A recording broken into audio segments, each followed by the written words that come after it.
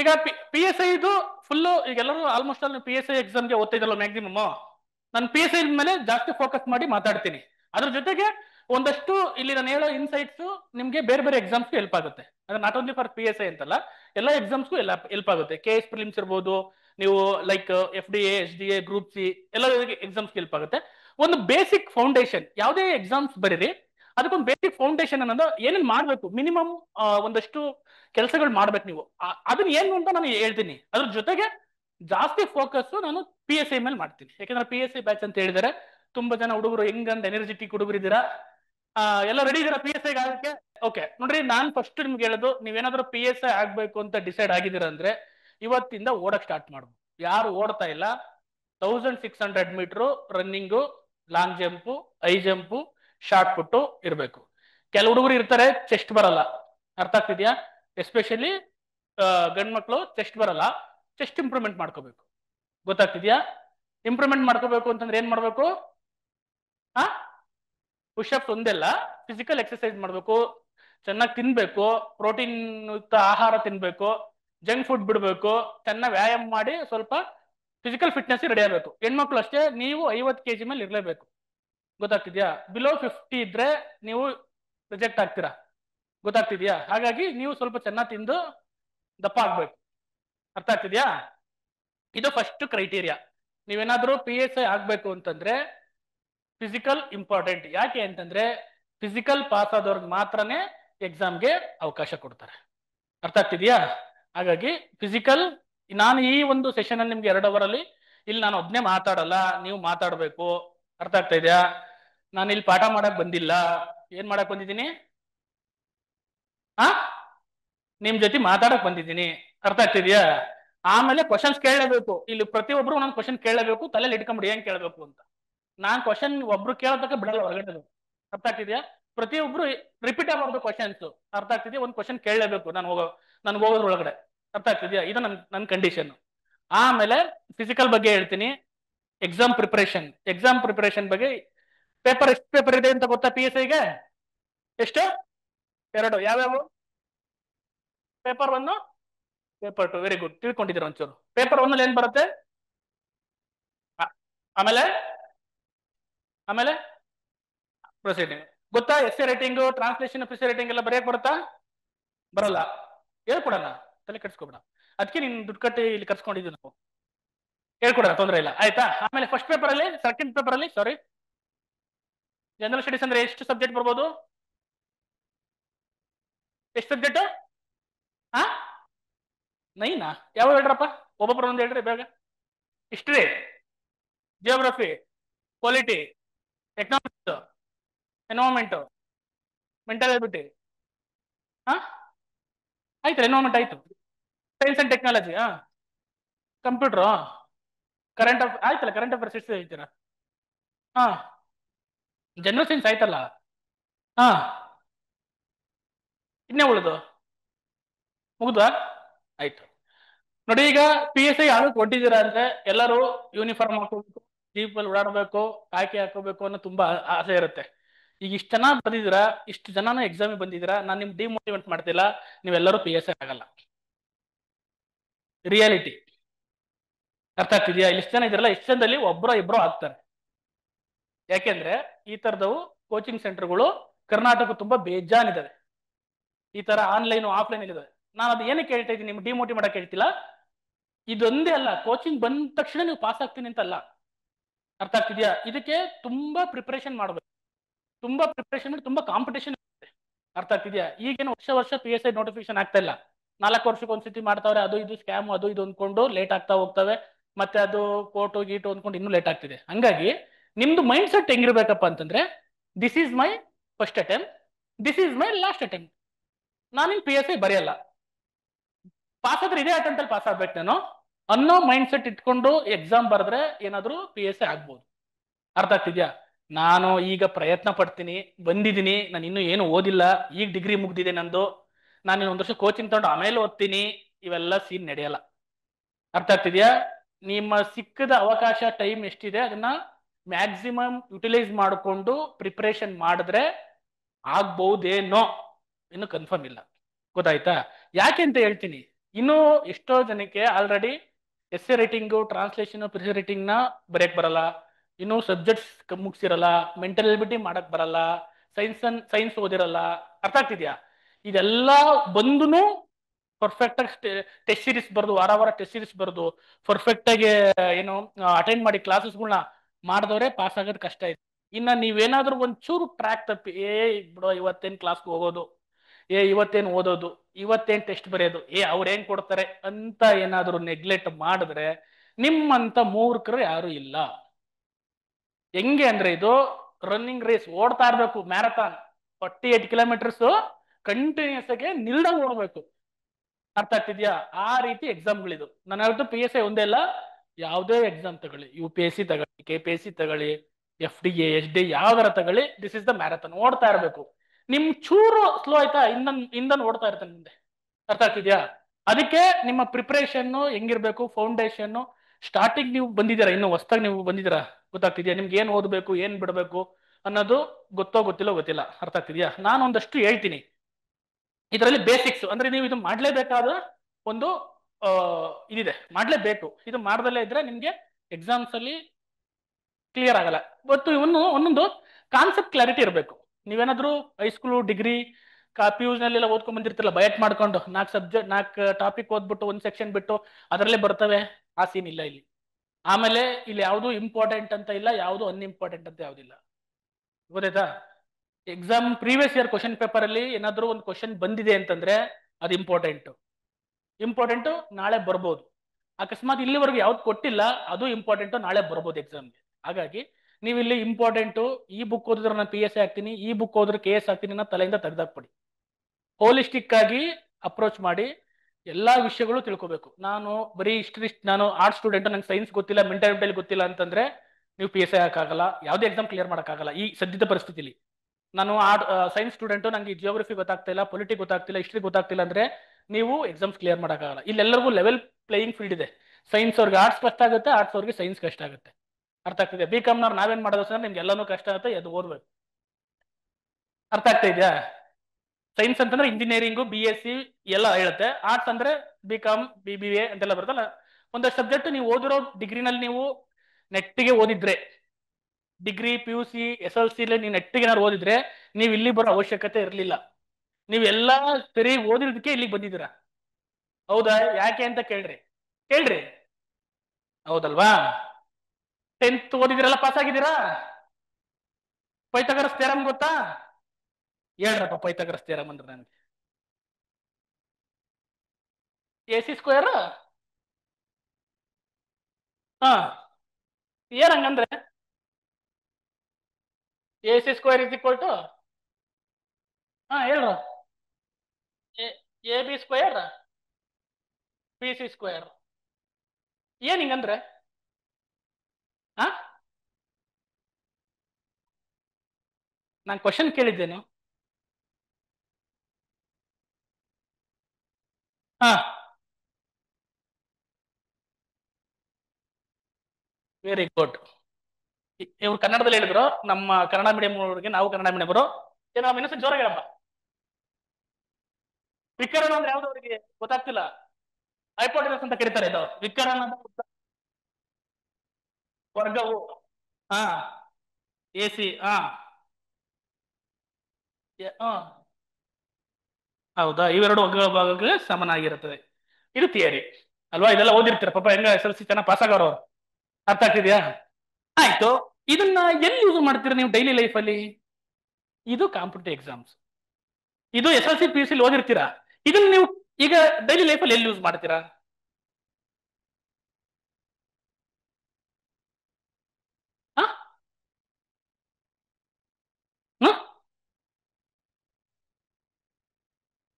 ಹಾ, ಹೇಳಿ. ಹಾ, ಹಾ,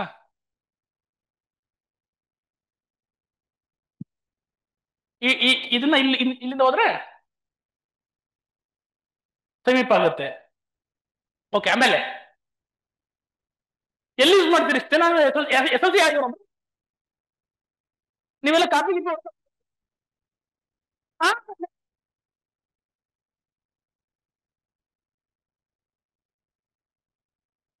ಆ ಏನಪ್ಪ ಕನ್ಸ್ಟ್ರಕ್ಷನ್ ಅಲ್ಲ, ಕನ್ಸ್ಟ್ರಕ್ಷನ್ ಎಲ್ಲಿ ಯೂಸ್ ಮಾಡ್ತೀರಾ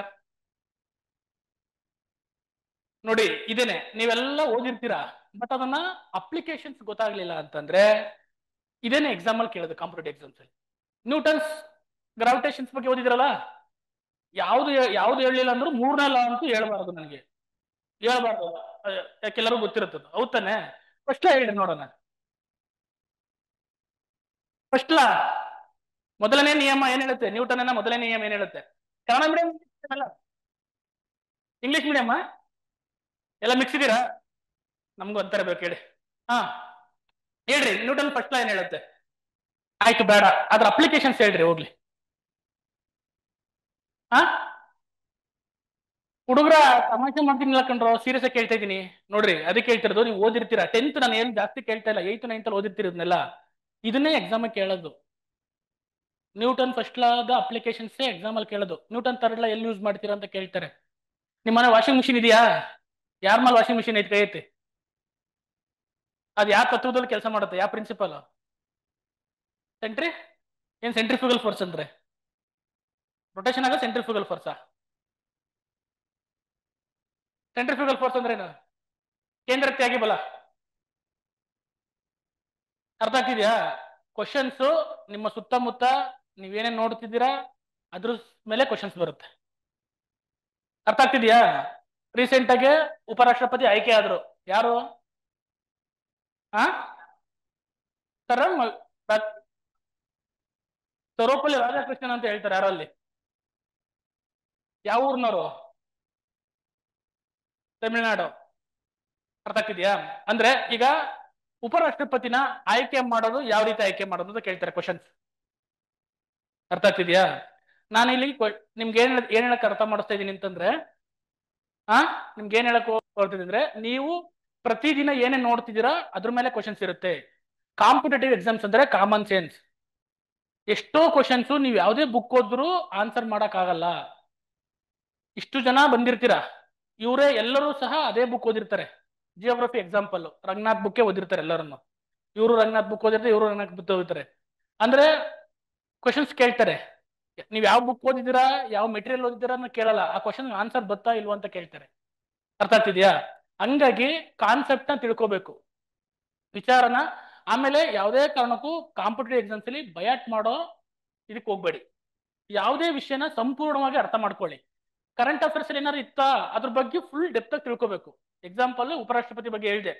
ಉಪರಾಷ್ಟ್ರಪತಿ ಹೆಂಗೆ ಅಂತಂದ್ರೆ, ನೀವು ಹೆಂಗೆ ಯಾವ ಆಂಗಲ್ ಅಲ್ಲಿ ಯೋಚನೆ ಮಾಡ್ಬೇಕು ಅಂದ್ರೆ, ಕರೆಂಟ್ ಅಫೇರ್ಸ್ ಪ್ಲಸ್ ಏನ್ ಮಾಡ್ಬೇಕು, ಸ್ಟಾಟಿಕ್ ಇದ್ರಲ್ಲಿ ಯೋಚನೆ ಮಾಡ್ಬೇಕು. ಕರೆಂಟ್ ಅಫೇರ್ಸ್ ಅಂದ್ರೆ ಯಾರು ಆಯ್ಕೆ ಆದ್ರು, ಹಿಂದೆ ಯಾರಿದ್ರು.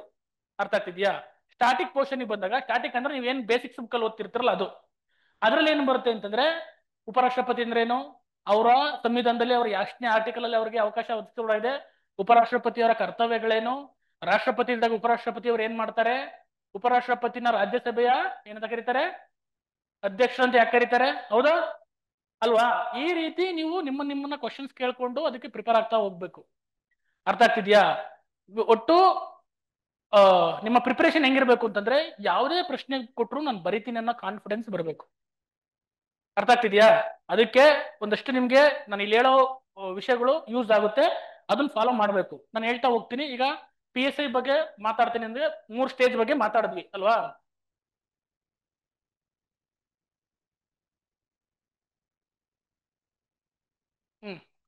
ಈಗ PSI ಅಂದ್ರೆ ಎಷ್ಟು ತರ PSIಗಳಿದೆ ಅಂತ ನಿಮ್ಗೆ ಗೊತ್ತಿದೆ? PSI ಅಂದ್ರೆ ಬರೀ ಒಂದೇ ಅಲ್ಲ, ನಿಮ್ಗೆ ತುಂಬಾ ಆಪರ್ಚುನಿಟೀಸ್ ಬರ್ತವೆ. ಯಾಕೆ ಅಂತಂದ್ರೆ PSI ನಲ್ಲಿ ಬೇರೆ ಬೇರೆ ವೆರೈಟಿ ಇದೆ. ಅಂದ್ರೆ ಲೈಕ್ ಬೇರೆ ಬೇರೆ ತರ ಇದೆ, ಹೇಳ್ತೀನಿ. ಒಂದು PSI ಸಿವಿಲ್ ಅಂತ ಬರುತ್ತೆ. ಯೂಶಲಿ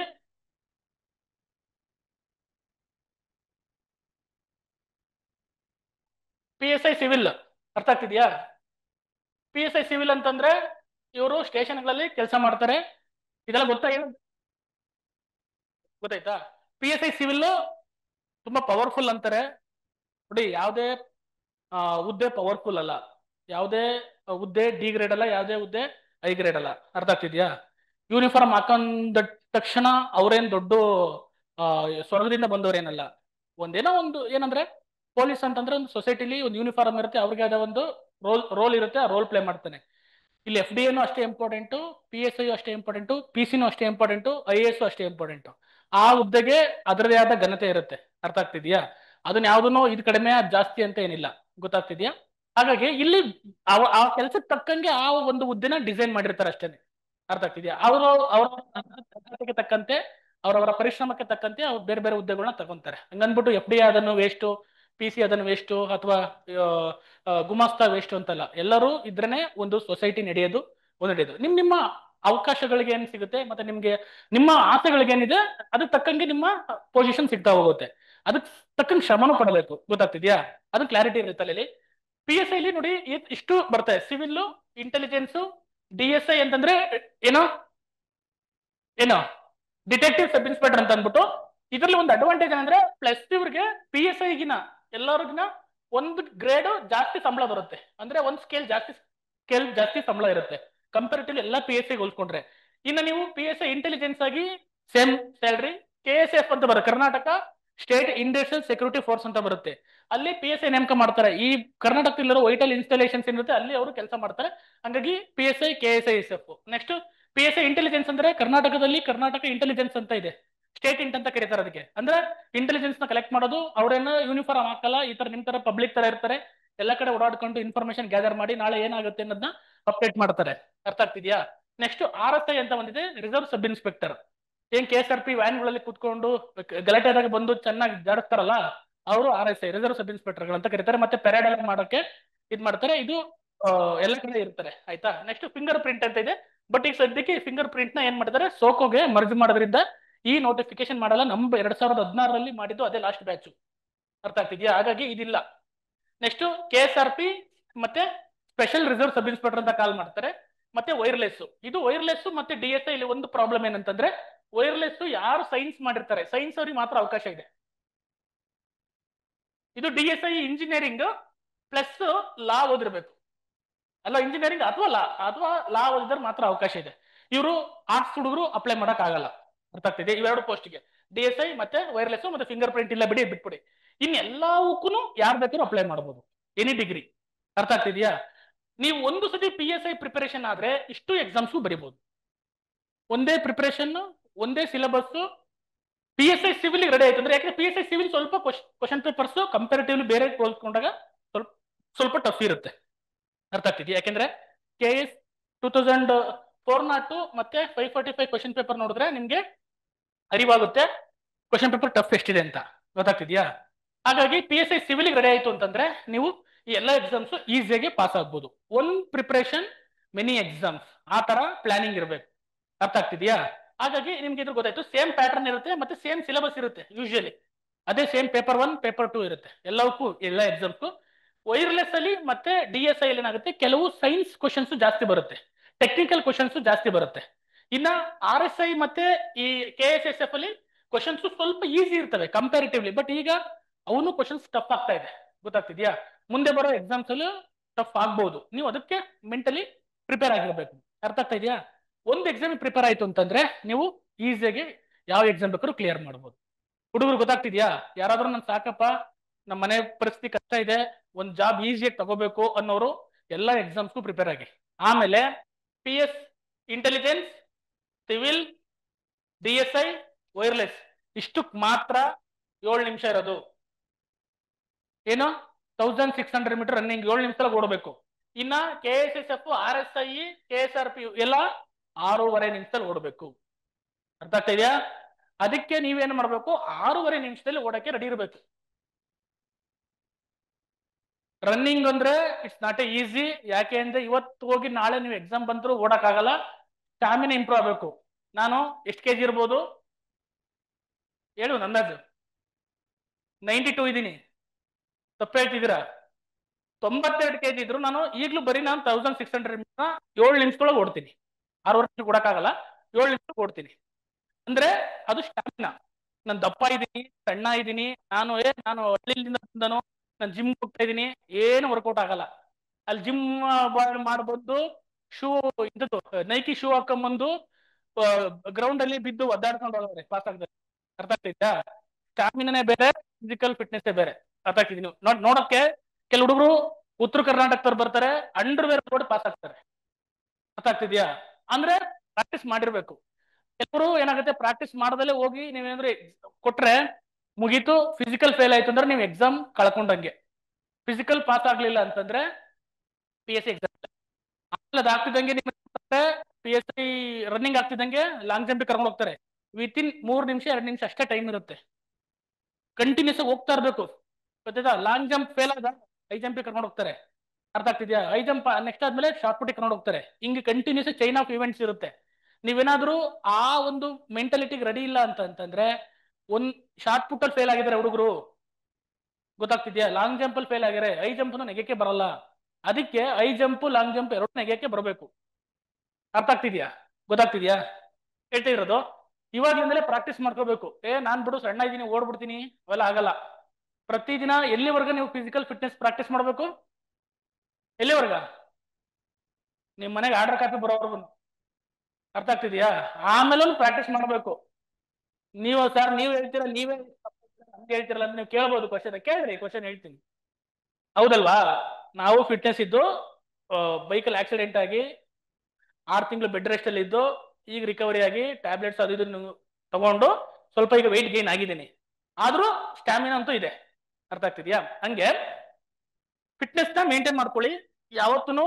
ಅದು ಎಸ್ಪೆಷಲಿ PSI ಓದ್ತೀನಿ ಅನ್ನೋ ಮೆಂಟಾಲಿಟಿ. ಅದಲ್ದೇ ಬೇರೆ ಎಕ್ಸಾಮ್ಸ್ ಕೂತ್ರು 1 hour ಫಿಸಿಕಲ್ಗೆ ಎತ್ತಿಡ್ಬೇಕು ಪ್ರತಿದಿನ. ಹೆಣ್ಮಕ್ಳಾಗಿರ್ಬೋದು ಗಂಡ್ ಮಕ್ಳಾಗಿರ್ಬೋದು. ಗೊತ್ತಾಗ್ತಿದ್ಯಾ? ಇನ್ನೇನಾದ್ರು ನೀವು ಬರೀ ಡೆಡಿಕೇಶನ್ PSI PC ಈ ESI ಗೆ ಓದ್ತಿದ್ದೀನಿ ಅಂತಂದ್ರೆ ನಿಮ್ಗೆ ಫಿಸಿಕಲ್ ಫಿಟ್ನೆಸ್ ಅಂತೂ ಬೇಕೇ ಬೇಕು. ಅರ್ಥ ಆಗ್ತಿದ್ಯಾ? ಫಸ್ಟ್ ಕ್ರೈಟೀರಿಯಾ ಅದು. PSI ರೆಡಿ ಆಯ್ತು ಅಂದ್ರೆ ESI ಗೆ ರೆಡಿ ಆದಂಗೆನೆ.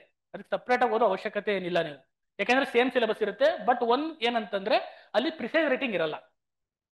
ಪೇಪರ್ 1 ಅಲ್ಲಿ ಪ್ರಿಸೈಸ್ ರೇಟಿಂಗ್ ಇರಲ್ಲ, ಸೇಮ್ ಸಿಲೆಬಸ್ ಇರುತ್ತೆ. ಅರ್ಥ ಆಗ್ತಿದ್ಯಾ? ಹಾಗಾಗಿ ನಿಮ್ಗೆ ಈಗ ESI ಗೊತ್ತಾಯ್ತು ಅನ್ಕೊಂತೀನಿ. ESI ಏನಕ್ಕೆ ಸಪರೇಟ್ ಆಗಿ ಅಂತಂದ್ರೆ ESI ನ KPSC ನಡೆಸ್ತಾರೆ. ಅರ್ಥ ಆಗ್ತಿದ್ಯಾ? ಅಪ್ಕಮಿಂಗ್ ESI PSI ನೋಟಿಫಿಕೇಶನ್ ಆಗೋ ಚಾನ್ಸಸ್ ತುಂಬಾ ಇದೆ. 300 ಪೋಸ್ಟ್ ಅಂತ ಹೇಳ್ತಾವ್ರೆ. ಗೊತ್ತಿಲ್ಲ ಯಾವಾಗ ಕಾಲ್ ಮಾಡ್ತಾರೆ ಅಂತ, ಗೊತ್ತಿಲ್ಲ. ಯಾವ ಬೇಕಾದ್ರೂ ಕಾಲ್ ಮಾಡ್ಬೋದು. ನೀವು ರೆಡಿ ಇರಬೇಕು. ಒಂದ್ ಅವಕಾಶ ಕಳ್ಕೊಂಡ್ರೆ ಮತ್ತೆ ಅವಕಾಶ ಸಿಗೋದು ಕಷ್ಟ. ಅರ್ಥ ಆಗ್ತಿದ್ಯಾ? ಅದಕ್ಕೆ ನಿಮ್ಮ ಪ್ರಿಪರೇಷನ್ ತುಂಬಾ ಸ್ಟ್ರಾಂಗ್ ಆಗಿರ್ಬೇಕು. ನೀವು ಆಗಕ್ಕೆ ಬಂದಿದ್ದೀನಿ, ನಾನು PSI ಮಾಡ್ಲೇಬೇಕು ಅಂತ ಬಂದಿದ್ದೀನಿ ಅಂತಂದ್ರೆ ನಿಮ್ಮ ಪ್ರಿಪರೇಷನ್ ಹೆವಿ ಸ್ಟ್ರಾಂಗ್ ಇರಬೇಕು. ಯಾಕೆಂತಂದ್ರೆ ಈಗ ಆಲ್ರೆಡಿ ಓದಿ ಕೂತಿರೋರು ತುಂಬಾ ಜನ ಇರ್ತಾರೆ. ನೀವಿನ್ನು ಹೊಸದಾಗಿ ಬಂದಿದ್ದೀರಾ, 4-5 ವರ್ಷದಿಂದ ಪ್ರಿಪರೇಷನ್ ಮಾಡ್ತಿರ್ತಾರೆ. ಅವ್ರಿಗೆ ಕಾಂಪಿಟೇಷನ್ ಕೊಡಬೇಕು. ನಾನು ನಿಮಗೆ ಭಯ ಪಡಿಸ್ತಾ ಇಲ್ಲ, ನಿಮ್ಗೆ ಅವೇರ್ನೆಸ್ ಕ್ರಿಯೇಟ್ ಮಾಡ್ತಾ ಇದ್ದೀನಿ. ನಿಮ್ಮ ಸಾಮರ್ಥ್ಯ ಎಷ್ಟೆಷ್ಟಿದೆ ಅಂತ ನೋಡ್ಕೊಂಡು ಎಲ್ಲೆಲ್ಲಿ ವೀಕ್ ಇದ್ದೀರಾ ಅದನ್ನ ಇಂಪ್ರೂವ್ಮೆಂಟ್ ಮಾಡ್ಕೋಬೇಕು. ಅರ್ಥ ಆಗ್ತಿದ್ಯಾ? ಇಂಪ್ರೂವ್ಮೆಂಟ್ ಮಾಡ್ಕೊಳ್ಳಿಲ್ಲ ಅಂದ್ರೆ ಯಾರು ಅರ್ಹತೆ ಇರುತ್ತೆ ಅವ್ರು ಪಾಸ್ ಆಗಿ ಹೋಗ್ತಾರೆ. ಹಂಗಂದ್ರೆ ನಿಮ್ಗೆ ಅರ್ಹತೆ ಇಲ್ಲ ಅಂತ ಹೇಳ್ತಾ ಇಲ್ಲ ನಾನು. ನೀವು ಅದನ್ನ ಗೈನ್ ಮಾಡ್ಬೇಕೀಗ. ಈ ಶಾರ್ಟ್ ಪೀರಿಯಡ್ ಅಲ್ಲಿ ಏನ್ ಮಾಡ್ಬೇಕು? ಅರ್ಥ ಆಗ್ತಿದ್ಯಾ? ಅಕಸ್ಮಾತ್ ನೋಟಿಫಿಕೇಶನ್ ಆದ್ರೆ ಏನ್ ಮಾಡ್ಬೇಕು? ಪ್ಲಾನಿಂಗ್ ಇರಬೇಕು. ಅರ್ಥ ಆಗ್ತಿದ್ಯಾ? ಈಗಲೇ ಕ್ಲಾಸಲ್ಲಿ ನೆಗ್ಲೆಕ್ಟ್ ಮಾಡ್ಕೊಂಡು ಈಗ ನೀವೇನ್ ಮಾಡ್ಬೇಕು? ಕ್ಲಾಸಲ್ಲಿ ಹುಡುಗರು ಏನ್ ಮಾಡ್ತೀರಾ? ಯೂಶಲಿ ಕೋಚಿಂಗ್ಗೆ ದುಡ್ಡು ಕೊಟ್ಟೆಲ್ಲ ಬಂದಿರ್ತೀರಾ, ಕರೆಕ್ಟಾಗಿ ಕ್ಲಾಸಿಗೆ ಅಟೆಂಡ್ ಆಗಲ್ಲ. ಕರೆಕ್ಟಾಗಿ ಕ್ಲಾಸಿಗೆ ಕುತ್ಕೊಂಡ್ರು ಕ್ಲಾಸಲ್ಲಿ ಕೇಳಲ್ಲ, ಡಿಗ್ರಿ ಅಂದ್ಕೊಂಡ್ಬಿಟ್ಟಿರ್ತೀರಾ. ಈ ಡಿಗ್ರಿ ಕಾಲೇಜ್ ತರ ಅಲ್ಲ ಇದು. ಗೊತ್ತಾಗ್ತಿದ್ಯಾ? ನೀವು ದುಡ್ಡು ಪೇ ಮಾಡಿ ಬಂದಿರ್ತೀರ ಅಂದ್ರೆ ನಿಮ್ಮ ಸೀರಿಯಸ್ನೆಸ್ ಎಷ್ಟಿರ್ಬೇಕು ಅಂದ್ರೆ ಪೀಕ್ ಲೆವೆಲ್ ಅಲ್ಲಿ ಇರಬೇಕು ಸೀರಿಯಸ್ನೆಸ್. ಗೊತ್ತಾಗ್ತಿದ್ಯಾ? ಅರ್ಥ ಆಗ್ತಿದ್ಯಾ? ಸುಮ್ಮನೆ ಕಾಲೇಜಲ್ಲಿ ಕುತ್ಕೊಂಡು ಟೈಮ್ ಪಾಸ್ ಮಾಡ್ಕೊಂಡು ಓದೋ ತರ ಅಲ್ಲ. ಅದ್ ಮಾಡಿದ್ರೆ ನಿಮ್ಗೆ ಲಾಸು, ಬೇರೆಯವ್ರಿಗೆ ಯಾರಿಗೂ ಲಾಸ್ ಇಲ್ಲ. ಪಕ್ಕನಿಗೆ ಅಡ್ವಾಂಟೇಜ್. ಯಾಕೆ ಹೇಳು? ಅವ್ನು ಪಾಸ್ ಆಗ್ತಾನೆ, ನೀವು ಕಾಂಪಿಟೇಷನ್ ಕೊಡಕ್ಕಾಗ್ದಲೆ ಫೇಲ್ ಆಗಿ ಮನೆಗೆ ಹೋಗ್ತೀರಾ. 2 ವರ್ಷ 3 ವರ್ಷ ನೋಡ್ತೀರಾ, ಆಗ್ಲಿಲ್ಲ ಅಂದ್ರೆ ಆಮೇಲೆ ಬೈಕೊಂಡು ಹೋಗ್ತೀರಾ. ಅದ್ ಸರಿ ಇಲ್ಲ, ಇದು ಸರಿ ಇಲ್ಲ, ಎಲ್ಲ ಕರಪ್ಷನ್, ಯಾವ ನೋಟಿಫಿಕೇಶನ್ ಮಾಡೋದಂತ ಗೌರ್ಮೆಂಟ್ ಬ್ಲೇಮ್ ಮಾಡ್ಕೊಂಡು ಆ ಸರ್ಕಾರ ಸರಿ ಇಲ್ಲ ಈ ಸರ್ಕಾರ ಸರಿ ಇಲ್ಲ ಅಂತ ಅವ್ರನ್ನ ಬ್ಲೇಮ್ ಮಾಡ್ಕೊಂಡು ಹೋಗ್ತೀರಾ.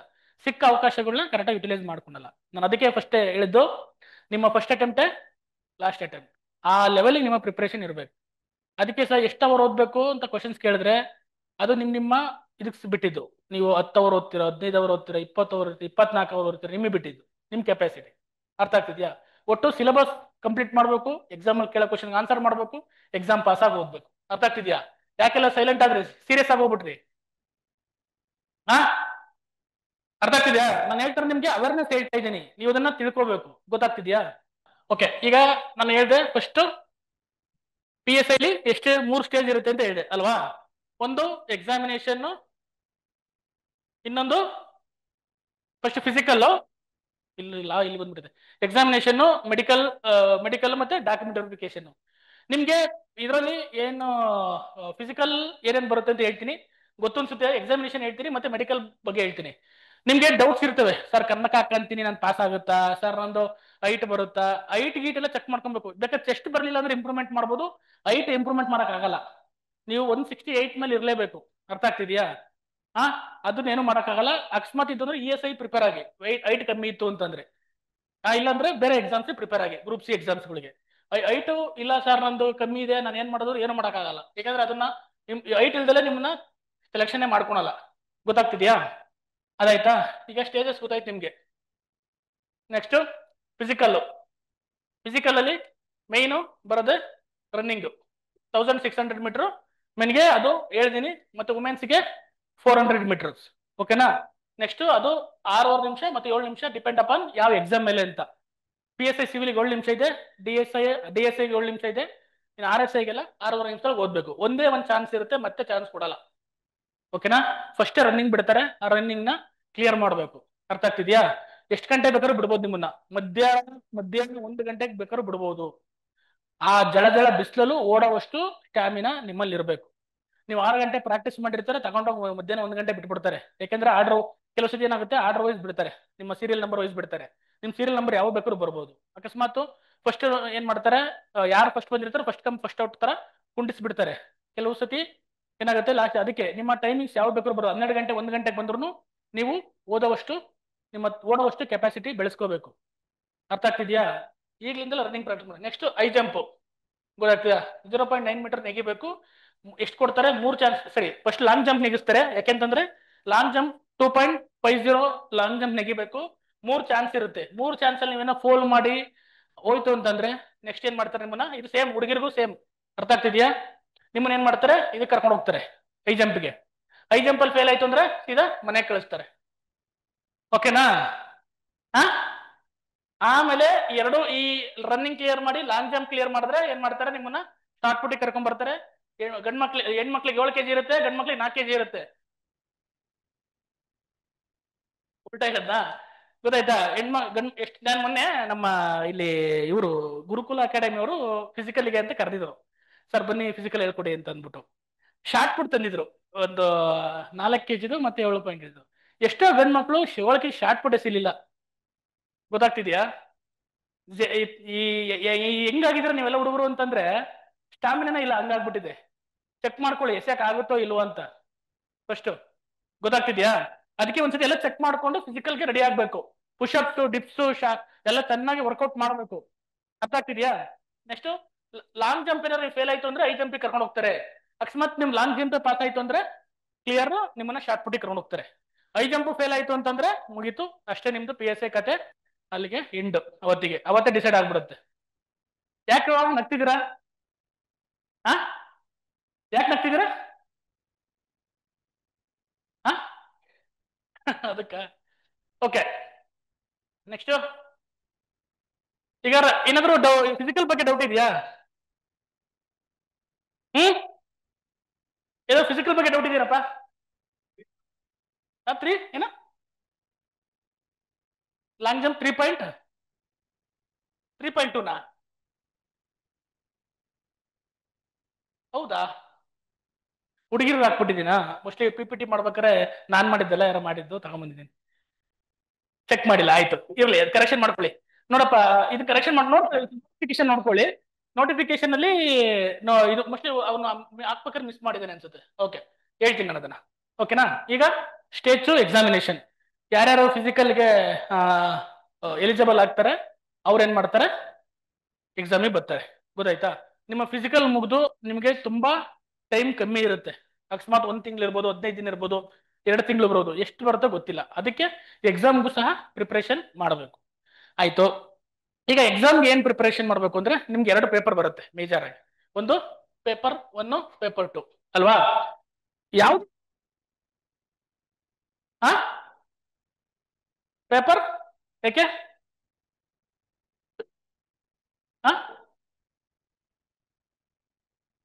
ವೇರಿ ಹೆಂಗೋಗುತ್ತೆ? ಯಾರು ಹೇಳಿದ್ದು? ಯಾ ಸರ್? ಗುರುಪ್ರಸಾರ? ಪೇಪರ್ 1 ಪೇಪರ್ 2 ಏನು ಯಾವ್ದು ಜಾಸ್ತಿ ಓದ್ಬೇಕು? ಮಾರ್ಕ್ಸ್ ಇರೋದು 150 ಮಾರ್ಕ್ಸ್ ಕಣ. ಇದು 150 ಮಾರ್ಕ್ಸ್. ಅರ್ಥ ಆಗ್ತಿದ್ಯಾ? ಇದು ಇದು ನೋಡಿ 150 ಮಾರ್ಕ್ಸ್. ಇದು ಬರೀ 50 ಮಾರ್ಕ್ಸ್. ಇದಕ್ಕೆ ಜಾಸ್ತಿ ಪ್ರಿಫರೆನ್ಸ್ ಕೊಡ್ತೀರಾ, ಇದಕ್ಕೆ ಜಾಸ್ತಿ ಪ್ರಿಫರೆನ್ಸ್ ಕೊಡ್ತೀರಾ? ಪೇಪರ್ ಪೇಪರ್ 2 ಐತ್ರಿ. ರೀಸನ್ ಹೇಳ್ಬೇಕು ನನಗೆ, ಮಾತಾಡ ಎರಡೂ ಓದ್ತೀರಾ? Okay okay. ಇದಕ್ಕೆ ಎಷ್ಟು ಟೈಮ್ ಕೊಡ್ತೀರಾ, ಇದಕ್ಕೆ ಎಷ್ಟು ಟೈಮ್ ಕೊಡ್ತೀರಾ?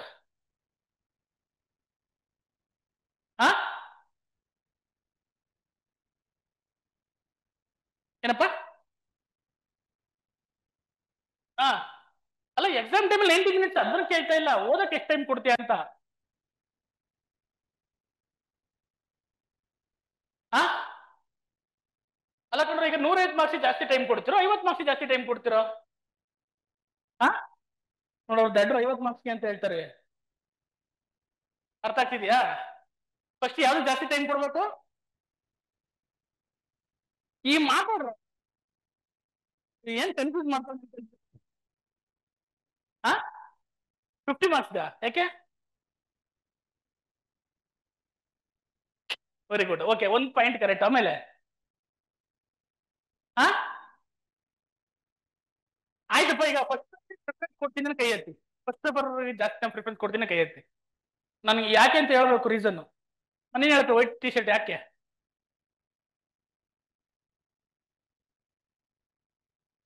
ಹಾ ವೆರಿ ಗುಡ್, ಒಂದು ಪಾಯಿಂಟ್ ಕರೆಕ್ಟ್. ಆಮೇಲೆ ಮತ್ತೆ ನಿಮ್ಗೆ ಏನಪ್ಪ ಎಕ್ಸಾಮ್ ಪಾಸ್ ಆಗ್ಬೇಕಲ್ವಾ? ನೋಡಿ ಹೇಳ್ತೀನಿ, ಸ್ಟ್ರಾಟಜಿ ಅಂದ್ರೆ ಇದನ್ನೇ. ಅಂದ್ರೆ ಈಗ ಕಡಿಮೆ ಟೈಮ್ ಇದೆ, ಅಕಸ್ಮಾತ್ ನಿಮ್ಗೆ ಕಾಲ ಆಯ್ತು ಅಂದ್ಕೊಳ್ಳಿ. ಫಸ್ಟ್ ನೀವೇನ್ ಮಾಡ್ಬೇಕು, ಈ ಫಸ್ಟ್ ಪೇಪರ್ನ ಮುಗಿಸ್ಕೊಂಡ್ಬಿಡ್ಬೇಕು. ಯಾಕೆ ಅಂತ ಹೇಳ್ತೀನಿ. ಯಾಕೆ ಅಂತಂದ್ರೆ ಇದು ನಿಮ್ ಕೈಲಿ ಕ್ವಶನ್ ಪೇಪರ್ ಇದೆ ಆಲ್ರೆಡಿ, ಹೌದಾ?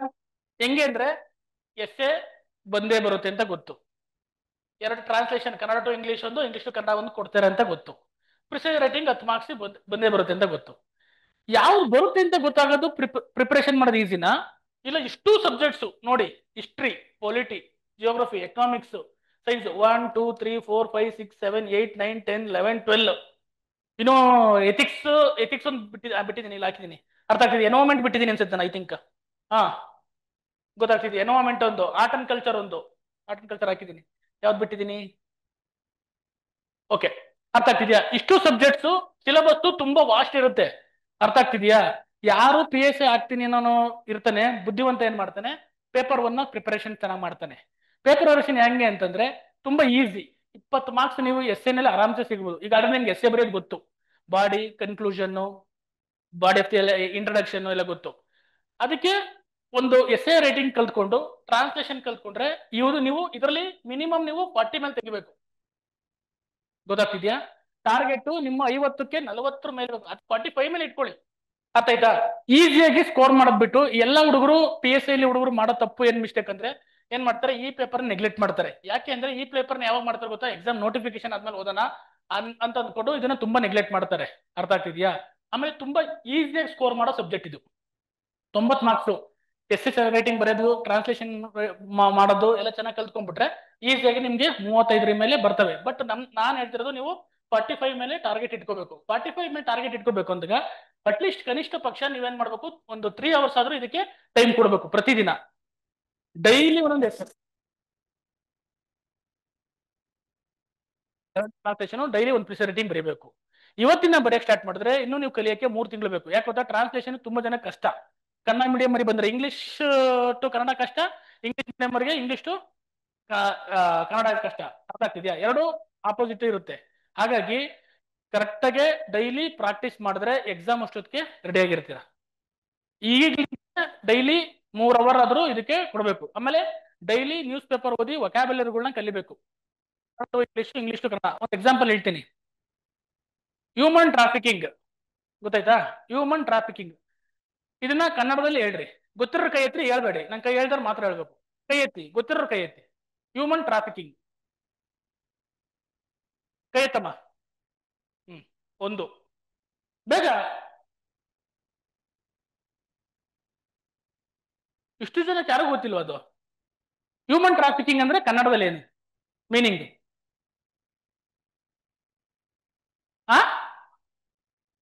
ಆ ಹಾ, ವೆರಿ ಗುಡ್, ಕರೆಕ್ಟ್ ಆಗಿ ಹೇಳ್ತಾ. ಹೇಳಪ್ಪ ನೀನು. ಮಾನವ, ಹಾ ನೀನು ಮಾನವ ಸಾಗಾಣಿಕೆ. Very good. ಹಾ ನೀನು ಮಾನವ ಸಾಗಾಣಿಕೆ. ಒಂದು ಹುಡುಗಿ ಏನ್ ಮಾಡಿತ್ತು, ಸ್ಟೂಡೆಂಟ್ ಹ್ಯೂಮನ್ ಟ್ರಾಫಿಕಿಂಗ್ ಮೇಲೆ ಟ್ರಾನ್ಸ್ಲೇಷನ್ ಕೊಟ್ಟಿದ್ರು PSI ರೇಟ್ಗೆ. ಆ ಹುಡುಗಿ ಹ್ಯೂಮನ್ ಮಾನವ, ಟ್ರಾಫಿಕ್ ಸಾರಿಗೆ ಅಂತ ಅಂದ್ಬಿಟ್ಟು ಮಾನವ ಸಾರಿಗೆ ಅಂತ ಬರುತ್ತು. ಅರ್ಥ ಆಯ್ತಾ? ಅದ್ರ ಲಿಟ್ರಲ್ ಮೀನಿಂಗ್ ಏನ್ ಗೊತ್ತಾ? ಮಾನವ ಕಳ್ಳ ಸಾಗಾಣಿಕೆ. ಮಾನವನ ಕಳ್ಳ ಸಾಗಾಣಿಕೆ ಅಂದ್ರೆ ಕಿಡ್ನಾಪ್ ಮಾಡ್ಕೊಂಡು ಹೋಗ್ತಾರಲ್ಲ, ಅದನ್ನ ಹ್ಯೂಮನ್ ಟ್ರಾಫಿಕಿಂಗ್ ಅಂತ ಕರೀತಾರೆ. ಹೆಣ್ಮಕ್ಳನ್ನಾಗಿರ್ಬೋದು ಗಂಡು ಮಕ್ಕಳನ್ನಾಗಿರ್ಬೋದು. ಮಾನವ ಕಳ್ಳ ಸಾಗಾಣಿಕೆ ತಗೊಂಡೋಗಿ ಮಾನವ ಸಾರಿಗೆ ಬರೆದು 10 ಮಾರ್ಕ್ಸ್ಗೆ ಎಷ್ಟು?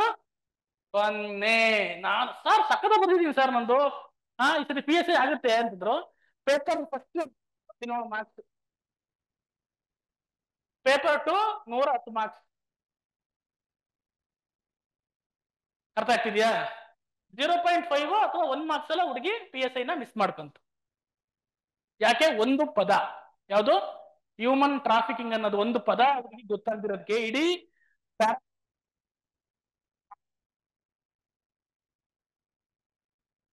ಏನಾದ್ರೆ ತಪ್ಪಾಗೈತೆ. ಆಯ್ತಾ? ಇನ್ನೊಂದು ಕಿಕ್ ದ ಬಕೆಟ್. ಏನಂದ್ರೆ? ಹಂಗಂದ್ರೆ ಕಿಕ್ ದ ಬಕೆಟ್. ಆ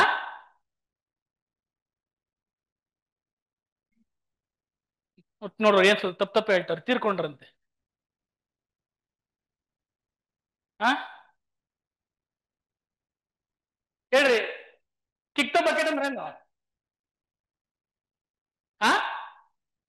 ಅವ್ರು ಕರೆಕ್ಟ್ ಆಗಿ ಹೇಳಿದ್ರು. ಆಕ್ಚುಲಿ ಕಿಕ್ ದ ಬಕೆಟ್ ಅಂದ್ರೆ ತೀರ್ಕೊಂಡ್ರು, ಸತ್ತೋದ್ರು ಅಂತ ಅರ್ಥ, ಇಂಗ್ಲಿಷ್ ಮೀನಿಂಗ್. ನೀವು ಅದನ್ನೇನಾರ ಹಿಂಗೆ ಕಿಕ್ ದ ಬಕೆಟ್ ಬಕೆಟ್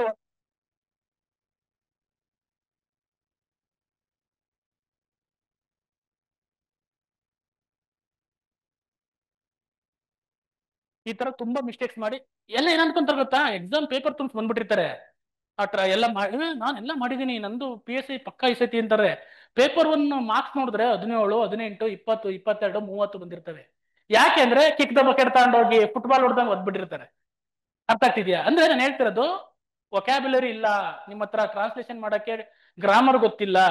ಎಷ್ಟೋ ಜನಕ್ಕೆ ಇಂಗ್ಲಿಷ್ ಕನ್ನಡ ಗ್ರಾಮರ್ ಗೊತ್ತಿಲ್ಲ, ಸಂಧಿ ಸಮಾಸಗಳು ಗೊತ್ತಿಲ್ಲ, ನೌನ್ ಪ್ರೊನೌನ್ಗಳು ಗೊತ್ತಿಲ್ಲ, ಪ್ರಿಪೋಸಿಷನ್ಸ್ ಅಂದ್ರೆ ಗೊತ್ತಿಲ್ಲ, ಆರ್ಟಿಕಲ್ ಎಲ್ಲಿ ಯೂಸ್ ಮಾಡ್ಬೇಕು, ಆನ್ ಎಲ್ಲಿ ಯೂಸ್ ಮಾಡ್ಬೇಕು, ದಾ ಎಲ್ಲಿ ಯೂಸ್ ಮಾಡ್ಬೇಕು ಗೊತ್ತಿಲ್ಲ. ಅರ್ಥ ಆಗ್ತಿದ್ಯಾ? ಇದೆಲ್ಲ ಗ್ರಾಮರ್ ಗೊತ್ತಿದ್ರೆ ಟ್ರಾನ್ಸ್ಲೇಷನ್ ಪರ್ಫೆಕ್ಟ್ ಆಗುತ್ತೆ, 20 ಮಾರ್ಕ್ಸ್ ಬರುತ್ತೆ. ಇಲ್ಲೇನಾದ್ರೂ ನೀವು ಕರೆಕ್ಟ್ ಆಗಿ ಟ್ರಾನ್ಸ್ಲೇಟ್ ಮಾಡ್ಲಿಲ್ಲ ಅಂತಂದ್ರೆ 20 ಮಾರ್ಕ್ಸ್ ಹೋಗುತ್ತೆ, ಮಾರ್ಕ್ಸು ಆಗಲ್ಲ. ಮೊದ್ಲು ನಡೀತಾ ಇತ್ತು ನಮ್ ಕಾಲದಲ್ಲಿ, ಏನೋ ಒಂದು ಗೋಲ್ಮಾಲ್ ಮಾಡಿ ಹೆಂಗೋ ಬರ್ದು ಪೇಜ್ ತುಂಬಿಸ್ ಬಂದ್ರೆ ಮಾರ್ಕ್ಸ್ ಕೊಡ್ತಾರೆ ಅಂತ. ಈಗಿಲ್ಲ. ಗೊತ್ತಾಗ್ತಿದ್ಯಾ? ಎಲ್ಲ ಡಿಜಿಟಲ್ ಚೆಕ್ ಆಗುತ್ತೆ, 3 ಸಲ ಚೆಕ್ ಮಾಡ್ತಾರೆ ನಿಮ್ ಪೇಪರ್ಸ್ಗಳನ್ನ. ಪರ್ಫೆಕ್ಷನ್ ಇರ್ಬೇಕೀಗ. ಅರ್ಥ ಆಗ್ತಿದ್ಯಾ? ಹಂಗ್ ಪರ್ಫೆಕ್ಷನ್ ಇದ್ರೆ ಮಾತ್ರ ಎಕ್ಸಾಮ್ಸ್ ನ ಕ್ಲಿಯರ್ ಮಾಡಕ್ಕಾಗತ್ತೆ. ಅದಕ್ಕೆ ಹೇಳ್ತಿರೋದು ಡೈಲಿ ಪ್ರಾಕ್ಟೀಸ್ ಬೇಕು. ಹುಡುಗರು ಈ ಒಂದು ಈ ಪೇಪರ್ ಅಲ್ಲಿ ಏನ್ ಮಾಡ್ತಾರೆ, ನೆಗ್ಲೆಕ್ಟ್ ಮಾಡ್ತಾರೆ.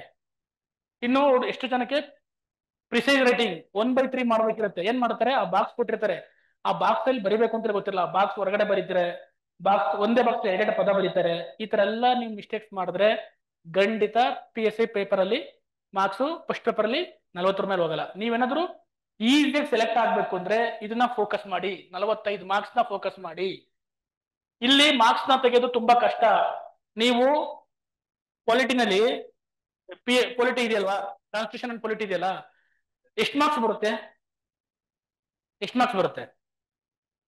ಒಂದು ಅಂದಾಜು ಹೇಳಿ. 10 to 15 ಕ್ವಶನ್ಸ್ ಅಂದ್ಕೊಳ್ಳಿ, ಡಿಪೆಂಡ್ ಅಪಾನ್ 1.5 ಮಾರ್ಕ್ಸ್ ಇರುತ್ತೆ, ಅದು ಬಿಟ್ಬಿಡಿ. 10 to 15 ಕ್ವಶನ್ಸ್ ಇರುತ್ತೆ, ಅಥವಾ 15, 10 ಬರ್ಬೋದು, 15 ಬರ್ಬೋದು, 10 ಅನ್ಕೊಂಡ್ರೆ 15 ಮಾರ್ಕ್ಸ್. 15 ಮಾರ್ಕ್ಸ್ಗೆ ನೀವು ಪೊಲಿಟಿ ಎಷ್ಟು ಓದ್ಬೇಕು ಗೊತ್ತಾ? PS ಗಂಗಾಧರ್ ಓದಿ, ಕರೆಂಟ್ ಅಫೇರ್ಸ್ ಓದಿ, ಹಳೆ ವರ್ಷದ ಕ್ವಶನ್ ಪೇಪರ್ ಎಲ್ಲ ತಿರುಗಾಡಿ ಜಾಲಾಡಿ ಕುಡ್ದು ಅರ್ಧ ಕುಡಿದ್ರು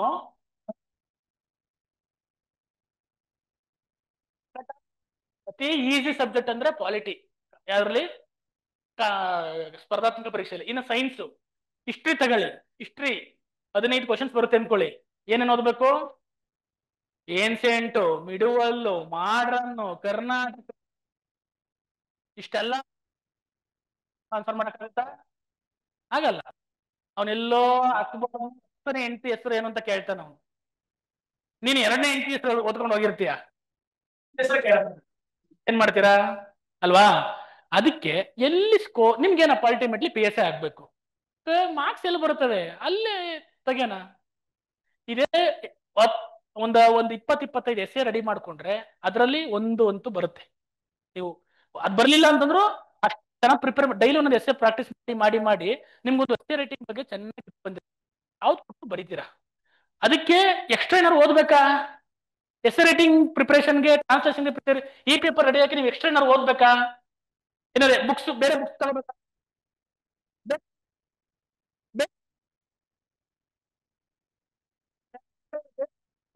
ಯಾರು ನಂಬಲಿ?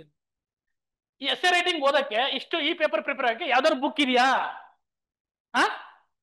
ಬುಕ್ ಇಲ್ವಾ? ಬುಕ್ ಇದೆಯಲ್ಲ, ಬುಕ್ ಬೇಕಾ ಬೇಡವಾ? ಬೇಕಾ? ಓ, ಬೇಕು ಅಂತೀರಾ? ಬೇಡ ಕರೆಕ್ಟಾಗಿ ಒಂದ್ ಹೇಳ್ರು. ಬೇಕಾ? ನಾವು ಬೇಡ ಅಂತಾನೆ. ಏನಕ್ಕೆ ಬೇಡ? ಮತ್ತೆ ಸೋರ್ಸ್ ಎಲ್ಲಿಂದ ತಗೊಂತೀಯ? News paper. ಆಮೇಲೆ ಆಮೇಲೆ ಯಾರೋ ಚೆನ್ನಾಗಿ ಹೇಳ್ಕೊಟ್ರಲ್ಲ ಪಾಠ ನಿಮ್ಗೆಲ್ಲ. ಎಲ್ಲ ಹೇಳ್ತಿದ್ದೀರಾ ಕರೆಕ್ಟಾಗೆ? ಆಯ್ತು, ಕರೆಕ್ಟ್. ಏನ್ ಗೊತ್ತಾ, ನೀವೇನಾದ್ರು ಈ ಪೇಪರ್ 1 ನನಗೆ ಬರೆಯಕ್ಕೆ ಆಗ್ತಾ ಇಲ್ಲ, ಇದು ಹೋಗ್ತಾ ಇಲ್ಲ.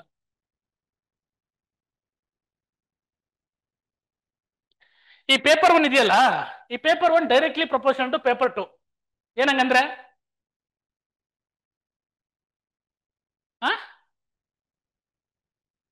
ಡೈರೆಕ್ಟ್ಲಿ ಪ್ರಪೋರ್ಷನ್ ಅಂದ್ರೆ ಏನು? ಮಾತಾಡ್ರ ಡೈರೆಕ್ಟ್ ಜೋರಾಗಿ ಹೇಳು. ಹೆಂಗೆ ಡೈರೆಕ್ಟ್ಲಿ ಪ್ರಪೋರ್ಷನ್ ಅಂದ್ರೆ ಏನು? ಆಮೇಲೆ ಅಲ್ಲಿ ವಾ ಸೈನ್ಸ್ ಅಲ್ಲೆಲ್ಲ ಓದಿರ್ತೀರಾ, ಅಥವಾ ಮ್ಯಾಥಮೆಟಿಕ್ಸ್ ಏನೋ ಸೈನ್ಸ್ ಹುಡುಗರಿಗೆ ಗೊತ್ತಿರುತ್ತೆ, ಆರ್ಟ್ಸ್ ಹುಡುಗರು ಪಾಪ ಮರ್ತಿರ್ತವೆ. ಡೈರೆಕ್ಟ್ಲಿ ಪ್ರಪೋರ್ಷನಲ್ ಟು ಅಂತ ಹೇಳ್ತಾರೆ. ಅಂದ್ರೆ ಇದನ್ನ ನೀವು ಓದಿದ್ರೆ ಇದು ಆಟೋಮೆಟಿಕಲಿ ಇನ್ಕ್ರೀಸ್ ಆಗುತ್ತೆ, ಇದನ್ನ ಓದಿದ್ರೆ ಆಟೋಮೆಟಿಕಲಿ ಇದು ಬರುತ್ತೆ ಅಂತ ಅರ್ಥ. ಅರ್ಥ ಆಗ್ತದೆ? ಸಿಂಪಲ್ ಆಗಿ ಹೇಳಿದೀನಿ. ನೀವೇನಾದ್ರೂ ಕರೆಕ್ಟ್ ಆಗಿ ಈ ಸಬ್ಜೆಕ್ಟ್ಸ್ಗಳನ್ನ ಪಾಲಿಟಿ, ಹಿಸ್ಟ್ರಿ, ಪೊಲಿಟಿ, ಜಿಯೋಗ್ರಫಿ ಓದಿದ್ರೆ ಇದಕ್ಕೆ ಕಂಟೆಂಟ್ ಬೇಕಾಗೇ ಇಲ್ಲ, ಇದರಲ್ಲೇ ಸಿಕ್ಬಿಡುತ್ತೆ. ಅರ್ಥ ಆಗ್ತಿದೆಯಾ? ನೀವು ಓದೋ news paper, magazines, basics books, ಇಲ್ಲಿ ಕೊಡೋ ನೋಟ್ಸ್ಗಳು, ನಿಮ್ಮ ಟೀಚರ್ಸ್ಗಳು ಪಾಠ ಮಾಡೋದು, ನಿಮ್ಮ ಡೈಲಿ ಲೈಫ್ ಎಕ್ಸ್ಪೀರಿಯನ್ಸ್, ಅರ್ಥ ಆಗ್ತಿದ್ಯಾ? ಇವೆಲ್ಲವನ್ನು ಯೂಸ್ ಮಾಡ್ಕೊಂಡೆ ಪೇಪರ್ 1 ಬರೆಯೋದು.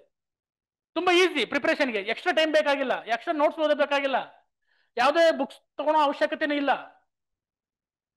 ಯೂಶಲಿ ಏನ್ ಮಾಡ್ತಾರೆ ಹುಡುಗರು, ಮಾರ್ಕೆಟ್ಗೆ ಹೋಗ್ತಾರೆ, ಪ್ರಬಂಧ ಬುಕ್ ನೋಡ್ತಾರೆ. ಪ್ರಬಂಧ ತಗೋಬೇಕು, ಬುಕ್ಸ್ ತಗೋಬೇಕು, ಆದ್ರೆ ಯಾರು ತಗೊಂತಿದೀನಿ ಇಂಪಾರ್ಟೆಂಟ್. ಅರ್ಥ ಆಗ್ತಿದ್ಯಾ? ಅರ್ಥ ಆಗ್ತಿದ್ಯಾ? ಏನ್ ಮಾಡ್ತಾರೆ, ಕಂಟೆಂಟ್ ಆ ಬುಕ್ ಅಲ್ಲಿ ಒಂದು ಎಸ್ಸೆನ ರೆಫರೆನ್ಸ್ ಇಟ್ಕೋಬೇಕು ಹೊರತು ಇವ್ರು ಏನ್ ಮಾಡ್ತಾರೆ, ಅದೇ ಎಸ್ಸೆನ ಬಯಟ್ ಮಾಡ್ಕೊಂಡು ಹೋಗ್ತಾರೆ, ಎಕ್ಸಾಮ್ ಅಲ್ಲಿ ಬರೀತಾರೆ, ಎಕ್ಸಾಮ್ ಅಲ್ಲಿ ಫೇಲ್ ಆಗ್ತಾರೆ. ಎಸ್ಸೆ ಅಂತಂದ್ರೆ ನಿಮ್ಮ ಭಾಷಾ ಕೌಶಲ್ಯನ, ನಿಮ್ಮ ಒಂದು ವಿಷಯನ ಹೆಂಗೆ ಪ್ರೆಸೆಂಟ್ ಮಾಡ್ತಾನೆ ಅನ್ನೋದನ್ನ ಚೆಕ್ ಮಾಡಕ್ಕೆ ಎಸ್ಸೆ ಇರೋದು. ನಾನು ಅದು ಪಾರ್ಟ್ 1 ಹೇಳ್ತೀನಿ. ಅರ್ಥ ಆಗ್ತಿದ್ಯಾ? ಇಲ್ಲೆಲ್ಲ ಕವರ್ ಮಾಡಕ್ ಆಗೋದು ಗೊತ್ತಿಲ್ಲ, ನೀವು 1 ಅವರ್ ಅಲ್ಲೇ 1 ಅವರ್ ಮುಗ್ದು ಹೇಳ್ತೀನಿ. ನೀನು 10% ಹೇಳಿಲ್ಲ ನಿಮ್ಗೆ. ಅರ್ಥ ಆಗ್ತಿದ್ಯಾ? ಅಂದ್ರೆ ಎಸ್ಸೆ ಹಂಗಿರುತ್ತೆ. ಆ ಒಂದು ನಿಮ್ಮ ಭಾಷಾ ಕೌಶಲ್ಯನ ಎಕ್ಸ್ಪ್ಲೋರ್ ನೀವೇನ್ ಮಾಡ್ತೀರಾ, ಕಾಪಿ ಮಾಡ್ಕೊಂಡು ತಂದು ಬರೀತೀರಾ. ಅದನ್ನ ಮಾಡಬಾರ್ದು. ಎಸ್ಸೆ ಅಂದ್ರೆ ನಿಮ್ಮ ಓನ್ ವರ್ಡ್ಸ್ ಅಲ್ಲಿ ಬರೀಬೇಕು. ನಿಮ್ದು ಅವ್ನ ರೆಫರೆನ್ಸ್ ತಗೊಳ್ಳಿ, ಯಾವ್ದಾರ ಟಾಪರ್ಸ್ ಕಾಪಿ ಆನ್ಸರ್ ಕಾಪೀಸು ಅಥವಾ ಯಾವ್ದಾದ್ರು ಬುಕ್ ಇದ್ರೆ ರೆಫರೆನ್ಸ್ ತಗೊಳ್ಳಿ, ಬಟ್ ಅದೇ ರೀತಿ ಎಕ್ಸಾಮ್ ಅಲ್ಲಿ ಬರೀಬಾರ್ದು, ನಿಮ್ಮ ಸ್ವಂತ ಶೈಲಿನಲ್ಲಿ ಬರೀಬೇಕು. ಅರ್ಥ ಆಗ್ತಿದ್ಯಾ? ಅದೇ ಪೇಪರ್ 2 ಬಂದಾಗ ಹೇಳ್ತೀನಿ. ಅದಕ್ಕೆ ನೀವು ಇದನ್ನ ಪ್ರಿಪೇರ್ ಆಗಿರ್ತೀರಾ, ಕಾನ್ಸ್ಟಿಟ್ಯೂಷನ್ ಅಲ್ಲಿ ಓದಿರ್ತೀರಾ, ಆರ್ಟಿಕಲ್ಸ್ಗಳು ಓದಿರ್ತೀರಾ.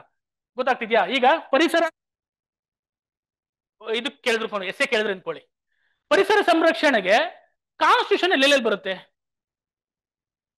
ಆರ್ಟಿಕಲ್ 48. Very good. ಇಲ್ಲಿ ಏನ್ ಹೇಳುತ್ತೆ ಆರ್ಟಿಕಲ್ 48? ರಾಜನೈತಿಕ ತತ್ವಗಳಲ್ಲಿ ಹೇಳುತ್ತೆ, ಗೊತ್ತಾಯ್ತಾ? ಆರ್ಟಿಕಲ್ ಇನ್ನೊಂದು ಮೂಲಭೂತ ಹಕ್ಕುಗಳಲ್ಲಿ ಬರುತ್ತೆ, ರಾಜನೈತಿಕ ತತ್ವಗಳು ಬರುತ್ತೆ, ಮತ್ತೆ ಮೂಲಭೂತ ಕರ್ತವ್ಯಗಳು ಬರುತ್ತೆ. ಹೆಂಗ್ ಓದಿರ್ತೀರಾ ಎಕ್ಸಾಮ್ ಅಲ್ಲಿ, ಇದಕ್ಕೆ ಓದಿರ್ತೀರಾ, ಅದನ್ನೇ ಪಾಯಿಂಟ್ಸ್ ಗಳು ಎಸ್ಸೆನಲ್ಲಿ ಬರೀಬೇಕು.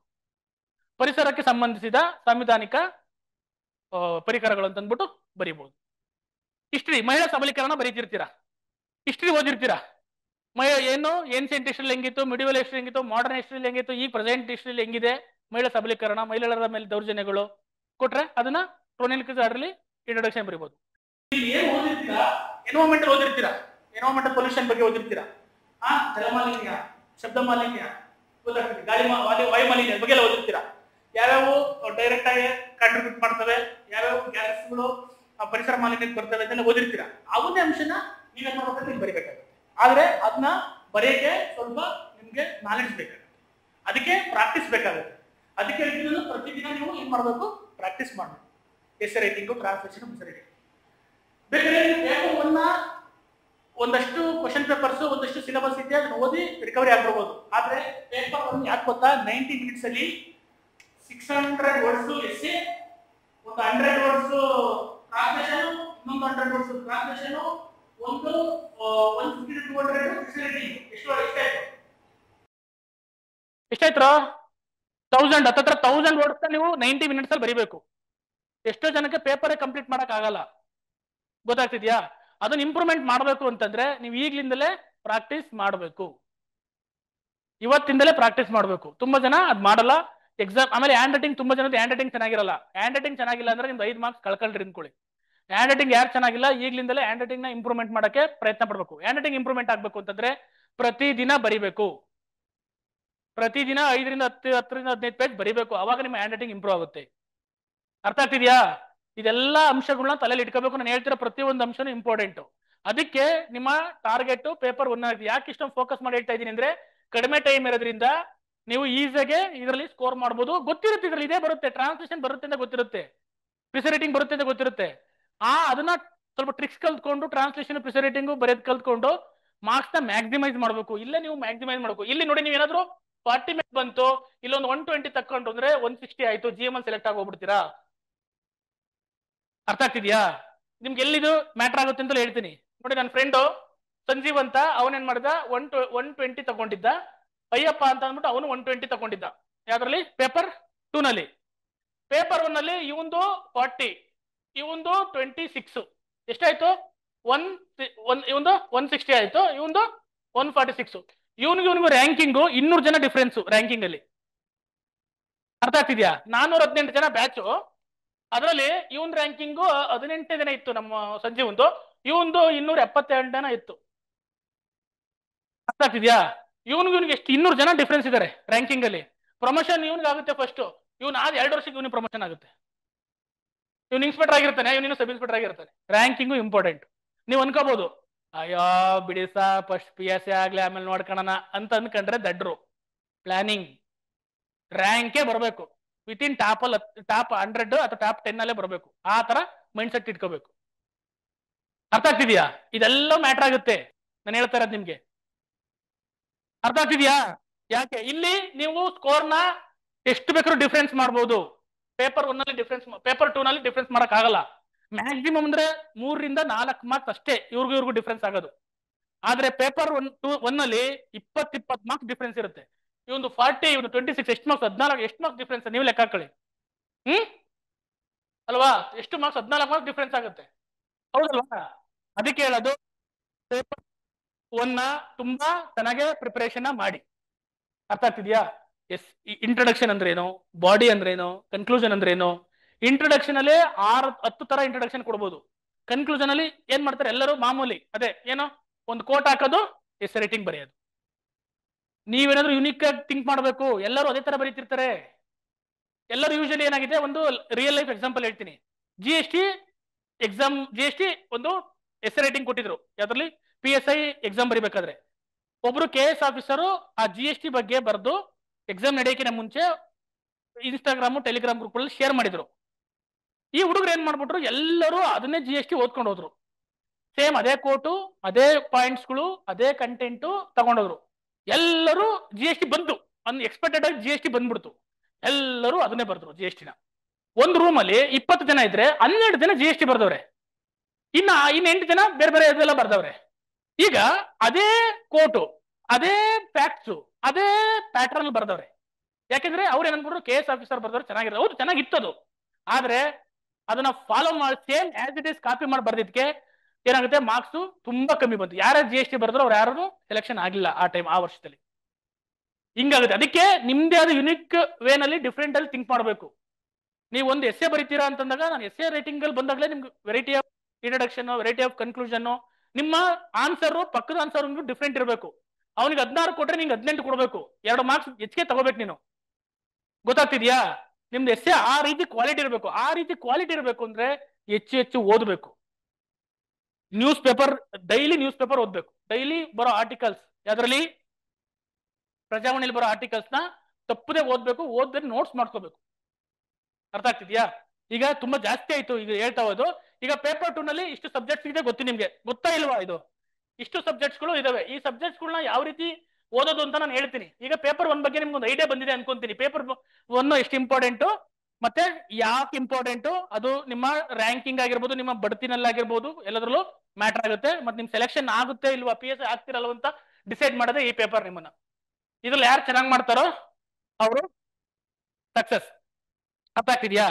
ಆಮೇಲೆ ಇದನ್ನ ಯಾರು ಚೆನ್ನಾಗಿ ಓದಿರ್ತಾರೆ ಅವ್ರು ಈ ಸಬ್ಜೆಕ್ಟ್ ಚೆನ್ನಾಗಿ ಮಾಡ್ತಾರೆ. ಪೇಪರ್ 2 ಚೆನ್ನಾಗಿ ಮಾಡ್ತಾರೆ. ಯಾಕಂದ್ರೆ ನಿಮ್ಗೆ ಮಲ್ಟಿಪಲ್ ಚಾಯ್ಸ್ ಕೊಟ್ಟಾಗ ಕ್ವಶನ್ಸ್ಗೆ ಆನ್ಸರ್ ಮಾಡ್ತೀರಾ, ನೋಡ್ತೀರಾ, ಆನ್ಸರ್ ಇರುತ್ತೆ, ಆನ್ಸರ್ ಮಾಡ್ತೀರಾ. ಬಟ್ ನೀವು ಎಸ್ಸೆ ಬರೀಬೇಕಾದ್ರೆ ನಿಮ್ಮ ಥಾಟ್ಸ್ ತಲೆಯಲ್ಲಿ ಇರಬೇಕು, ತಲೆಯಿಂದ ಕೈಗೆ ಬರಬೇಕು. ಅಂದಾಗ ನಿಮ್ ತಲೆಯಲ್ಲಿ ಬರಬೇಕು. ಆರ್ಟಿಕಲ್ 48A ಅಂತ ಏನ್ ಬಂದಾಗ ಎನ್ವೈರನ್ಮೆಂಟ್ ಸಂಬಂಧ ಕಾನ್ಸ್ಟಿಟ್ಯೂಷನ್ ಬಗ್ಗೆ ಗೊತ್ತಿರಬೇಕು. ಕಾನ್ಸ್ಟಿಟ್ಯೂಷನ್ ಎಲ್ಲೆಲ್ಲಿ ಇದಾವೆ, SC ST ಸಂಬಂಧಪಟ್ಟಂಗೆ ಎಲ್ಲೆಲ್ಲಿ ಕಾನ್ಸ್ಟಿಟ್ಯೂಷನ್ ಹೇಳಿದ್ದಾರೆ, ಮೀಸಲಾತಿ ಬಗ್ಗೆ ಎಲ್ಲೆಲ್ಲಿ ಮೀಸಲಾತಿ ಬಂತು, ಕರೆಂಟ್ ಟ್ರೆಂಡಿಂಗ್ ಅಲ್ಲಿ ಇದೆ, ಒಳ ಮೀಸಲಾತಿ ಇದೆ, ಮೀಸಲಾತಿ ಜಾರಿ ಬರ್ತಾ ಇದೆ. ಸಂವಿಧಾನದಲ್ಲಿ ಎಲ್ಲೆಲ್ಲಿ ಮೀಸಲಾತಿ ಬಗ್ಗೆ ಹೇಳಿದೆ ಗೊತ್ತಾಗ್ಬೇಕು. ಇಷ್ಟನೇ ಆರ್ಟಿಕಲ್ ಟಕ ಟಕ ಓದ್ಬೇಕು. ನೀವೇನ ಕರೆಕ್ಟ್ ಆಗಿ ಓದಿದ್ರೆ GS 2 ನ ಆರಾಮ್ಸೆ ಬರೀತೀರಾ ಇಲ್ಲಿ. ಅರ್ಥ ಆಗ್ತಿದ್ಯಾ? ಅದಕ್ಕೆ ಎರಡನ್ನೂ ಸಹ ಒಂದಕ್ಕೊಂದು ಪ್ಯಾರಲಲ್ ಆಗಿ ಇರ್ತವೆ. ನೀವು ಎರಡನ್ನೂ ಚೆನ್ನಾಗಿ ಪ್ರಿಪೇರ್ ಆಯ್ತು ಅಂದ್ರೆ ಅದನ್ನ ಬರೀ ಆ ಒಂದು ದೃಷ್ಟಿಲಿ ಮಾತ್ರ ನೋಡ್ಬೇಡಿ. ಕ್ವಶನ್ಸ್ ಆನ್ಸರ್ ಇರುತ್ತೆ, ನಾನು ನೋಡು ಆನ್ಸರ್ ಮಾಡ್ತೀನಿ ಅನ್ನೋ ಹೋಗ್ಬೇಡಿ. ಅದನ್ನ ಚೆನ್ನಾಗಿ ನೆನ್ಪಿಟ್ಕೊಂಡು ಅವನ್ನ ರಿಪ್ರೊಡ್ಯೂಸ್ ಮಾಡಕ್ಕೆ ನಿಮಗೆ ಬರಬೇಕು. ಅದಕ್ಕೆ ಹೆಚ್ಚು ಹೆಚ್ಚು ಬರಿಬೇಕು. ನೀವು ಬರ್ದಾಗ ಏನಾಗುತ್ತೆ ನಿಮ್ಗೆ ಆ ನೆನಪಲ್ಲಿ ಉಳಿಯುತ್ತೆ. ತುಂಬಾ ಜನ ಪ್ರಾಕ್ಟೀಸೇ ಮಾಡಲ್ಲ ಯಾವ್ದನ್ನ ಪೇಪರ್ 1. ಆಮೇಲೆ ಟೆಸ್ಟ್ ಸೀರೀಸು ಅಷ್ಟೇ ಬರೆಯಲ್ಲ. ಎವ್ರಿ ವೀಕ್ ಟೆಸ್ಟ್ ನ ಬರೀರಿ.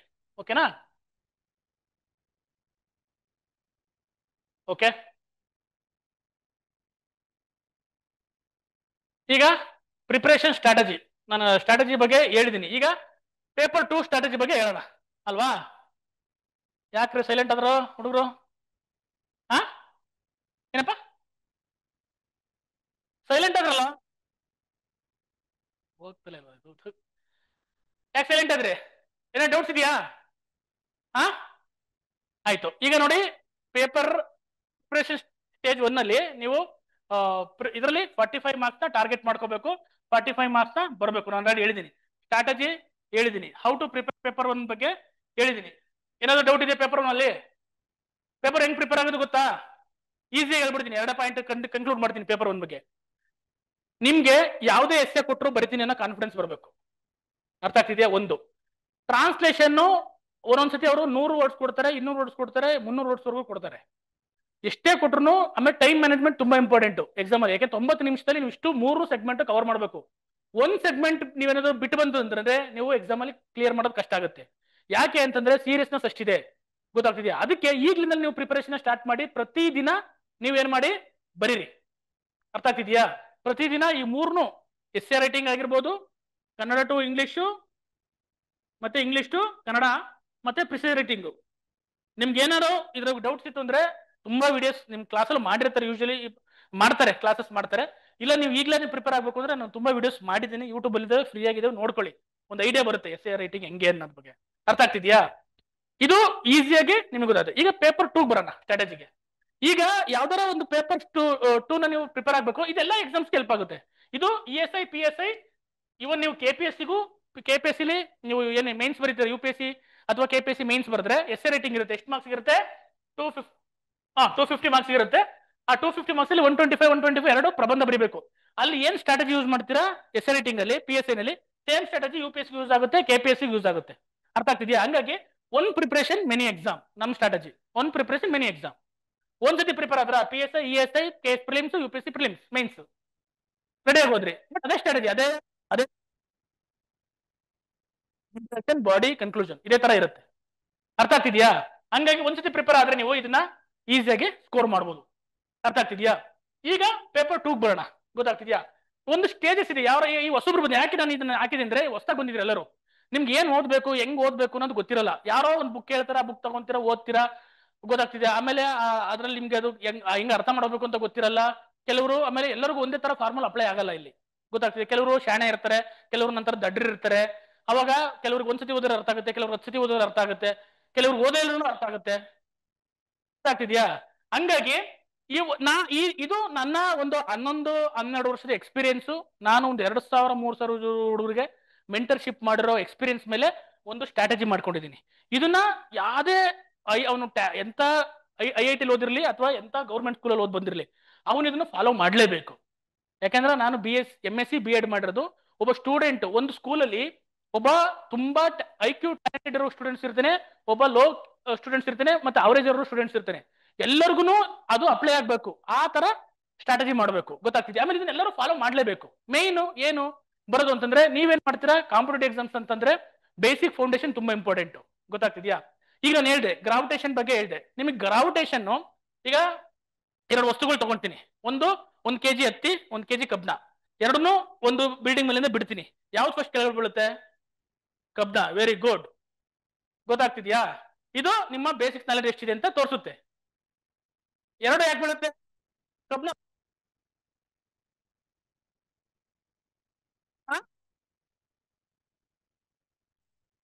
ಸೈನ್ಸ್ ನೀವು ಸೈನ್ಸ್ ಹೇಳ್ತೀರಾ, ಗೊತ್ತು. ಸೈನ್ಸ್ ಅಂದ್ರೆ ಹೇಳ್ತಾರೆ ಪಾಪ ಹಾಕೊಡೋರು.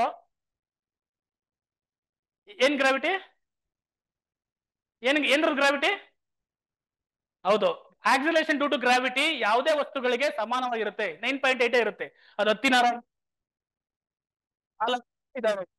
ಇದೆಯಾ? ಕಾನ್ಸೆಪ್ಟ್ ಕ್ಲಾರಿಟಿ ಇಲ್ಲ, ಬರ್ತೀರಾ? ಅರ್ಥ ಆಗ್ತಿದ್ಯಾ? ಅದಕ್ಕೆ ಹೇಳ್ತಿರೋದು. ಅದಕ್ಕೆ ಈ ಬೇಸಿಕ್ ಫೌಂಡೇಶನ್ ಬೇಕು ಅಂತಂದ್ರೆ, ಭಾರತಕ್ಕೆ ಮಳೆ ಹೆಂಗ್ ಬರುತ್ತೆ? ಜೂನ್ ಜುಲೈಲಿ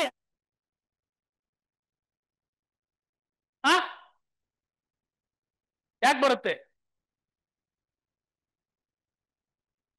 ಇದನ್ನೇ ಇವೆಲ್ಲ ನಿಮ್ಗೆ ಅರ್ಥ ಆಗ್ಬೇಕು ಅಂದ್ರೆ, ಸಣ್ಣ ಸಣ್ಣ ಅಂಶಗಳು ಚೆನ್ನಾಗಿ ಅರ್ಥ ಆಗ್ಬೇಕು ಅಂತಂದ್ರೆ, ನಾನು ಹೇಳಿದ್ದು ನಿಮ್ಮ ಬೇಸಿಕ್ಸ್ ತುಂಬಾ ಸ್ಟ್ರಾಂಗ್ ಇರಬೇಕು. ಏನ್ ಸರ್ ಬೇಸಿಕ್ ಅಂತಂದ್ರೆ, ಒಂದು ಕಾನ್ಸೆಪ್ಟ್ ಅದನ್ನ ಚೆನ್ನಾಗಿ ಅರ್ಥ ಮಾಡ್ಕೋಬೇಕು ಅಂದ್ರೆ ಈ ಬೇಸಿಕ್ಸ್ ಬುಕ್ ನ ಓದ್ಬೇಕು. ನೀವೆಲ್ಲ 6th 7th 8th 9th ಚೆನ್ನಾಗಿ ಓದಿದ್ರೆ ಈಗ ಓದೋ ಅವಶ್ಯಕತೆ ಇರ್ತಿರ್ಲಿಲ್ಲ.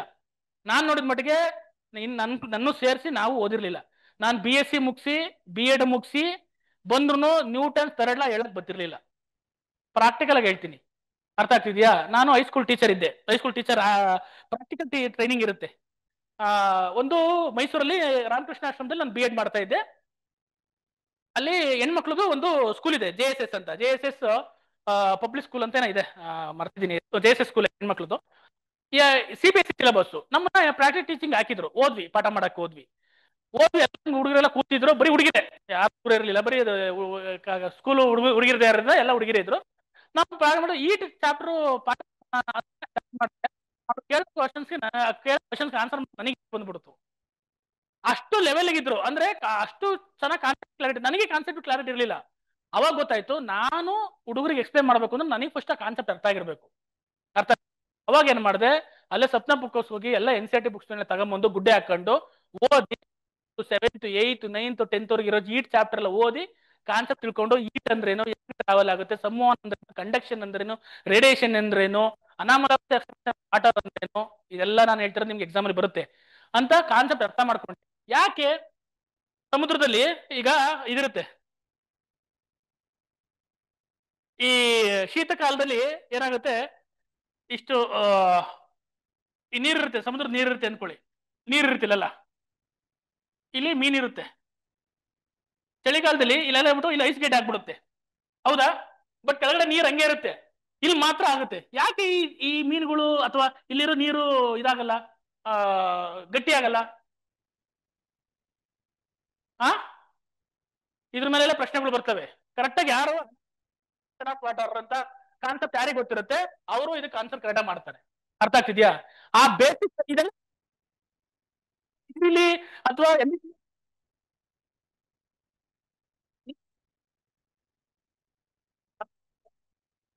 ನಿಮ್ಮ ಬೇಸಿಕ್ ಫೌಂಡೇಶನ್ ತುಂಬಾ ಸ್ಟ್ರಾಂಗ್ ಇರಬೇಕು. ನಿಮ್ಗೆ ಯಾವುದೇ ನೀವು 60% ಆಫ್ ದಿ ಸಿಲೆಬಸ್ ನಿಮ್ಮ ಬೇಸಿಕ್ಸ್ ಬುಕ್ ಅಲ್ಲೇ ಕವರ್ ಆಗುತ್ತೆ. ಏನು ಬೇಸಿಕ್ಸ್ ಬುಕ್ ಅಂದ್ರೆ ಯಾವುದು? 6th ಇಂದ 12th ವರೆಗಿರೋವನ್ನೇ ಬೇಸಿಕ್ಸ್ ಬುಕ್ ಅಂತ ಕರೀತಾರೆ. ಇವನ್ ಚೆನ್ನಾಗಿ ಓದ್ಕೋಬೇಕು. ಹೆಂಗ್ ಓದ್ಬೇಕು ಅಂದ್ರೆ, ಪ್ರತಿ ಒಂದು ಲೈನು ಬರಬೇಕು. ಪ್ರತಿ ಇಷ್ಟೇ ಇಷ್ಟೇ ಪೇಜ್ ಅಲ್ಲಿ ಇಷ್ಟೇ ಇದೆ ಅಂತ ಹೇಳ್ಬೇಕು. ಆ ಲೆವೆಲ್ ನಿಮ್ಮ ಅಂದ್ರೆ ನಾನು ಹೇಳ್ತಿರೋದು ಅಷ್ಟು ಲೆವೆಲ್ ನಿಮ್ಮ ಪ್ರಿಪರೇಷನ್ ಮಾಡಿರ್ಬೇಕು. ಅದನ್ನ ಅಷ್ಟು ಚೆನ್ನಾಗಿ ಓದಿರ್ಬೇಕು. ಇದನ್ನ ಓದ್ಲೇಬೇಕು. ಯಾರು ನೀವು ಕಾಂಪಿಟೇಟಿವ್ ಎಕ್ಸಾಮ್ಸ್ ಅಲ್ಲಿ ಪರ್ಫೆಕ್ಟ್ ಆಗಿ ಕಾನ್ಸೆಪ್ಟ್ ತಿಳ್ಕೋಬೇಕು ಅನ್ಕೊಂಡಿದ್ರೆ ಅವ್ನು ಓದ್ಬೇಕು. ಯಾರು ನೆಗ್ಲೆಕ್ಟ್ ಮಾಡ್ತೀರಾ ಅದು ನಿಮಗೆ ಬಿಟ್ಟಿದ್ದು, ಆಯ್ತಾ? ಇದಾದ್ಮೇಲೆ 6 to 12 ವರೆಗೂ ಓದಿ ಇದನ್ನ ನೋಟ್ಸ್ ಮಾಡ್ಕೊಂಡು ಆದ್ಮೇಲೆ ನೀವೇನ್ ಮಾಡ್ಬೇಕು, ರೆಫರೆನ್ಸ್ ಬುಕ್ ಬರಬೇಕು. ಏನು ರೆಫರೆನ್ಸ್ ಬುಕ್ ರೀಡಿಂಗ್ ಅಂತಂದ್ರೆ, ಸಾರಿ ಒಂದು ಮರ್ತೆ, ನಾನು ಒಂದು ಮಿಸ್ಟೇಕ್ ಆಯ್ತು. ಏನಂದ್ರೆ ನಾನು ಇದು ಮರ್ತೆ ಬಿಟ್ಟೆ. ಫಸ್ಟ್ ನೀವು ಈಗ ಎಕ್ಸಾಮ್ಸ್ಗೆ ಪ್ರಿಪೇರ್ ಆಗಕ್ಕೆ ಬಂದಿದ್ರೆ ಹೊಸಬ್ರು ಅಲ್ವಾ, ಈಗ ಯಾವ್ದು ಓದ್ಬೇಕು ಯಾವ್ದು ಓದ್ಬಾರ್ದು ಅಂತ ಹೆಂಗ್ ಗೊತ್ತಾಗುತ್ತೆ ನಿಮ್ಗೆ? ನಾನು ಹೇಳಿದ್ರೆ ಗೊತ್ತಾಗುತ್ತಾ? ಯಾರು ಹೇಳ್ತಾರೆ ಅದನ್ನ? ಈಗ ನೀನು ಇಲ್ಲಿಂದ ಮೆಜೆಸ್ಟಿಕ್ ಹೋಗ್ಬೇಕು, ನೀನು ಊರಿಗೆ ಹೊಸಬ ಇದೆಯಾ, ಇಲ್ಲಿಂದ ಹೋಗ್ಬೇಕು ಅಂದಾಗ ಮೆಜೆಸ್ಟಿಕ್ ಹೋಗಪ್ಪ ಅಂತ ಹೇಳ್ತಾರೆ, ನೀನ್ ಹೆಂಗ್ ಹೋಗ್ತೀಯಾ? ಗೂಗಲ್ ಮ್ಯಾಪ್ ಹಾಕೊಂಡು ಹೋಗ್ತೀರಾ. ಹಂಗೆ ಈ ಗೂಗಲ್ ಮ್ಯಾಪ್ ಯಾವ್ದು ಗೊತ್ತಾ ನಿಮ್ಮ ಕಾಂಪಿಟೇಟಿವ್ ಎಕ್ಸಾಮ್ಸ್ ಅಲ್ಲಿ? PYQ questions. PYQ ಅಂದ್ರೆ ಹಳೆ ವರ್ಷದ ಕ್ವಶನ್ ಪೇಪರ್ಸ್. ಎಂತ ಕ್ವಶನ್ ಪೇಪರು?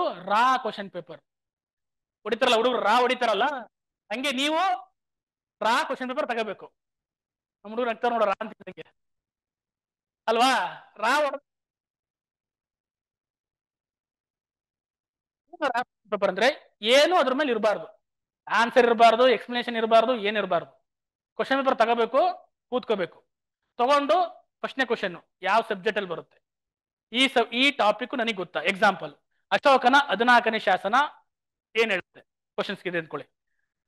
ನಿನಗೆ ಆರ್ಟ್ಸ್ ಓದಿದ್ಯಾ ಅಥವಾ ಅದ್ರ ಅಶೋಕನ ಬಗ್ಗೆ ಗೊತ್ತಿರುತ್ತೆ. ಅಶೋಕ ಎಲ್ಲಿ ಬರ್ತಾನೆ? ಯಾವ ಸಾಮ್ರಾಜ್ಯದ ಬರ್ತಾನೆ? ಮೌರ್ಯ ಸಾಮ್ರಾಜ್ಯ. ಮೌರ್ಯ ಸಾಮ್ರಾಜ್ಯ ಯಾವ ಹಿಸ್ಟ್ರಿನಲ್ಲಿ ಬರುತ್ತೆ? ಏನ್ಸಿಯಂಟ್ ಹಿಸ್ಟ್ರಿಲಿ ಬರುತ್ತೆ.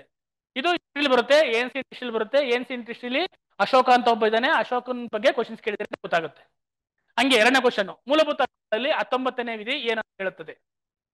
ಅರ್ಥ ಆಗ್ತಿದ್ಯಾ? ಇದೆಲ್ಲಿ ಬರುತ್ತೆ? ಕಾನ್ಸ್ಟಿಟ್ಯೂಷನ್ ಬರುತ್ತೆ. ಅದ್ರ ಕಾನ್ಸ್ಟಿಟ್ಯೂಷನ್ ಎಲ್ಲಿ ಬರುತ್ತೆ? ಮೂಲಭೂತ ಹಕ್ಕುಗಳಲ್ಲಿ ಬರುತ್ತೆ. ಮೂಲಭೂತ ಹಕ್ಕುಗಳು ಎಷ್ಟನೇ ಪಾಠು? 3ನೇ ಪಾಠು. ಅದ್ರಲ್ಲಿ 10ನೇ ವಿಧಿ ಬರುತ್ತೆ. ಅರ್ಥ ಆಗ್ತಿದ್ಯಾ? ಈ ರೀತಿ ಪ್ರತಿ ಒಂದು ಕ್ವಶನ್ ಸಾಲ್ವ್ ಮಾಡ್ತಾ ಆ ಕ್ವಶನ್ ಗೊತ್ತಿರ್ಲಿ ಗೊತ್ತಿರಲಿ ಇರ್ಲಿ ನಿಮ್ಗೆ, ನೀವು ಸೈನ್ಸ್ ಆಗಿರಿ ಆರ್ಟ್ಸ್ ಆಗಿರಿ, ಕ್ವಶನ್ ನ ಸಾಲ್ವ್ ಮಾಡ್ತಾ ಹೋಗ್ಬೇಕು, ಅದನ್ನ ನೋಟ್ ಮಾಡ್ತಾ ಹೋಗ್ಬೇಕು. ನನಗೆ ಎಷ್ಟು ಕಾನ್ಸೆಪ್ಟ್ ಗೊತ್ತಿದೆ, ಎಷ್ಟು ಕಾನ್ಸೆಪ್ಟ್ ಗೊತ್ತಿಲ್ಲ, ಇದನ್ನ ನೀವು ಬೇಸಿಕ್ ಬುಕ್ ರೀಡಿಂಗ್ ಹೋಗಿನ ಮುಂಚೆನೆ ಏನ್ ಮಾಡ್ಬೇಕು, ಒಂದ್ಸತಿ ಮಾಡ್ಬೇಕು. PYQ ಅನಾಲಿಸಿಸ್ ಅಂತ ಕರೀತಾರೆ. ನೀವು ಯೂಶಲಿ ಏನ್ ಮಾಡ್ತೀರಾ, ಕ್ವಶನ್ ಪೇಪರ್ ತಗೊಂತೀರಾ, ಆನ್ಸರ್ ಇರುತ್ತೆ, ಹಿಂದ್ಗಡೆ ನೋಡು ಟಿಕ್ ಹಾಕು, ABC ಈ ತರ ಮಾಡಿದ್ರೆ ಏನು ಯೂಸ್ ಇಲ್ಲ. ಆ ಕ್ವಶನ್ಸ್ ನಿಮ್ಗೆ ಆನ್ಸರ್ ಗೊತ್ತಿರಬೇಕು ಅಂತ ನಾನು ಹೇಳ್ತಾ ಇಲ್ಲ, ನಿಮ್ಗೆ ಕ್ವಶನ್ಸ್ ಗೊತ್ತಾಗಬೇಕು. ಈ ಕ್ವಶನ್ ಯಾವ ಟಾಪಿಕ್ ಇಂದ, ಯಾವ ಸಬ್ಜೆಕ್ಟ್ ಇಂದ, ಯಾವ ಟಾಪಿಕ್ ಸಬ್ ಟಾಪಿಕ್ ಇಂದ ಕೇಳ್ತಿದ್ದೇನೆ ಅಂತ ಗೊತ್ತಾಗ್ಬೇಕು. ಅವಾಗ ಏನಾಗುತ್ತೆ, ನೀವು ಓದಕ್ ಬರ್ತಿರಲ್ಲ, ಅವಾಗ ನಿಮ್ಗೆ ರಿಯಲೈಸ್ ಆಗುತ್ತೆ ಯಾವ್ದು ಇಂಪಾರ್ಟೆಂಟು. ಯಾಕೆಂದ್ರೆ ಅಶೋಕನ್ ಬಗ್ಗೆ ತುಂಬಾ ಸತಿ ಎಕ್ಸಾಮ್ ಅಲ್ಲಿ ಕೇಳ್ಬಿಟ್ಟಿದ್ದಾರೆ. ಆರ್ಟಿಕಲ್ 21A ಬಗ್ಗೆ ತುಂಬಾ ಸತಿ ಕ್ವಶನ್ಸ್ ಕೇಳ್ಬಿಟ್ಟಿದ್ದಾರೆ. ಪ್ರಿಯಾಂಬಲ್ ಬಗ್ಗೆ ತುಂಬಾ ಸತಿ ಕ್ವಶನ್ ಕೇಳ್ಬಿಟ್ಟಿದ್ದಾರೆ. ನಿಮ್ಗೆ ಪ್ರಿಯಾಂಬಲ್ ಬಗ್ಗೆ ನೋಡಿ, ಆರ್ಟಿಕಲ್ ಪ್ರಿಯಾಂಬಲ್ ಅಲ್ಲಿ ಜಾತ್ಯತೀತತೆ ಅನ್ನೋ ಪದನ ಯಾವ ಒಂದು ವಿಧಿ ಅಡಿಯಲ್ಲಿ ಅಥವಾ ಯಾವ್ದೋ ಒಂದು ಅಮೆಂಡ್ಮೆಂಟ್ ಅಡಿಯಲ್ಲಿ ಏನ್ ಮಾಡಿದ್ರು, ಆಮೇಲೆ ಸೇರಿಸಿದ್ರು ಅಂತ 50 ಸತಿ ಕೇಳಿದಾರೆ. ಯಾವ್ದೇ ಎಕ್ಸಾಮ್ ಅಲ್ಲಿ ತಗೊಳ್ಳಿ ಕೇಳಿರ್ತಾನೆ. ಅರ್ಥ ಆಗ್ತಿದ್ಯಾ? ನಿಮ್ಗೆ ಏನ್ ಅನ್ಸುತ್ತೆ ಅವಾಗ? ಏನ್ ನಿಮ್ಗೆ ರಿಯಲೈಸ್ ಆಗ್ಬೇಕು ಅಂದ್ರೆ, ಅಲ್ಲಿಗೆ ಇದರಲ್ಲಿ ಏನು ಪ್ರಿಯಾಂಬಲ್ ಇಂಪಾರ್ಟೆಂಟು, ಅದರಲ್ಲಿ ಸೆಕ್ಯುಲರಿಸಮ್ ಅನ್ನೋದು ತುಂಬಾ ಇಂಪಾರ್ಟೆಂಟು, ಇದನ್ನ ಕ್ವಶನ್ಸ್ ಬರ್ಬಹುದು ಅಂತ ನೀವೇನ್ ಮಾಡ್ತೀರಾ ಗೊತ್ತಾಗುತ್ತೆ.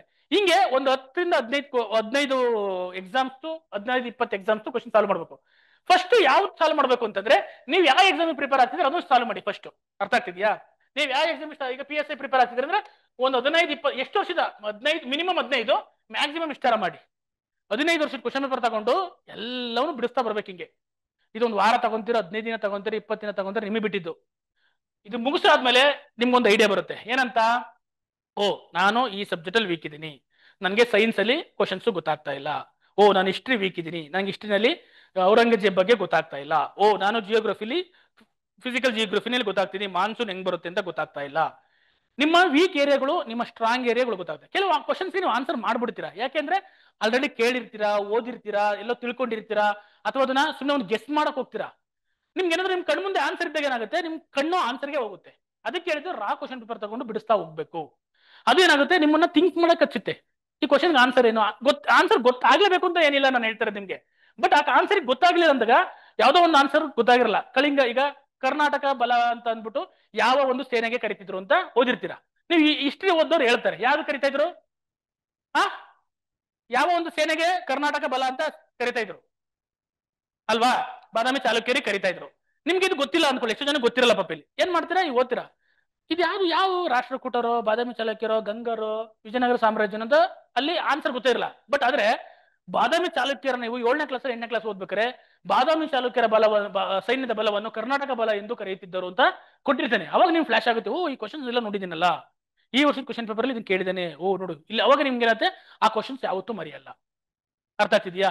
ಈ ರೀತಿ ನೀವೇನ್ ಮಾಡ್ಬೇಕು, ಎಲ್ಲಾ ಸಬ್ಜೆಕ್ಟ್ಸ್ ನಾನು ಹೇಳ್ತಿರೋದು, not only for history, polity, geography, economics, ಎಲ್ಲಾ ಸಬ್ಜೆಕ್ಟ್ ಎಲ್ಲಾ ಕ್ವಶನ್ ಮಾಡ್ಬೇಕು. ಸರ್ ಸಬ್ಜೆಕ್ಟ್ ವೈಸ್ ಮಾಡ್ತೀರಾ ಮಾಡಿ, ಇಲ್ಲ ರ್ಯಾಂಡಮ್ ಆಗಿ ಮಾಡ್ತೀರಾ ಮಾಡಿ, ಅದು ನಿಮಗೆ ಬಿಟ್ಟಿದ್ದು. ಇಲ್ಲ ಏನ್ ಮಾಡ್ತೀರಿ, ಫಾರ್ ಹಿಸ್ಟ್ರಿನೇ ಮಾಡ್ಕೊಂಡು ಹೋಗ್ತೀರಾ ಮಾಡ್ಕೊಳ್ಳಿ, ಇಲ್ಲ ಪೊಲಿಟಿನ್ ಮಾಡ್ಕೊಂತೀರಿ, ಇಲ್ಲ ಸರ್ ನಾನು ಮಿಕ್ಸ್ ಯಾವ್ದು ಫಸ್ಟ್ ಬರುತ್ತೆ ಅದು ಸೆಕೆಂಡ್ ಅಂತ ನೋಡ್ಕೊಂಡು ಹೋಗ್ತೀನಿ. ಒಂದು ಲಿಸ್ಟ್ ಮಾಡ್ಕೊಂಡಾಗ ನಿಮ್ಮ ಹತ್ರ ಒಂದು ಲಿಸ್ಟ್ ರೆಡಿ ಆಗುತ್ತೆ. ಏನು, ಓ ಈ ಸಬ್ಜೆಕ್ಟ್ ನನಗೆ ಗೊತ್ತಿ, ಈ ಸಬ್ಜೆಕ್ಟ್ ನಾನು ಓದಬೇಕು. ನಿಮ್ಗೆ ಯಾವ್ದು ಗೊತ್ತಿಲ್ಲ ಅದನ್ನ ನೋಟ್ ಮಾಡ್ಕೋಬೇಕು, ಅಥವಾ ನೀನು ಇನ್ನೂ ಓದಬೇಕು ಅನ್ನೋದನ್ನ ನೋಟ್ ಮಾಡ್ಕೋಬೇಕು. ಎಕ್ಸಾಂಪಲ್ ಹೆಂಗ್ ನೋಟ್ ಮಾಡ್ಕೋಬೇಕು ಅಂತಂದ್ರೆ, ಈಗ ವಿಜಯನಗರ ಸಾಮ್ರಾಜ್ಯ ಕೃಷ್ಣದೇವರನ್ನ ಬರೆದ ಕೃತಿಗಳ ಬಗ್ಗೆ ಕೇಳ್ತಿರ್ಕೊಳ್ಳಿ ಕ್ವಶನ್ಸ್. ನೀನು ಗೊತ್ತಿರೋ ನಿಮ್ಗೆ, ನೀನು ಅವಾಗ ಏನ್ ಮಾಡ್ಬೇಕು, ಕೃಷ್ಣದೇವರಾಯ ಕೃತಿಗಳು ಅಂತ ಬರ್ಕೋಬೇಕು. ಅವಾಗ ಕೃಷ್ಣದೇವ ನೀನು ಓದ್ಬೇಕಾರೆ, ವಿಜಯನಗರ ಸಾಮ್ರಾಜ್ಯ ಬಂದಾಗ ಓದ್ಬೇಕಾರೆ ಕೃತಿಗಳು ಅಮುಕ್ತ ಮೌಲ್ಯ, ಜಾಂಬೋತಿ ಕಲ್ಯಾಣ ಅಂತ ಓದ್ತೀಯ. ಅವಾಗ ನಿನಗೆ ಓ ಇದು ಕೃಷ್ಣದೇವರಾಯ ಬರೆದ ಕೃತಿಗಳು ಅಂತ ಅಂದ್ಬಿಟ್ಟು ಐಡೆಂಟಿಫೈ ಆಗುತ್ತೆ. ಅವಾಗ ನಿನಗೆ ಅದು ನೆನ್ಪುಳಿಯುತ್ತೆ. ಅವಾಗ ನೆಕ್ಸ್ಟ್ ರಿವಿಷನ್ ಮಾಡೋಕೆ ನಿಮ್ಗೆ ಈಸಿ ಆಗುತ್ತೆ. ಈ ತರ ನೀವು ಲಿಸ್ಟ್ ಮಾಡ್ಕೊಂಡು ರೆಡಿ ಇಟ್ಕೋಬೇಕು. ಇದಾದ್ಮೇಲೆ ಏನ್ ಮಾಡ್ಬೇಕು, ಸ್ಟೇಜ್ 1 ಕರೆಂಟ್ ಬೇಸಿಕ್ಸ್ ಬುಕ್ ಹೇಳಿದ್ನಲ್ಲ, ಆ ತರ ಬೇಸಿಕ್ಸ್ ಬುಕ್ ಓದ್ತಾ ಹೋಗ್ಬೇಕು. ಎಷ್ಟು ಕ್ವಶನ್ಸ್ ಅಲ್ಲಿ ನಿಮ್ಗೆ ಎಷ್ಟು ಆನ್ಸರ್ ಗೊತ್ತಿರ್ಲಿಲ್ವಲ್ಲ ಆನ್ಸರ್ಗಳು, ಇಲ್ಲಿ ಗೊತ್ತಾಗಕ್ಕೆ ಸ್ಟಾರ್ಟ್ ಆಗುತ್ತೆ. ಅರ್ಥ ಆಗ್ತಿದ್ಯಾ? 6th to 12th ವರೆಗೂ ಓದಿ ಒಂದ್ಸತಿ ಏನ್ ಮಾಡ್ಬೇಕು, ನೋಟ್ಸ್ ಮಾಡ್ಕೋಬೇಕು. ಇಷ್ಟು ಮಾಡಿದ್ರೆ ನಿಮ್ಮ 60% ಆಫ್ ದಿ ಸಿಲೆಬಸ್ ಕವರ್ ಆಗಿರುತ್ತೆ. ಅಂದ್ರೆ ಯಾವುದೇ ಎಕ್ಸಾಮ್ಸ್ಗೆ, KS ಪ್ರಿಲಿಮ್ಸ್ ಇಂದ ಹಿಡಿದು SDA PC ವರ್ಗುನು ಯಾವುದೇ ಎಕ್ಸಾಮ್ಸ್ ಹೋಗಿ ನಿಮ್ಗೆ ಅಲ್ಲಿ ಸಿಲೆಬಸ್ ಕವರ್ ಆಗಿರುತ್ತೆ. ಅಷ್ಟು ಇಷ್ಟೇ ಮುಗಿತಾ? ಇಲ್ಲ, ನೆಕ್ಸ್ಟ್ ಏನ್ ಮಾಡ್ಬೇಕು, ರೆಫರೆನ್ಸ್ ಬುಕ್ ಬರಬೇಕು. ಏನು ರೆಫರೆನ್ಸ್ ಬುಕ್ ಅಂತಂದ್ರೆ, ಒಳ್ಳೆ ಆಥರ್ ಬುಕ್, ಅಂದ್ರೆ ಆ ಒಂದು ಸಬ್ಜೆಕ್ಟ್ ಅಲ್ಲಿ ತುಂಬಾ ವರ್ಷ ಪಾಠ ಮಾಡಿದ ಅನುಭವ ಇದ್ದು ಅವರು ಬರೆದಂತ ಬುಕ್ಗಳು. ಎಕ್ಸಾಂಪಲ್ ಲಕ್ಷ್ಮೀಕಾಂತ್, PS ಗಂಗಾಧರ್, ಯಾವುದು ಹುಸೇನಪ್ಪ ಅಂತ ಯಾರು ಅಂದ್ರಲ್ಲ, ಯಾರಪ್ಪ ರಂಗನಾಥ್, ಆಮೇಲೆ ಯಾರು ಹಿಸ್ಟ್ರಿನಲ್ಲಿ ಬರ್ತಾ ಪಾಲಾಕ್ಷ, ಸದಾಶಿವ, ಈ ತರ ಬುಕ್ ತಗೋಬೇಕು. ತಗೊಂಡು ಇಲ್ಲಿ ಏನು ಬಿಟ್ಟಿರ್ತೀರಾ, ಅರ್ಥ ಆಯ್ತಾ, ಇಲ್ಲಿ ಎಷ್ಟೋ ಸಿಲೆಬಸ್ ನಿಮ್ಗೆ ಕವರ್ ಆಗಿರಲ್ಲ, ಅದ್ರದ್ದು ಎಕ್ಸ್ಟೆಂಡ್ ಪಾರ್ಟ್ ರೆಫರೆನ್ಸ್ ಬುಕ್ ಅಲ್ಲಿ. ರೆಫರೆನ್ಸ್ ಬುಕ್ ಅಂದ್ರೆ ರೆಫರೆನ್ಸ್ ಮಾಡೋದು, ಫುಲ್ ಓದೋ ಅವಶ್ಯಕತೆ ಇಲ್ಲ ಎಲ್ಲ ಬುಕ್. ಈಗ ನೀವು KNA ಬುಕ್ ತಗೊಂಡ್ರೆ 2 ವಾಲ್ಯೂಮ್ ಇಷ್ಟು ದಪ್ಪ ಇದಾವೆ, ಎಲ್ಲ ಓದೋ ಅವಶ್ಯಕತೆ ಇಲ್ಲ. ಎಕ್ಸಾಮ್ಗೆ ಏನ್ ಬೇಕು ಅದನ್ನ ಮಾತ್ರ ತಗೊಂಡು ನಿಮ್ಮ ನೋಟ್ಸ್ಗೆ ಆಡ್ ಮಾಡ್ಕೊಂತ ಬರಬೇಕು. ಅರ್ಥ ಆಗ್ತಿದ್ಯಾ? ಫಸ್ಟ್ ಸ್ಟೇಜ್ ಅಲ್ಲಿ ಏನ್ ಮಾಡ್ತೀರಾ, PYQ ಮಾಡ್ತೀರಾ, ಆಮೇಲೆ ಬೇಸಿಕ್ ಬುಕ್ ಓದ್ತೀರಾ, ಬೇಸಿಕ್ 6th to 12th ವರೆಗೂ ನೋಟ್ಸ್ ಮಾಡ್ಕೊಂತೀರಾ, ನೋಟ್ಸ್ ಮಾಡ್ಕೊಂಡು ಆದ್ಮೇಲೆ ರೆಫರೆನ್ಸ್ ಬುಕ್ ಹೋಗ್ತೀರಾ. ಅರ್ಥ ಆಗ್ತಿದ್ಯಾ? ರೆಫರೆನ್ಸ್ ಬುಕ್ ಅಲ್ಲಿ ಏನ್ ಮಾಡ್ಬೇಕು, ಕೆಲವು ರೆಫರೆನ್ಸ್ ಬುಕ್ ನ ಫುಲ್ ಓದಬೇಕಾಗುತ್ತೆ. ಎಕ್ಸಾಂಪಲ್ ಈಗ ನಿಮ್ಗೆ ಬೇಸಿಕ್ಸ್ ಬುಕ್ ಅಲ್ಲಿ 6th to 12th ಅಲ್ಲಿ ಕಾನ್ಸ್ಟಿಟ್ಯೂಷನ್ ಫುಲ್ ಕವರ್ ಆಗಲ್ಲ. ಅದಕ್ಕೆ ಏನ್ ಮಾಡ್ಬೇಕಾಗುತ್ತೆ, ನೀವು ಕನ್ನಡ ಮೀಡಿಯಂ ಅವರು ಯಾವ್ದನ್ನ ಓದ್ತೀರಾ, ಯಾವ್ದಪ್ಪ ಅದು ಗಂಗಾಧರ್, ಇಂಗ್ಲಿಷ್ ಮೀಡಿಯಂ ಅವರು ಲಕ್ಷ್ಮೀಕಾಂತ್, ಕನ್ನಡ ಮೀಡಿಯಂ ಇದೆ ಲಕ್ಷ್ಮೀಕಾಂತ್ ತಗೊಳ್ಳಿ, ಬಟ್ ಲ್ಯಾಂಗ್ವೇಜ್ ಟ್ರಾನ್ಸ್ಲೇಷನ್ ಸರಿಯಾಗಿಲ್ಲ, ನೋಟ್ ತಗೊಳ್ಳಿ, ನಿಮ್ಗೆ ಇಷ್ಟ ಆಯ್ತು ಅಂತ ತಗೊಂಡು ಓದಿ. ಅರ್ಥ ಆಗ್ತಿದ್ಯಾ? ನಾನು ಯಾವ ಬುಕ್ ಹೋಗ್ಬೇಕು ಅಂತ ಹೇಳ್ತಾ ಇಲ್ಲ, ನಿಮ್ಗೆ ಯಾವ್ದು ರೆಫರೆನ್ಸ್ ಬುಕ್ ಚೆನ್ನಾಗಿದೆ ಅನ್ಸುತ್ತೆ ಅದನ್ನ ತಗೊಳ್ಳಿ. ಅರ್ಥ ಆಗ್ತಿದ್ಯಾ? ಇದೇ ಬುಕ್ ಅದೇ ಬುಕ್ ಅಂತ ಬೇಡ. ನೆಕ್ಸ್ಟ್ ಅದಾದ್ಮೇಲೆ ರೆಫರೆನ್ಸ್ ಬುಕ್ ಆಗುತ್ತೆ, ಅದನ್ನ ರೆಫರೆನ್ಸ್ ಬುಕ್ ಓದಿ ನೋಟ್ಸ್ ಮಾಡ್ಕೊಂತೀರಾ. ಎಕ್ಸಾಂಪಲ್ ಹೆಂಗ್ ನೋಟ್ಸ್ ಮಾಡ್ಬೇಕು ಅದನ್ನ ಹೇಳ್ಬಿಡ್ತೀನಿ ನಿಮ್ಗೆ. ಹೆಂಗೆ ನೋಟ್ಸ್ ಮಾಡ್ಕೊಳೋದು ಅಂತಂದ್ರೆ,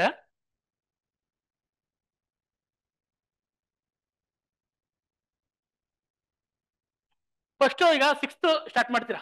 ಎಕ್ಸಾಂಪಲ್ 6th ಅಲ್ಲಿ ಹಿಸ್ಟ್ರಿ ಸ್ಟಾರ್ಟ್ ಮಾಡ್ತೀರಾ ಅನ್ಕೊಳ್ಳಿ ಅಲ್ವಾ. ಹಿಸ್ಟ್ರಿ ಓದಕ್ ಸ್ಟಾರ್ಟ್ ಮಾಡ್ಕೊಂಡಾಗ ಫಸ್ಟ್ ಒಂದ್ಸತಿ ರ್ಯಾಂಡಮ್ ಆಗಿ ಓದ್ಬೇಕು. ಹೆಂಗೆ ರ್ಯಾಂಡಮ್ ಹಂಗೆ ಅಂದ್ರೆ, ಪಕ್ಷಿ ನೋಟ ಅಂತ ಕರೀತಾರೆ, ಬರ್ಡ್ ವ್ಯೂ ಅಂತ ಕರೀತಾರೆ. ಏನಿದೆ ಬುಕ್ಸ್ ಅಲ್ಲಿ ಅಂತ ಸುಮ್ನೆ ನೋಡ್ತಾ ಹೋಗ್ಬೇಕು.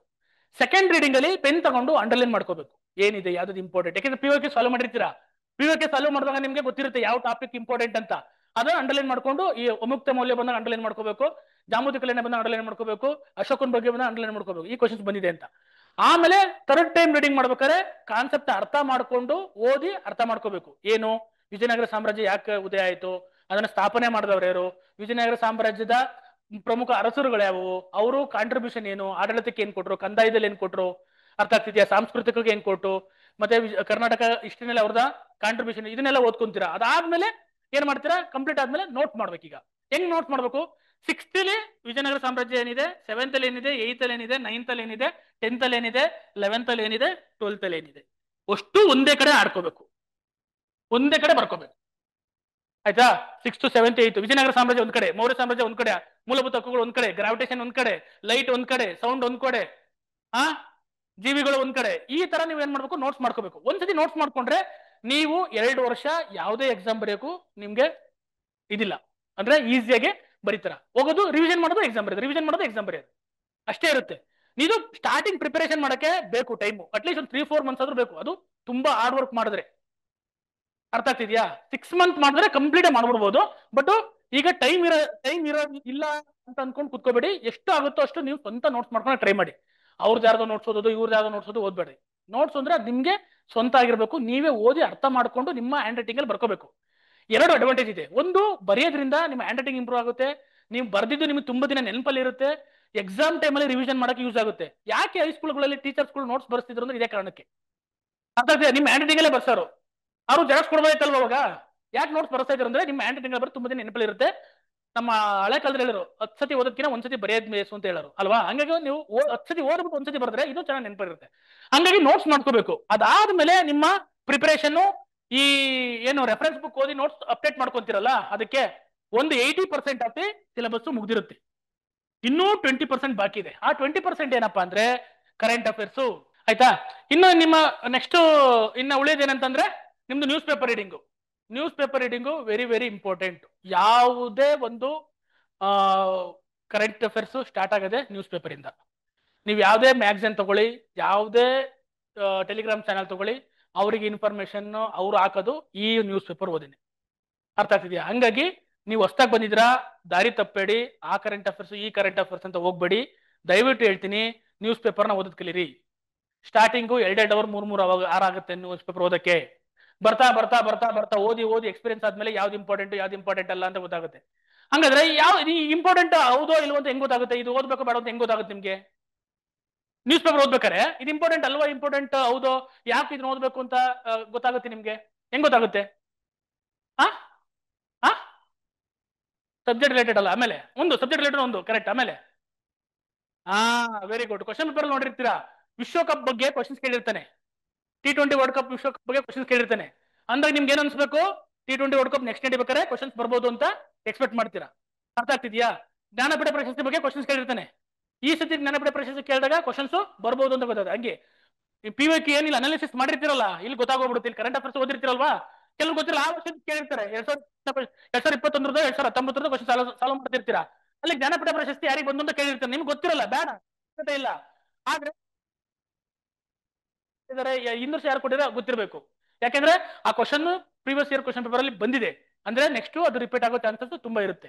ಹಿಂಗೆ ನೀವೇನ್ ಮಾಡ್ಬೇಕು, ಇದನ್ನ PYQ ಅನಾಲಿಸಿಸ್ ಮಾಡಿದಾಗ ನಿಮ್ಗೆ ಏನಾಗುತ್ತೆ, ಆ ನ್ಯೂಸ್ ಪೇಪರ್ ಯಾವ್ದು ಇಂಪಾರ್ಟೆಂಟ್ ಅಲ್ಲ ಅಂತ ಗೊತ್ತಾಗುತ್ತೆ. ಸ್ಟಾರ್ಟಿಂಗ್ ಡೇಸ್ ಅಲ್ಲಿ ಅರ್ಥ ಆಗಲ್ಲ, ನನ್ಗೂ ಗೊತ್ತು. ನಾನು 3 ಅವರ್ ತಗೊಂಡಿನಿ ಓದಕ್ಕೆ. ಆಮೇಲೆ ಏನಾಗುತ್ತೆ, ಅದು ಓದ್ತಾ ಏನಾಗುತ್ತೆ ನಿಮ್ಗೆ, ಅದು ಟೈಮ್ ಕಮ್ಮಿ ಆಗ್ತಾ ಬರುತ್ತೆ. ಆಮೇಲೆ 1.5 ಗಂಟೆ ಬರ್ತೀರಾ, 1 ಗಂಟೆಗೆ ಬರ್ತೀರಾ, 45 ಮಿನಿಟ್ಸ್ ಅಲ್ಲಿ ನೀವು ಚಿಂದಿ ಉಡಾಯಿಸಿ ಹಾಕ್ಬಿಡ್ತೀರಾ, ಪೇಪರ್ ಕೊಟ್ಬಿಟ್ರೆ ಇದು ಇಷ್ಟೇ ಇಂಪಾರ್ಟೆಂಟ್, ಇದನ್ನೇ ಓದ್ಬೇಕು ಅಂತ. ಅರ್ಥ ಆಗ್ತಿದ್ಯಾ?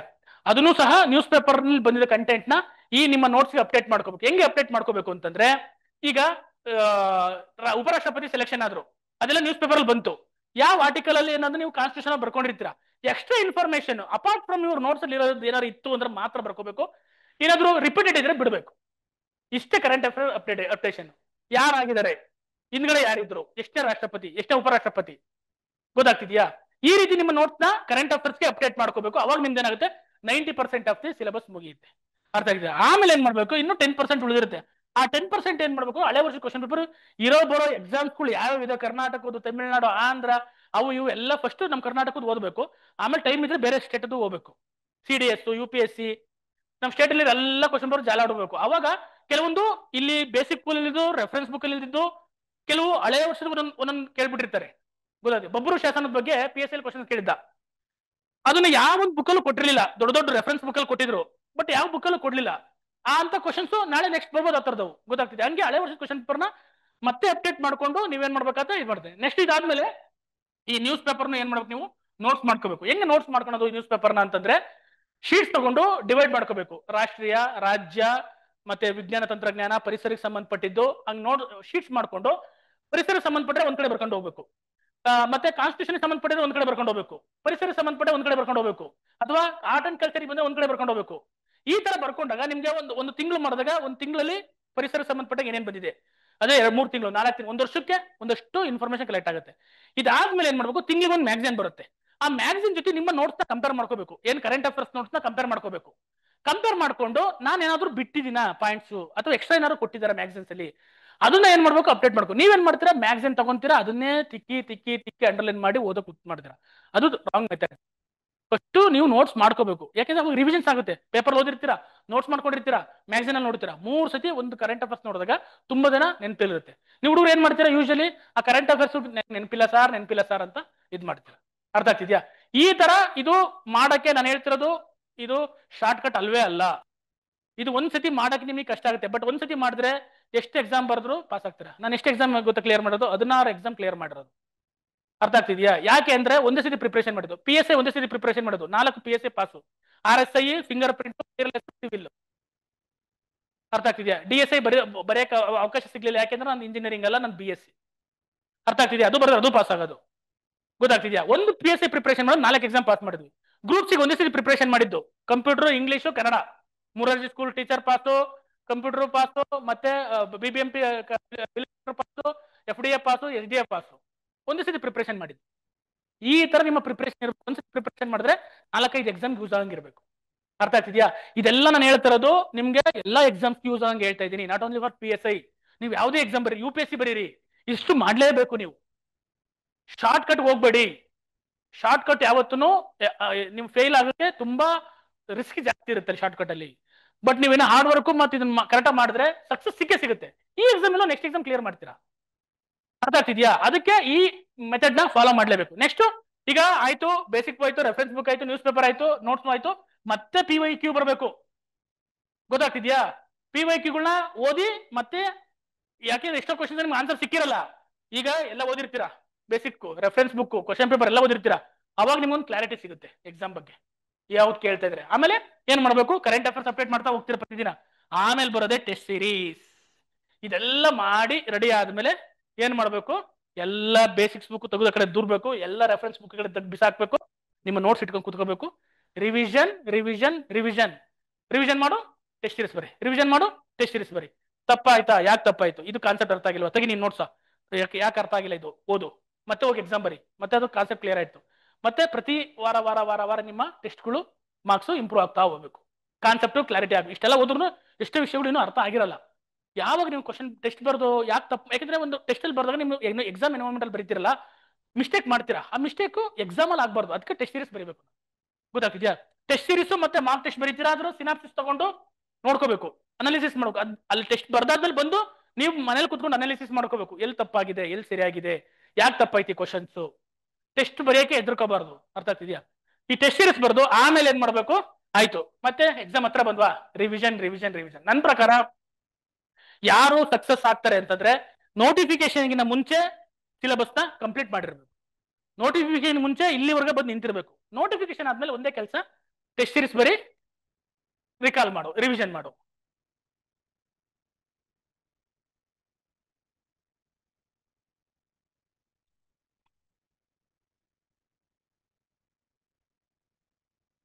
ಟೆಸ್ಟ್ ಸೀರೀಸ್ ಬರಿ, ರಿಕಾಲ್ ಮಾಡು, ಈ ತರ ಮಾಡಬೇಕು. ಆಮೇಲೆ ರಿಪ್ಲೇಸ್, ಆಮೇಲೆ ನೆಕ್ಸ್ಟ್ ನಿಮ್ಮ ಪ್ರತಿದಿನ ಅಪ್ಡೇಟ್ ಮಾಡ್ತಾ ಹೋಗ್ಬೇಕು. ಯಾಕಂದ್ರೆ ಎಕ್ಸಾಮ್ಗಳು ಆಗ್ತಾ ಇರ್ತವೆ, ಬೇರೆ ಬೇರೆ ಸ್ಟೇಟ್ ಅಲ್ಲಿ ಎಕ್ಸಾಮ್ ನಡೀತಾ ಇರ್ತವೆ. ಆ ಕ್ವಶನ್ ಪೇಪರ್ ಎತ್ಕೋಬೇಕು, ಬಿಡಿಸ್ಬೇಕು. ಇದೆಲ್ಲ ಬರುತ್ತೆ, ಓ ಇದು ಈ ಟಾಪಿಕ್ ಗೊತ್ತಾ ನನಗೆ, ರೈಟ್, ಗೊತ್ತಿಲ್ವಾ, ಹೋಗ್ಬೇಕು ರಿವಿಷನ್ ಮಾಡ್ಬೇಕು. ಅದೇನಾರ ಡಿಫ್ರೆಂಟ್ ಹೊಸದಾಗಿ ಬಂದ್ರೆ ಅದನ್ನ ಅಪ್ಡೇಟ್ ಮಾಡ್ಕೋಬೇಕು. Update your notes time to time. ಗೊತ್ತಾಯ್ತು? ಆಮೇಲೆ next reattempt the test.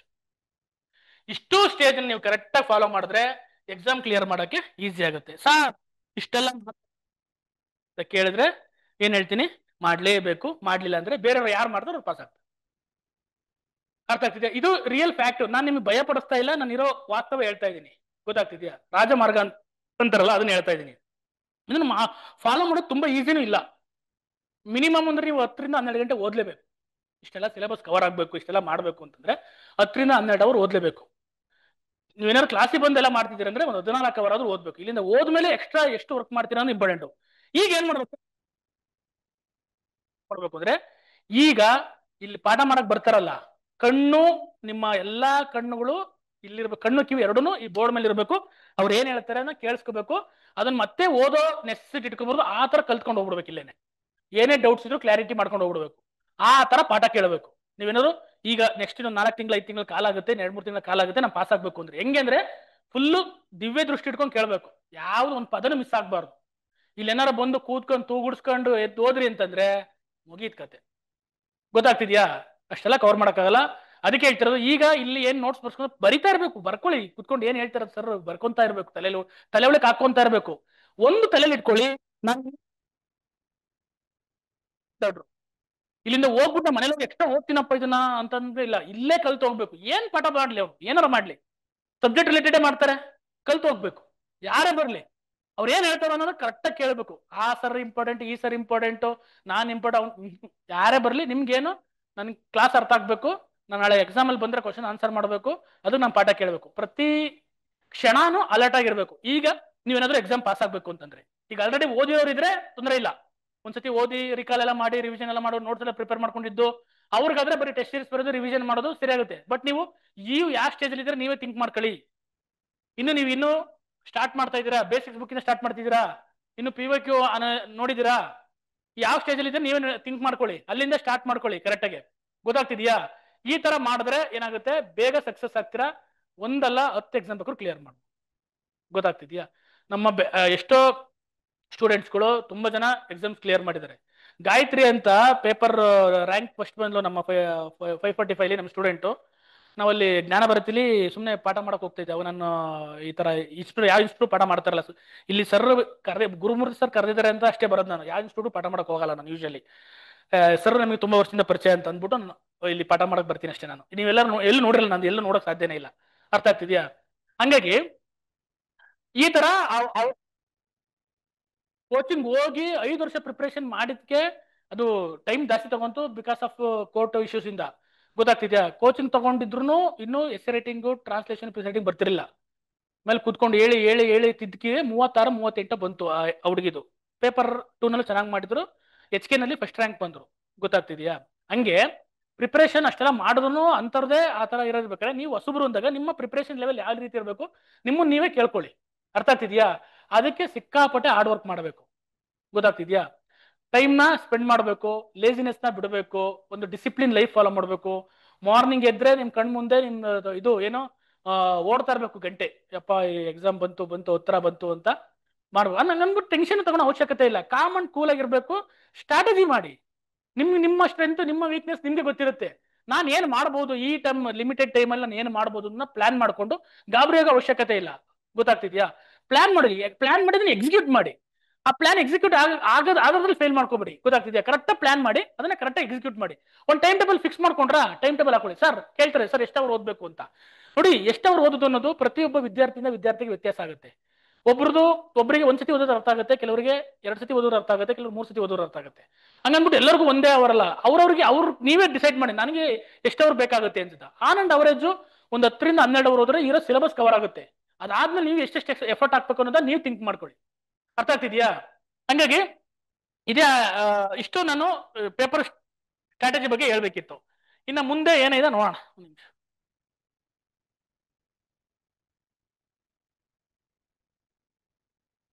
Okay, ಈಗ ಮೆಡಿಕಲ್ ಮತ್ತೆ ಡಾಕ್ಯುಮೆಂಟ್ ವೆರಿಫಿಕೇಶನ್ ಬಗ್ಗೆ ಸ್ವಲ್ಪ ಹುಡುಗರು ಕೇಳ್ತಿರ್ತಾರೆ, ಮತ್ತೆ ಫಿಸಿಕಲ್ ಮೆಡಿಕಲ್ ಬಗ್ಗೆ ಒಂದಷ್ಟು ಜನ ಕೇಳ್ತಾ ಇರ್ತಾರೆ. ನಾನು ನಿಮ್ಗೆ ಹೇಳ್ಬಿಡ್ತೀನಿ, ಏನೇನು ಇರಬಾರ್ದು ಅಂತ ಈಗಲೇ ತಿಳ್ಕೊಂಬಿಡಿ. ನಂದು ಕನ್ನಡಕ ಇದೆ ಸರ್, ಪ್ರಾಬ್ಲಮ್ ಇದೆಯಾ? ನೋ, ವಿತ್ ಕನ್ನಡಕ ವಿತೌಟ್ ಕನ್ನಡಕ ಎರಡೂ ಅಲೋ ಇದೆ, ಅದ್ರ ಬಗ್ಗೆ ವರಿ ಮಾಡಬೇಡಿ. ಗೊತ್ತಾಗ್ತಿದ್ಯಾ? ಒಂದು ಡಾಕ್ಯುಮೆಂಟ್ಸು ಎಲ್ಲರದು ಪಕ್ಕ ಇಟ್ಕೊಳ್ಳಿ. SLC, PUC, degree, convocation, caste certificate, SC/ST ಆಗಿದ್ರೆ ನಿಮ್ದು ಲೈಫ್ ಟೈಮ್ ಇರುತ್ತೆ. OBC ಆಗಿದ್ರೆ ಅಥವಾ 2A, 3A, 3B ಆಗಿದ್ರೆ 5 years ಇರುತ್ತೆ.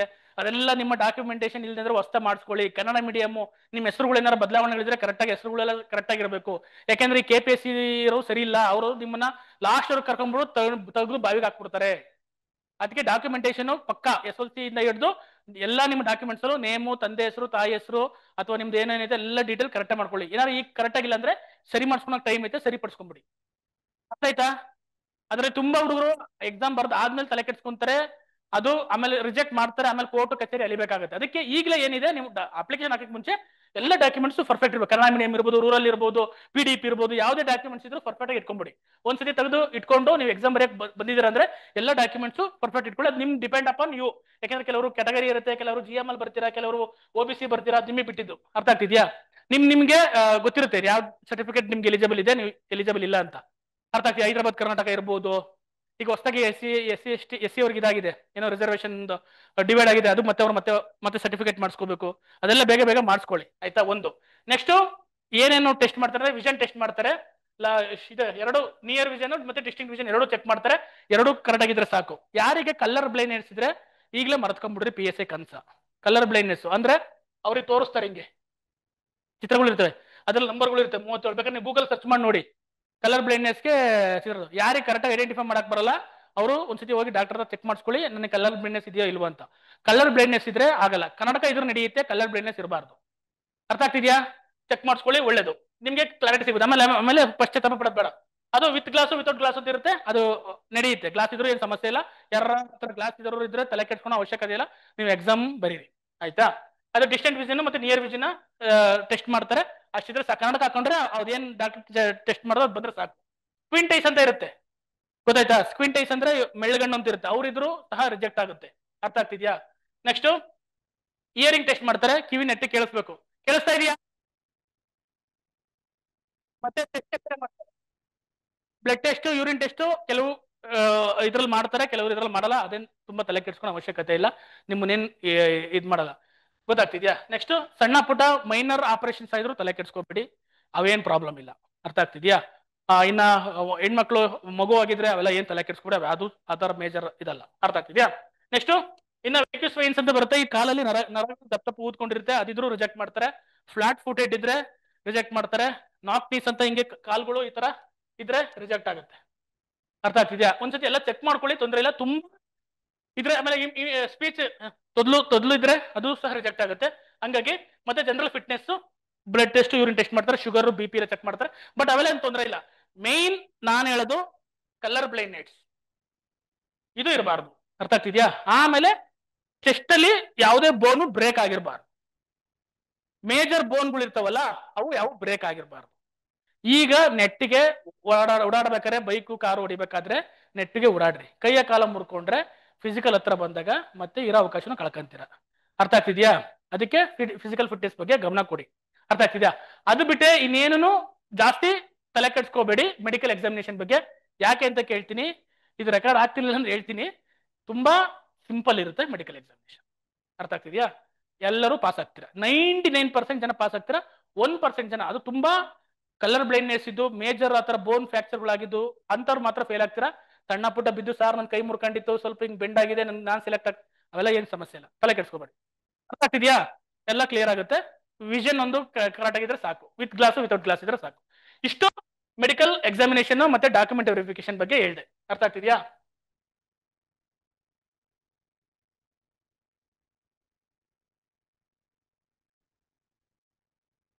ಇದು ಒಂದು ಎಕ್ಸ್ಪ್ಲೈನ್ ಮಾಡ್ಬಿಡ್ತೀನಿ, ನೋಡೋಣ. ಟೈಮ್ ಆಗ್ತಾ ಬಂದು ನಿಮ್ಗೆ ಒಂದು 10 ನಿಮಿಷ ಕ್ವಶನ್ಸ್ ಕೇಳಕ್ಕೆ ಅವಕಾಶ ಕೊಡ್ತೀನಿ. ಏನೋ ಡೌಟ್ಸ್ ಇದ್ರೆ ಕೇಳ್ಕೊಳ್ಳಿ. ತುಂಬಾ ಹೇಳೋಣ ಅಂತ ಬಂದ್ರೆ 2 ಅವರಲ್ಲಿ ಮುಗ್ದೇ ಹೋಯ್ತಪ್ಪ ಯಾಕೋ. ಈಗ ಎಕ್ಸಾಂಪಲ್, ಈಗ ಹಿಸ್ಟ್ರಿ ಓದ್ಬೇಕು ಅನ್ಕೊಂತೀರ ಅನ್ಕೊಳ್ಳಿ. ನಾನು ಅದನ್ನೇ ಹೇಳಿದೆ ಅವಾಗಲೇ ನಿಮ್ಗೆ ಹೇಳಿದ್ನಲ್ಲ, ಹಿಸ್ಟ್ರಿ ಫಸ್ಟ್ PYQ ಮಾಡಿದ್ಮೇಲೆ ಬೇಸಿಕ್ಸ್ ಬುಕ್ ಓದ್ಬೇಕು, ಅದನ್ನ 6th to 10th ವರೆಗೂ ನೋಟ್ಸ್ ಮಾಡ್ಕೋಬೇಕು. ಮತ್ತೆ basics book reading 11th to 12th ಓದ್ಬೇಕು, ಮತ್ತೆ ಅದನ್ನ ನೋಟ್ಸ್ ಮಾಡ್ಕೋಬೇಕು. ಮತ್ತೆ ರೆಫರೆನ್ಸ್ ಬುಕ್ ಓದ್ಬೇಕು, ಅದನ್ನ ನೋಟ್ಸ್ ಮಾಡ್ಕೋಬೇಕು. ಅದು ಕರೆಂಟ್ ಅಫೇರ್ಸ್ ಅಪ್ಡೇಟ್ ಮಾಡ್ಕೋಬೇಕು, PYQ ಅಪ್ಡೇಟ್ ಮಾಡ್ಕೋಬೇಕು, ಮತ್ತೆ ಅದು ರಿವಿಷನ್ ಮಾಡ್ಬೇಕು. ಇದೇ ತರ ಎಲ್ಲ ಸಬ್ಜೆಕ್ಟ್ಗೂ, polity, geography, history, economics, science and technology, environment, ಯಾವುದೇ ಸಬ್ಜೆಕ್ಟ್ ಅಂದ್ರೆ ಸೇಮ್ ಫಾರ್ಮುಲಾ. ಅರ್ಥ ಆಗ್ತಿದ್ಯಾ? ಇದನ್ನ ಫಾಲೋ ಮಾಡಿದ್ರೆ ಸಬ್ಜೆಕ್ಟ್ಸ್ ಕಂಪ್ಲೀಟ್ ಆಗಿ ಮುಗಿಯುತ್ತೆ. ಅರ್ಥ ಆಗ್ತಿದ್ಯಾ? ಇದು ಮಾಡ್ಬೇಕು. ನೆಕ್ಸ್ಟ್ ಈ ಕರೆಂಟ್ ಅಫೇರ್ಸ್ ಓದೋದು, ಇದು ರೀಡಿಂಗ್ ಕರೆಂಟ್ ಅಫೇರ್ಸ್ ಮತ್ತೆ ನ್ಯೂಸ್ ಪೇಪರ್ ಹೇಳಿದ್ನಲ್ಲ, ನ್ಯೂಸ್ ಪೇಪರ್ ರೀಡಿಂಗ್ ಯಾಕೆ ಇಂಪಾರ್ಟೆಂಟ್ ಇದೆ? ನ್ಯೂಸ್ ಪೇಪರ್ ಓದಬೇಕು, ಮ್ಯಾಗಝೈನ್ ಓದಬೇಕು, ನೋಟ್ಸ್ ಮಾಡ್ಕೋಬೇಕು, ರಿವಿಷನ್ ಮಾಡಬೇಕು, PYQ ಅನಾಲಿಸಿಸ್ ಮಾಡಬೇಕು. ಇದೆಲ್ಲದಕ್ಕೂ ಅದೇ ತರ PYQ ಹೆಂಗೆ ರಾ ಕ್ವಶನ್ ಪೇಪರ್ ತಗೋಬೇಕು, ಅದನ್ನ ನೀವು ನೋಟ್ಸ್ ಮಾಡ್ಕೋಬೇಕು ಯಾವ್ದು ಬರಲ್ಲ ಅಂತ. ಮತ್ತೆ identify strong and weak area, update your weak ಏರಿಯಾಗಳು. ಯಾವ್ದು ನಿಮ್ದು ಯಾವ ಸಬ್ಜೆಕ್ಟ್ ಅಲ್ಲಿ ವೀಕ್ ಇದ್ರೆ ಅದನ್ನ ಚೆನ್ನಾಗಿ ಓದ್ಕೊಳ್ಳಿ. ಮೇಕ್ ಮೋರ್ ಸ್ಟ್ರಾಂಗ್ ಏರಿಯಾ, ನಿಮ್ಮ ಸ್ಟ್ರಾಂಗ್ ಯಾವ ಏರಿಯಾ ಇದನ್ನ ಅದನ್ನ ಇನ್ನೂ ತುಂಬಾ ಚೆನ್ನಾಗಿ ಮಾಡ್ಕೊಳ್ಳಿ. ಅಷ್ಟೇನೆ. ಇದು ಆಗ್ಲೇ ಎಕ್ಸ್ಪ್ಲೇನ್ ಮಾಡಿದ್ದೀನಿ ನಾನು ನಿಮ್ಗೆ ಆಲ್ರೆಡಿ. ಓಕೆನಾ? ಹೌ ಟು PSC ಸೆಲೆಕ್ಟ್ ಆಗ್ಬೇಕು ಅಂದ್ರೆ ಏನ್ ಮಾಡ್ಬೇಕಪ್ಪ ಗೊತ್ತಾ? ಈಗ ಈ ಸೆಕ್ಷನ್ಗಳು ನಾನು ಹೇಳಿದ್ನಲ್ಲ, ಅದ್ರದ್ದು ಓವರ್ ಆಲ್ ನಿಮ್ಗೊಂದು ಕನ್ಕ್ಲೂಷನ್ ಹೇಳ್ತೀನಿ ನೋಡಿ. ಫಸ್ಟ್ ನೀವು PSC ಸೆಲೆಕ್ಟ್ ಆಗ್ಬೇಕು ಅಂತಂದ್ರೆ 45 ಮಾರ್ಕ್ಸ್ ಪೇಪರ್ 1 ಅಲ್ಲಿ ಬರಬೇಕು. ಗೊತ್ತಾಗ್ತಿದ್ಯಾ? Minimum effort, maximum marks paper 1 ಅಲ್ಲಿ. ಬೇಸಿಕ್ಸ್ ಬುಕ್ ರೀಡಿಂಗ್ ಅಲ್ಲಿ ನೀವು 45 to 50 ಮಾರ್ಕ್ಸ್ ಅಲ್ಲೇ ಕವರ್ ಆಗೋಗುತ್ತೆ. ಬೇಸಿಕ್ ಬುಕ್ ನ ಓದ್ಲೇಬೇಕು, ನಿಮ್ಮ ನೋಟ್ಸ್ ನ ಮಾಡ್ಕೋಬೇಕು. PYQ ಎಷ್ಟರಿಂದ 10 ರಿಂದ 15 ವರ್ಷದ PYQ ಅನಾಲಿಸಿಸ್ ಮಾಡ್ಲೇಬೇಕು. ಮೆಂಟಲ್ ಎಬಿಲಿಟಿ ವೆರಿ ಇಂಪಾರ್ಟೆಂಟ್ ಇದ್ಬಿಟ್ಟಿದೀನಿ, ಪ್ರತಿ ದಿನ 1 hour ಮೆಂಟಲ್ ಎಬಿಲಿಟಿ ಎತ್ತಿಟ್ಬಿಡಿ. ಯಾಕೆಂದ್ರೆ ಮೆಂಟಲ್ ಎಬಿಲಿಟಿ ಎಲ್ಲಾ ಎಕ್ಸಾಮ್ಸ್ ಕೇಳ್ತಾರೆ. ಯಾರು ಮೆಂಟಲ್ ಎಬಿಲಿಟಿ ಮತ್ತೆ ಸೈನ್ಸ್ ಸ್ಟ್ರಾಂಗ್ ಇರ್ತಾರೆ ಅವರೇ ಗೇಮ್ ಚೇಂಜರ್. ಇದೇ 2 ಸಬ್ಜೆಕ್ಟ್ ಗೇಮ್ ಚೇಂಜರ್. ಯಾಕೆಂದ್ರೆ 402 ನಲ್ಲಿ 17 ಕ್ವಶನ್ಸ್ ಮೆಂಟಲ್ ಎಬಿಲಿಟಿ ಕೇಳಿದ್ರು. ಅರ್ಥ ಆಗ್ತಿದ್ಯಾ? ಕರೆಕ್ಟ್ ಆಗಿ 14 ಕ್ವಶನ್ಸ್ ಅಟೆಂಡ್ ಮಾಡೋವಷ್ಟು 17ಕ್ಕೆ ಅಟ್ಲೀಸ್ಟ್ ಒಂದು 15 ಆದ್ರೂ ಸರಿ ಮಾಡುವಷ್ಟು ನಿಮ್ಮ ಅಕ್ಯುರಸಿ ಮತ್ತೆ ಸ್ಪೀಡ್ ಇರಬೇಕು. ಅದಕ್ಕೆ ಅಕ್ಯುರಸಿ ಮತ್ತೆ ಸ್ಪೀಡ್ ಬರಬೇಕು ಅಂದ್ರೆ ಇವತ್ತಿನ 1 ಅವರ್ ಮೆಂಟಲ್ ಎಬಿಲಿಟಿಗೆ ಮೀಸಲಿಡಬೇಕು. ಯಾರು ಸೈನ್ಸ್ ಮತ್ತೆ ಯಾಕಂದ್ರೆ ತುಂಬಾ ಜನ ಸೈನ್ಸ್ ನೆಗ್ಲೆಕ್ಟ್ ಮಾಡ್ತೀರಾ, ಬರೀ ಹಿಸ್ಟ್ರಿ ಪೊಲಿಟಿ ಓದ್ಕೊಂಡು ಕೂತ್ಕೊಂಡ್ಬಿಡ್ತೀರಾ, ಸೈನ್ಸ್ ಎನ್ವೈರನ್ಮೆಂಟ್ ಅವನ್ನೆಲ್ಲ ನೆಗ್ಲೆಕ್ಟ್ ಮಾಡ್ಬಿಡ್ತೀರಾ. ಅರ್ಥ ಆಗ್ತಿದ್ಯಾ? ಸೈನ್ಸ್ 10th ವರೆಗೂ ಓದೋದು ಸಾಕು. 10th ವರೆಗೂ ಇರೋ ಬೇಸಿಕ್ ಸೈನ್ಸ್ ನ ಓದಿ PYQ ಅನಾಲಿಸಿಸ್ ಮಾಡಿ ಆ ಹಳೆ ವರ್ಷ ಕ್ವಶನ್ ಸಾಲ್ವ್ ಮಾಡಿದ್ರೆ ಸಾಕಾಗುತ್ತೆ. ಅದರಲ್ಲಿ ಎಲ್ಲ ಕ್ವಶನ್ಸ್ ರಿಪೀಟ್ ಆಗುತ್ತೆ. ಅದೇ ಗ್ರಾವಿಟೇಷನ್ ಬಗ್ಗೆ ಕ್ವಶನ್ಸ್ ಕೇಳ್ತಿರೋದು, ಅದೇ ಕೆಬಿಲರಿ ಆಕ್ಷನ್ಸ್ ಬಗ್ಗೆ ಕೇಳ್ತಿರೋದು, ಅದೇ ಫಿಸಿಕಲ್ ಚೇಂಜ್ ಕೆಮಿಕಲ್ ಚೇಂಜ್ ಬಗ್ಗೆ ಕೇಳ್ತಿರೋದು, ಅದೇ ವಿಟಮಿನ್ಸ್ ಬಗ್ಗೆ ಕ್ವಶನ್ಸ್ ಕೇಳ್ತಿರೋದು. ಅದ್ರಲ್ಲಿ ಏನು ತುಂಬಾ ಅಪ್ಡೇಷನ್ ಇಲ್ಲ, ಅದ್ರ ಕರೆಂಟ್ ಅಫೇರ್ಸ್ ಅಪ್ಡೇಟ್ ಆಗಲ್ಲ ನಿಮಗೆ. ಸೈನ್ಸ್ ಅಂಡ್ ಟೆಕ್ನಾಲಜಿ ಅದ್ರ ಹೊಸ ಟೆಕ್ನಾಲಜಿ ಬಂದ್ರೆ ಅದ್ರ ಮೇಲೆ ಅದು ಕರೆಂಟ್ ಅಫೇರ್ಸ್ ಲಿಂಕ್ ಇರುತ್ತೆ. ಯಾಕಂದ್ರೆ ನೀವು ಏನಾದ್ರು ಟೆಕ್ನಾಲಜಿ ಬಂದ್ರೆ science and technology current affairs ಓದಿರ್ತೀರಾ, ಕವರ್ ಆಗುತ್ತೆ. ಬಟ್ ಬೇಸಿಕ್ ಸೈನ್ಸ್ 10ರಿಂದ 12 ಕ್ವಶನ್ ಬೇಸಿಕ್ ಸೈನ್ಸ್ ಬಂದೇ ಬರುತ್ತೆ, ಅದೇ ರಿಪೀಟೆಡ್ ಕ್ವಶನ್ಸ್ ಇರುತ್ತೆ. ಅದಕ್ಕೆ ನಾನು ಹೇಳಿದ್ದು ಮೆಂಟಲ್ ಎಬಿಲಿಟಿ ಮತ್ತೆ ಸೈನ್ಸ್ ಯಾರು ಚೆನ್ನಾಗಿ ಓದ್ಕೊಂತಾರೆ ಅವರು PSI ಎಕ್ಸಾಮ್ಸ್ ಇದು paper 1 plus science and mental ability ತುಂಬಾ ಫೋಕಸ್ ಮಾಡಿ ಈಗ್ಲಿಂದಲೇ. ಅರ್ಥ ಆಗ್ತಿದ್ಯಾ? Next traditional method. ಏನು ಟ್ರೆಡಿಷನಲ್ ಮೆಥಡ್ ಬಿಟ್ಟು ನಿಮ್ದೇ ಆದ ಟ್ರೆಡಿಷನಲ್ ಮೆಥಡ್ ಅಂದ್ರೆ ಬರೀ ಗೊತ್ತಿದಾಗ ನಿಮ್ಗೆ ಏನಾಗುತ್ತೆ ಹಿಸ್ಟ್ರಿ ಪೊಲಿಟಿ ಅಷ್ಟೇ ಅನ್ಕೊಂಡ್ಬಿಟ್ಟಿರ್ತಾರೆ ಕಾಂಪಿಟೇಟಿವ್ ಎಕ್ಸಾಮ್ಸ್. ಅಲ್ಲ, ಎನ್ವೈರನ್ಮೆಂಟ್, ಎಥಿಕ್ಸ್, ಕಂಪ್ಯೂಟರ್, ಪ್ರತಿ ಒಂದು ಸಣ್ಣ ಸಣ್ಣ ಸಬ್ಜೆಕ್ಟ್ ಸಹ ಇಂಪಾರ್ಟೆಂಟ್. ಅವು ಕಡೆ ಕಾನ್ಸಂಟ್ರೇಷನ್ ಮಾಡಿ. ಗೊತ್ತಾಗ್ತಿದೆ? ಆಮೇಲೆ must attend test series every week. ಪ್ರತಿ ಇದು ವೀಕ್ ಟೆಸ್ಟ್ ಸೀರೀಸ್ ನ ಅಟೆಂಡ್ ಮಾಡಿ ನಿಮ್ಮನ್ನ ಎವ್ಯಾಲ್ಯೂಟ್ ಮಾಡ್ಕೊಳ್ಳಿ. ಗೊತ್ತಾಗ್ತಿದೆಯಾ? ಇಲ್ಲಿ ಯಾರನ್ನೂ ಮೆಚ್ಚೋ ಅವಶ್ಯಕತೆ ಇಲ್ಲ. ನೀವೇನಿಲ್ಲಿ ಇನ್ಸ್ಟಲ್ ಬರೋ ರ್ಯಾಂಕ್ ಬಂದು ರ್ಯಾಂಕ್ ಬರೋ ಅವಶ್ಯಕತೆ ಇಲ್ಲ. ಎಕ್ಸಾಮ್ ಅಲ್ಲಿ ರ್ಯಾಂಕ್ ಬಂದ್ರೆ ಸಾಕು. ಅರ್ಥ ಆಗ್ತಿದೆ? ಅದಕ್ಕೆ ಬರ್ರಿ, ನಿಮ್ಮನ್ನ ನೀವು ಎವ್ಯಾಲ್ಯೂಟ್ ಮಾಡ್ಕೊಳ್ಳಿ. ಈ ವೀಕ್ಗಿನ ನೆಕ್ಸ್ಟ್ ವೀಕ್ ನಂದು ಪರ್ಫಾರ್ಮೆನ್ಸ್ ಹೆಂಗಿದೆ ಅಷ್ಟು ಮಾತ್ರ ನಿಮ್ಗೆ ಗೊತ್ತಿರಬೇಕು. ಅರ್ಥ ಆಗ್ತಿದ್ಯಾ? ಅದನ್ನ ನೀವು ಪ್ರತಿದಿನ ಮಾಡ್ಲೇಬೇಕು, ಪ್ರತಿ ವೀಕ್ ಮಾಡ್ಲೇಬೇಕು. ಟೆಸ್ಟ್ ಸೀರೀಸ್ ನ ತುಂಬಾ ಅಟೆಂಡ್ ಮಾಡ್ಕೊಳ್ಳಿ. ಟೆಸ್ಟ್ ಸೀರೀಸ್ ನ ಯಾವ್ದು ಕಾರಣಕ್ಕೂ ನೆಗ್ಲೆಕ್ಟ್ ಮಾಡ್ಕೋಬೇಡಿ. ಯಾಕೆಂದ್ರೆ ನಿಮ್ಗೆ ಕೈ ಹಿಡಿಯೋದು ಅದೇ, ನಿಮ್ಮ ತಪ್ಪು ಸರಿಗಳನ್ನ ತಿದ್ದೋದು ನಿಮ್ಮ ಟೆಸ್ಟ್ ಸೀರೀಸ್ಗಳು. ಗೊತ್ತಾಯ್ತಾ? ಇಲ್ಲಿ ಮಾರ್ಕ್ಸ್ ಎಷ್ಟರ ಬರಲಿ ಅದ್ರ ಬಗ್ಗೆ ವಿಚಾರ ಮಾಡಕ್ ಹೋಗ್ಬೇಡಿ. ಅರ್ಥ ಆಗ್ತಿದ್ಯಾ? ನೆಕ್ಸ್ಟ್ ಹೋಗೋಣ. Okay, any questions? ಈ ಕ್ವಶನ್ಸ್ ಕೇಳಬೇಕು ಹೇಳಿದೀನಿ. ಇನ್ನು ತುಂಬಾ ಇತ್ತಪ್ಪ. ಪೇಪರ್ 1 ಬಗ್ಗೆ ಹೇಳ್ತಾ ಇದ್ದೆ, ಟ್ರಾನ್ಸ್ಲೇಷನ್ ಅದೇ ಹೇಳಿದೀನಿ ಆಲ್ಮೋಸ್ಟ್ ಅಲ್ಲೂ. ನೋಡ್ರಿ, ಪ್ರಬಂಧ ಬರವಣಿಗೆಯಲ್ಲಿ ಇಂಗ್ಲಿಷ್ ಗ್ರಾಮರು, ವೊಕ್ಯಾಬ್ಯುಲರಿ ಬೇಕು, ಕನ್ನಡ ಬರಬೇಕು, ಇದು ಹೇಳಿದೀನಿ. ಪ್ರಾಮುಖ್ಯತೆ ಏನಕ್ಕೆ ಅದೆಲ್ಲ ಡೀಟೇಲ್ ಕ್ಲಾಸ್ ಮಾಡಕ್ ಬಂದಾಗ ಬೇಕಾದ್ರೆ ಹೇಳೋಣ. ಈಗ ಸದ್ಯಕ್ಕೆ ಕ್ವಶನ್ಸ್ ಕೇಳಿ. ಸಂಕ್ಷಿಪ್ತಗೊಳಿಸೋದಕ್ಕೆ ಈ ತರ ಪ್ಲಾನ್ ಮಾಡ್ಕೋಬೇಕು. ಪ್ರಬಂಧದಲ್ಲಿ 19+ ಬರಬೇಕು, ಭಾಷಾಂತರದಲ್ಲಿ 17 ಬರಬೇಕು, ಸಂಕ್ಷಿಪ್ತಗೊಳಿಸಲು 9 ಬರಬೇಕು. ಅವಾಗ 45 ಮೇಲೆ ರೀಚ್ ಆಗುತ್ತೆ. ಅದನ್ನ ಗಳಿಸ್ಬೇಕು ಅಂದ್ರೆ ಏನೇನ್ ಮಾಡ್ಬೇಕು ಅನ್ನೋದು ಹೇಳೋಣ ಅಂದ್ಕೊಂಡಿದ್ದೆ. ಟೈಮ್ ಆಯ್ತು. ಓಕೆನಾ? Common topics, sample topics, shift with effective translation,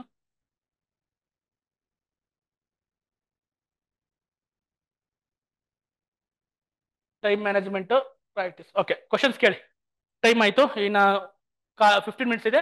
ನಿಮ್ ಡೌಟ್ಸ್ ಏನಾರ ಕೇಳಿ, ಬೇಗ ಕೇಳಬೇಕು. ಡೌಟ್ ಇಲ್ವಾ? ಏನೇ ಡೌಟ್ ಸಿಲ್ಲಿ ಆಗಿದ್ರು ಕೇಳಿ, ಆನ್ಸರ್ ಮಾಡ್ತೀನಿ. ಹಾ,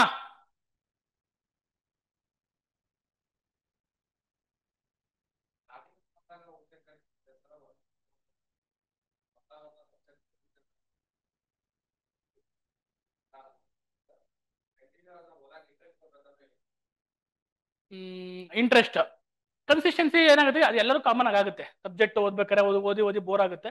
ಬಟ್ ನೀನೇ ಸೆಲ್ಫ್ ಮೋಟಿವೇಶನ್ ಮಾಡ್ಕೋಬೇಕು. ಏನು ಮಾಡೋಕ್ಕಾಗಲ್ಲ, ಇಲ್ಲಿ ಯಾರು ಬಂದು ನೀನು ಪುಷ್ ಮಾಡೋಕ್ಕಾಗಲ್ಲ. ಈಗ ನೀ ಎಕ್ಸಾಮ್ ಕ್ಲಿಯರ್ ಮಾಡಬೇಕು ಅಂತ ಮೈಂಡ್ ಸೆಟ್ ಬಂದಾಗ ಓದಿ ಟೈಮ್ ಆಗುತ್ತೆ, ಬ್ರೇಕ್ ಕೊಡು, ಬೇರೆ ಸಬ್ಜೆಕ್ಟ್ ಓದು, ಆಮೇಲೆ ಅದನ್ನ ತಗೋ. ಗೊತ್ತಾಗ್ತಿದ್ಯಾ? ಆಮೇಲೆ ನಿನಗೆ ನೀನೇ ಮೋಟಿವೇಶನ್ ಮಾಡ್ಕೋಬೇಕು. ಇಲ್ಲಿ ಬಂದು ಯಾರೋ ಏನು ಹೇಳ್ತಾರೆ, ಯಾರ್ದೋ ವಿಡಿಯೋ ನೋಡಿ, ಏನೋ ಫಿಲಮ್ ನೋಡಿ, ಅದೆಲ್ಲ ಕ್ಷಣಿಕ ಇರುತ್ತೆ.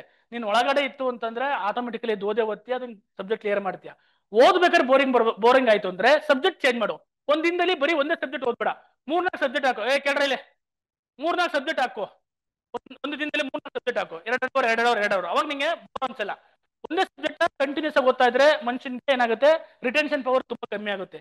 ಈಗ ನಾನೇ ನಿನ್ಗೆ ಹೇಳಿದ್ನೆ 2 ಗಂಟೆ 3 ಗಂಟೆ ಹೇಳಿದ್ರೆ ಬೋರ್ ಆಗಿ ಸ್ಟಾರ್ಟ್ ಮಾಡಿದ್ರೆ, ಸ್ಟಾರ್ಟಿಂಗ್ ಅಲ್ಲಿ ಒಂದು 10 ನಿಮಿಷ ಸಖತ್ ಕ್ಯೂರಿಯಸ್ ಆಗಿದ್ರೆ ಈಗಲೇ ಡೌನ್ ಆಗ್ತಿದೆ. ಕಾಮನ್ ಟೆಂಡೆನ್ಸಿ ಇದೆ, ಎಲ್ಲ ಹುಡುಗರಲ್ಲೂ ಆಗೋ ಟೆಂಡೆನ್ಸಿ ನನಗೂ ಹಾಗೆ ಆಗುತ್ತೆ. ಆದ್ರೆ ಅದನ್ನ ಗ್ಯಾಪ್ ಕೊಟ್ಟು ಬ್ರೇಕ್ ಕೊಟ್ಟು ಮತ್ತೆ ಸ್ಟಾರ್ಟ್ ಮಾಡು. ಅವಾಗ ಏನು ಬೋರ್ ಆಯ್ತು, PYQ ಸಾಲ್ವ್ ಮಾಡು. ಕ್ಯೂರಿಯಸ್ ಆಗಿರ್ಬೇಕು, ಆ ಸಬ್ಜೆಕ್ಟ್ ನ ತಿಳ್ಕೊಳಕ್ಕೆ ಕುತೂಹಲ ಇರಬೇಕು.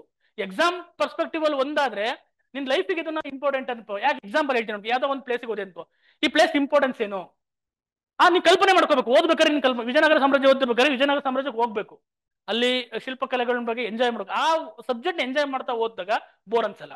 ಗೊತ್ತಾಗ್ತಿದೆ? ಸ್ಟಾರ್ಟಿಂಗ್ ಡೇಸ್ ಅಲ್ಲಿ ಅನ್ಸುತ್ತೆ ಯಾವಾಗ ಒಂದ್ 2 ಸತಿ ಎಕ್ಸಾಮ್ ಫೇಲ್ ಆದ್ರೆ ನಿನಗೆ ಆಟೋಮೆಟಿಕಲಿ ಇಂಟ್ರೆಸ್ಟ್ ಬರುತ್ತೆ.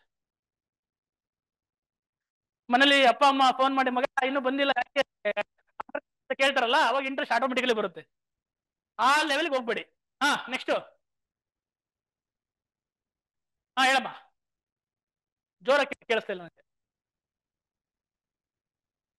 ಓ ಕರೆಕ್ಟ್, ಅದು ನೀನು ಹೇಳಿಲ್ಲಲ್ವಾ? ವೆರಿ ಗುಡ್, ಒಳ್ಳೆ ಕ್ವಶನ್ ಕೇಳಿದ್ರೆ. ನೋಡಪ್ಪ, NCERT DSIT NCERT ಎರಡೂ ಸೇಮೆ, ನೀವು ಅದ್ರ ಬಗ್ಗೆ ಜಾಸ್ತಿ ತಲೆ ಕೆಡಿಸ್ಕೋಬೇಡಿ. ಇಲ್ಲಿ NCERT ಏನಾಗುತ್ತೆ, ಇಂಗ್ಲಿಷ್ ಮೀಡಿಯಂ ಅಲ್ಲಿ ಇರುತ್ತೆ, ಗೊತ್ತಾಯ್ತಾ? DSIT ಕನ್ನಡದ ಮತ್ತು ಇಂಗ್ಲಿಷ್ ಎರಡರಲ್ಲೂ ಇರುತ್ತೆ. ಸಬ್ಜೆಕ್ಟ್ ಆಲ್ಮೋಸ್ಟ್ ಅಲ್ಲಿ ಎಲ್ಲರೂ ಸೇಮ್ ಇದೆ. ಫಸ್ಟ್ ಸ್ಟೇಟ್ ಎಕ್ಸಾಮ್ ಗೊತ್ತಿದ್ರೆ ಅಂದ್ರೆ DSIT ಮುಗಿಸಿ, ಟೈಮ್ ಇತ್ತು ಅಂದ್ರೆ NCERT ಒಂದ್ಸತಿ ಓದೋದು ಒಳ್ಳೇದು. ಯಾಕೆಂದ್ರೆ ಸೈನ್ಸ್ NCERT ಮತ್ತೆ DSIT ಎರಡು same, but history, polity, geography NCERTಗೂ DSITಗೂ ಒಂದು 20% ಡಿಫ್ರೆನ್ಸ್ ಇದೆ. ಹಾಗಾಗಿ ನೀವು ಸ್ಟೇಟ್ ಎಕ್ಸಾಮ್ ಗೊತ್ತಿರೋದ್ರಿಂದ DSIT ಓದಿ, ನೀವು ಇಂಗ್ಲಿಷ್ ಮೀಡಿಯಂ ಅಲ್ಲಿ ಓದಿ, ಕನ್ನಡ ಮೀಡಿಯಂ ಅಲ್ಲಿ ಓದಿ, ಸಿಲೆಬಸ್ ಒಂದೇನೆ. ಓದಿದಾದ್ಮೇಲೆ ಟೈಮ್ ಇತ್ತು ಅಂದ್ರೆ NCERT ಒಂದ್ಸತಿ ನೋಡಿ ಅಷ್ಟೇ, ಸುಮ್ಮನೆ ತೆಗೆದು ಏನಾರ ಜಾಸ್ತಿ ಎಕ್ಸ್ಟ್ರಾ ಪಾಯಿಂಟ್ಸ್ ಇದೆ ಅಂತ ನೋಡ್ಕೊಳ್ಳಿ ಅಷ್ಟೇ. ಸೈನ್ಸ್ ಎರಡಕ್ಕೂ ಸೇಮ್, ಸಮಸ್ಯೆ ಏನಿಲ್ಲ. ಕ್ಲಿಯರಾ? ನೆಕ್ಸ್ಟ್.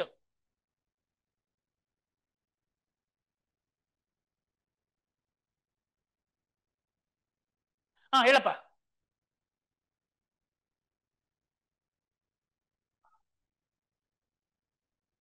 ನಿನ್ ಕೆಪಾಸಿಟಿ ಓದು. ನಿಂಗೆ ಕಾನ್ಸೆಪ್ಟ್ ಕ್ಲಾರಿಟಿ ಇತ್ತು, ನಿಂಗೆಲ್ಲ ಚೆನ್ನಾಗಿ ನಾನು ಅರ್ಥ ಮಾಡ್ಕೊಂತೀನಿ ಅಂದ್ರೆ ಓದು. ಆದ್ರೆ ಎಲ್ಲರಿಗೂ ಸಜೆಸ್ಟ್ ಮಾಡಲ್ಲ ನಾನು. ಬೇಸಿಕ್ಸ್ ಬುಕ್ ಓದಿದ್ರೆ ಒಂದು ಕ್ಲಾರಿಟಿ ಸಿಗುತ್ತೆ ಅನ್ನೋ ಒಂದು ಉದ್ದೇಶಗಳು ನಾನು ಹೇಳ್ತೀನಿ. ಇಲ್ಲ ನಾನು ಅರ್ಥ ಮಾಡ್ಕೊಂತೀನಿ, ಸ್ಟ್ಯಾಂಡರ್ಡ್ ಬುಕ್ ಅಲ್ಲಿ ಅರ್ಥ ಮಾಡ್ಕೊಂತೀನಿ ಅಂದ್ರೆ you can carry, don't worry, ಅದರಲ್ಲಿ ತಪ್ಪೇನಿಲ್ಲ, ಓದೋ ತಪ್ಪು ಅಂತ ಹೇಳ್ತಿಲ್ಲ. ಹಾ, ನಾನು ಒಂದು ಒಬ್ಬ ಹಳ್ಳಿಯಿಂದ ಬಂದಿರ್ತಾನೆ, ಕನ್ನಡ ಮೀಡಿಯಂ ಅಲ್ಲಿ ಓದಿರ್ತಾನೆ, ಅವನಿಗೆ ಇನ್ನು ಕಾಂಪಿಟೇಟಿವ್ ಎಕ್ಸಾಮ್ಸ್ ಹೊಸದು ಅಂತವ್ರಿಗೆ ನಾನು ಹೇಳ್ತಾ ಇರೋದು. ಕೆಲವರು ತುಂಬಾ ಬ್ರಿಲಿಯಂಟ್ ಇರ್ತಾರೆ. ಆ ಈಗ ಇದು ಕಾರ್ಮೆಂಟ್ ಗೂಡೆಂಟ್ ಎಲ್ಲ ಓದಿರ್ತಾರೆ, ತುಂಬಾ ಅಲ್ಲ ಕಾರ್ಮೆಂಟ್ ಅಂತ ಹೇಳ್ಬಾರ್ದು, ತುಂಬಾ ಚೆನ್ನಾಗಿ ನಿನಗೆ ಗೊತ್ತಾಗ್ಬೇಕು ನಾನು ಓದ್ತಿರೋ ಸರಿನಾ ಇಲ್ವಾ ಅಂತ, ಕರೆಕ್ಟ್ ಕ್ಲಾರಿಟಿ ಇದ್ರೆ ಆಯ್ತು. ಓಕೆ, ಆಮೇಲೆ how to get a previous year question papers ಎಲ್ಲ ಟೆಲಿಗ್ರಾಮ್ ಗ್ರೂಪ್ ಅಲ್ಲಂತೂ ಬೇಜಾನ್ ಬಿದ್ದವೆ. ಯಾವ ಟೆಲಿಗ್ರಾಮ್ ಗ್ರೂಪ್ ಹೋದ್ರು ಸಿಗುತ್ತೆ. ಅಥವಾ ಇದು ಶ್ರೀಕಾಟ್ ಅಂತ ಏನಾದ್ರು ಒಂದು ವೆಬ್ಸೈಟ್ ಇದೆ, ಅದ್ರೊಳಗೆ ಎಲ್ಲ ಕ್ವಶನ್ಸ್ ಸಿಗ್ತವೆ. ರಾ ಕ್ವಶನ್ ಪೇಪರ್ ಹೇಳಿದ್ನಲ್ಲ, ಅಲ್ಲಿ ಸಿಗ್ತವೆ. ಶ್ರೀಕಾಟ್ ಇದೆ ಹೆಸರು, ಶ್ರೀಕಾಟ್ ಏನಿದೆ ಅದು, ಗೂಗಲ್ ಮಾಡಿದ್ರೆ ಸಿಗುತ್ತೆ ನಿಮಗೆ. ಪ್ರೀವಿಯಸ್ ಇಯರ್ ಕ್ವಶನ್ ಪೇಪರ್ ಅಂತ ಗೂಗಲ್ ಮಾಡಿದ್ರೆ ಸಿಗುತ್ತೆ. How to get a previous year question paper, ಅದೇ ಸೇಮ್ ಕ್ವಶನ್ ಆಯ್ತಲ್ಲ.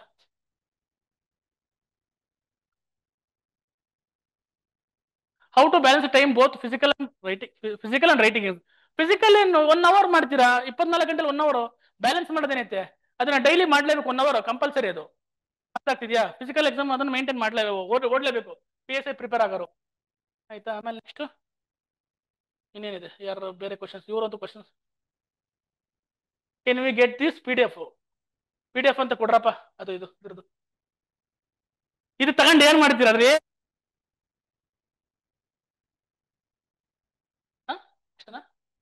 ಓಕೆ, ನಾ ಕೇಳ್ರಿ ನೀವೀಗ. ಹಾ,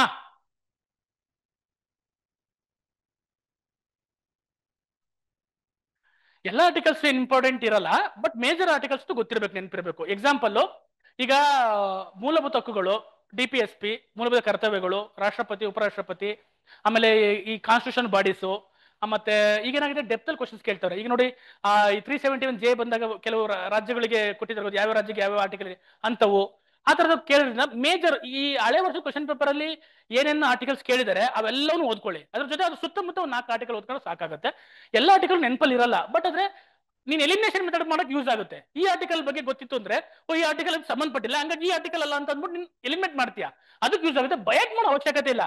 ನಂಬರ್ ಆಫ್ ಟೈಮ್ಸ್ ನೋಡಿದಾಗ ಈ ಆರ್ಟಿಕಲ್ 18, ಆರ್ಟಿಕಲ್ 17 ನೆನಪಿರುತ್ತೆ. ಯಾಕೆ ಹೇಳು? ತುಂಬಾ ಸತಿ ಕೇಳಿ ಕೇಳಿ ಕೇಳೋದು ಗೊತ್ತಾಗೋಗ್ಬಿಡುತ್ತೆ. ಅದೇ ರೀತಿ ನೀನ್ ಯಾವುದೇ ಆರ್ಟಿಕಲ್ ಆದ್ರೂ ಅಷ್ಟೇ ತುಂಬಾ ಸತಿ ನೋಡಿದಾಗ ನೆನಪಲ್ಲಿ ಇರುತ್ತೆ. ಬಯಟ್ ಮಾಡೋ ಅವಶ್ಯಕತೆ ಇಲ್ಲ. ಮಿನಿಮಮ್ ನನ್ನ ಪ್ರಕಾರ 50 ತನಕ ಅಂತೂ ಬಯಟ್ ಇದ್ರೆ ಒಳ್ಳೇದು. 50 ತನಕ minimum, at least fundamental rights, DPSP, ಮತ್ತೆ ಇವು ಏನು ಮೂಲಭೂತ ಕರ್ತವ್ಯಗಳು 51A ಬರುತ್ತೆ, ಅದರಲ್ಲಿ ABCD G ಅನ್ನೋರ್ಗೆ ಏನು ಬರುತ್ತೆ, ರಾಷ್ಟ್ರಪತಿ, ಉಪರಾಷ್ಟ್ರಪತಿ, ಪ್ರಧಾನಮಂತ್ರಿ, ಮತ್ತೆ ಈ ಇದು ಸುಪ್ರೀಂ ಕೋರ್ಟು, ಹೈಕೋರ್ಟು, ಮತ್ತೆ ಇನ್ನ ಕಾನ್ಸ್ಟಿಟ್ಯೂಷನ್ ಬಾಡೀಸ್ ಇದಾವಲ್ಲ, SC ST ಆಯೋಗ, OBC ಆಯೋಗ, ಮಹಿಳಾ ಆಯೋಗಗಳು, ಆ ತರದ ಒಂದಷ್ಟು ಗೊತ್ತು ನಿಮ್ಗೆ. ಆಮೇಲೆ ಭಾಷೆ ಬಗ್ಗೆ ಏನಾರು ಬಂದಾಗ, ಆಮೇಲೆ ಯಾವುದು ಕರೆಂಟ್ ಅಫೇರ್ಸ್ ಅಲ್ಲಿ ಇರುತ್ತೆ ಅದು ತುಂಬಾ ಇಂಪಾರ್ಟೆಂಟ್. ಅದೊಂದು ಆರ್ಟಿಕಲ್ ಸಂಬಂಧಪಟ್ಟಂಗೆ ಯಾವ್ದು ಕರೆಂಟ್ ಅಫೇರ್ಸ್ ಅಲ್ಲಿ ಇತ್ತು ಅಂದ್ರೆ ಅದು ಚೆನ್ನಾಗಿ ಓದ್ಕೊಳ್ಳಿ. 21A ಇರ್ಬೋದು, 21 ಬಗ್ಗೆ ತುಂಬಾ ನ್ಯೂಸ್ ಅಲ್ಲಿ ಇರುತ್ತೆ. ಆ ಪ್ರೈವಸಿ ಬಗ್ಗೆ ಅಲ್ವಾ, ಆ ತರದವೆಲ್ಲ ನೋಡ್ಕೊಳ್ಳಿ. Okay, next.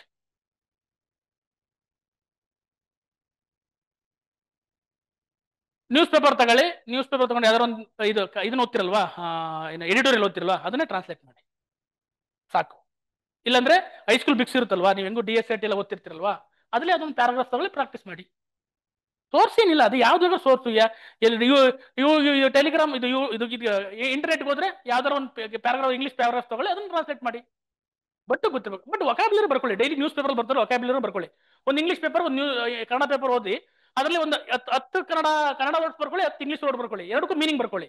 ಕನ್ನಡ ಇದ್ರೆ ಇಂಗ್ಲಿಷ್ ಬರ್ಕೊಳ್ಳಿ, ಇಂಗ್ಲಿಷ್ ಇದ್ರೆ ಕನ್ನಡ ಬರ್ಕೊಳ್ಳಿ, ಅಲ್ವಾ? ಬರ್ಕೊಂಡು ಆ ವರ್ಡ್ಸ್ ಡೈಲಿ ಯೂಸ್ ಮಾಡಿ. ಅರ್ಥ ಆಗ್ತಿದ್ಯಾ? ಈಗ ಎಕ್ಸಾಂಪಲ್, ನಿಮ್ಗೆ ದಿನನಿತ್ಯ ಬರೋ ಪದಗಳನ್ನೇ ತುಂಬಾ ಚೆನ್ನಾಗಿ ಓದ್ಕೋಬೇಕು. ಯಾವ್ದು ಎಕ್ಸಾಂಪಲ್ ಹೇಳ್ತೀನಿ. ನೋಟಿಫಿಕೇಶನ್, ಅಧಿಸೂಚನೆ ಅಂದ್ರೇನು, ಪ್ರಿನ್ಸಿಪಲ್, ಈ ತರದ ಒಂದಷ್ಟು ಪದಗಳು ಡೈಲಿ ಲೈಫಲ್ಲಿ ಯೂಸ್ ಮಾಡೋ ಪದಗಳು ಗೊತ್ತಿರಬೇಕು. ಮತ್ತೆ ಕಾನ್ಸ್ಟಿಟ್ಯೂಷನಲ್ ವರ್ಡ್ಸ್ಗಳು ಗೊತ್ತಿರಬೇಕು, ಸೈನ್ಸ್ ರಿಲೇಟೆಡ್ ಒಂದಷ್ಟು ವರ್ಡ್ಸ್ಗಳು ಗೊತ್ತಿರಬೇಕು, ಅಡ್ಮಿಷನ್ ರಿಲೇಟೆಡ್ ಒಂದಷ್ಟು ವರ್ಡ್ಸ್ಗಳು ಗೊತ್ತಿರಬೇಕು. ಒಂದೆರಡು ವರ್ಡ್ಸ್ಗಳು ಗೊತ್ತಾಗ್ಲಿಲ್ಲ ಅಂದ್ರೆ ರಿಪ್ಲೇಸ್ಮೆಂಟ್ ಮಾಡೋ ವರ್ಡ್ಸ್ ಆದ್ರೂ ಗೊತ್ತಿರಬೇಕು. ಸಮಾನಾರ್ಥಕ ಪದಗಳು, ಆಂಟಿನಮ್ಸ್ ಸಿನಾನಿಮ್ಸ್ ಗೊತ್ತಿರಬೇಕು. ಇದು ಗೊತ್ತಿದ್ರೆ ಪ್ರತಿದಿನ ನೀವು ಬರಿತಾ ಹೋದ್ರೆ, ಬರಿತಾ ಹೋದ್ರೆ, ನೀವು ಒಂದು 3 ತಿಂಗಳು ಪ್ರಾಕ್ಟೀಸ್ ಮಾಡಿದ್ರೆ ಆಟೋಮೆಟಿಕಲಿ ವೊಕ್ಯಾಬ್ಯುಲರಿ ಇಂಪ್ರೂವ್ಮೆಂಟ್ ಆಗಿರುತ್ತೆ. ಬಟ್ ಅದನ್ನ ಯೂಸ್ ಮಾಡ್ಬೇಕು, ಬಳಕೆ ಮಾಡ್ಬೇಕಾರೆ. ಈಗ ಇವ್ರ ಹುಡುಗರು ಗರ್ಲ್ ಫ್ರೆಂಡ್ಗೆ ಮೆಸೇಜ್ ಮಾಡ್ಬೇಕಾದ್ರೆ ಇಂಗ್ಲಿಷ್ ಅಲ್ಲಿ ಮಾಡ್ರೆ ಇನ್ನ ಗೊತ್ತಾಯ್ತಾ? ಅವಾಗ ಇಂಗ್ಲಿಷ್ ಅಲ್ಲಿ ಇಂಪ್ರೂವ್ಮೆಂಟ್ ಆಗುತ್ತೆ. ನೆಕ್ಸ್ಟ್ ಕೇಳೋ. ಇನ್ನು 10 ನಿಮಿಷ ಇದೆ, ಕೇಳಿ ಬೇಗ ಕೇಳ್ರಪ್ಪ. ಕೇಳು, ನಿನಗೆ ಡೌಟ್ ಇದ್ದಾನೆ ಕೇಳ್ತ.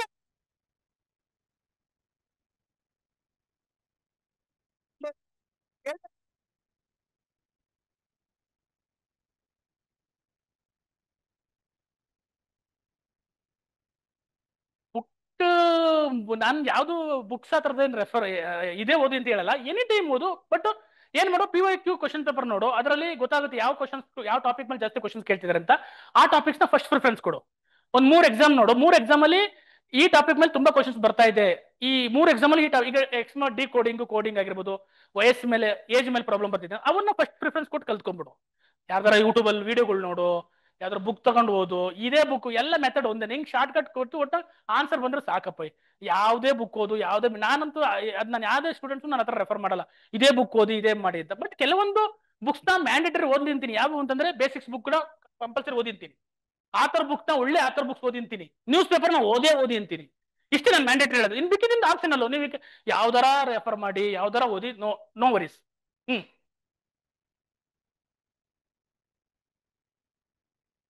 PSI ಎಣ್ಣೆ ಕುಡಿಸ್ತಾರೆ, PSIಗಳು ಇದು ಬರ್ತದೆ. ESI exercise sub inspector P, exercise sub inspector ಇರುತ್ತೆ, ಅದು ಡಿಪಾರ್ಟ್ಮೆಂಟ್, ಸಪ್ರೇಟ್ ಡಿಪಾರ್ಟ್ಮೆಂಟ್ ಇದೆ. ಹೇಳು. ಇಲ್ಲ, KPSC ಸ್ವಲ್ಪ ಸಿಲೆಬಸ್ ಚೇಂಜ್ ಆಗುತ್ತೆ, ಪೇಪರ್ ಸೇಮ್ ಇದೆ. ಬಟ್ SA ಅಲ್ಲಿ 30 ಮಾರ್ಕ್ಸ್ ಇರುತ್ತೆ, ಟ್ರಾನ್ಸ್ಲೇಷನ್ 20 ಮಾರ್ಕ್ಸ್ ಇರುತ್ತೆ. ಅರ್ಥ ಆಗ್ತಿದ್ಯಾ? ಹಾಗಾಗಿ ನೀವು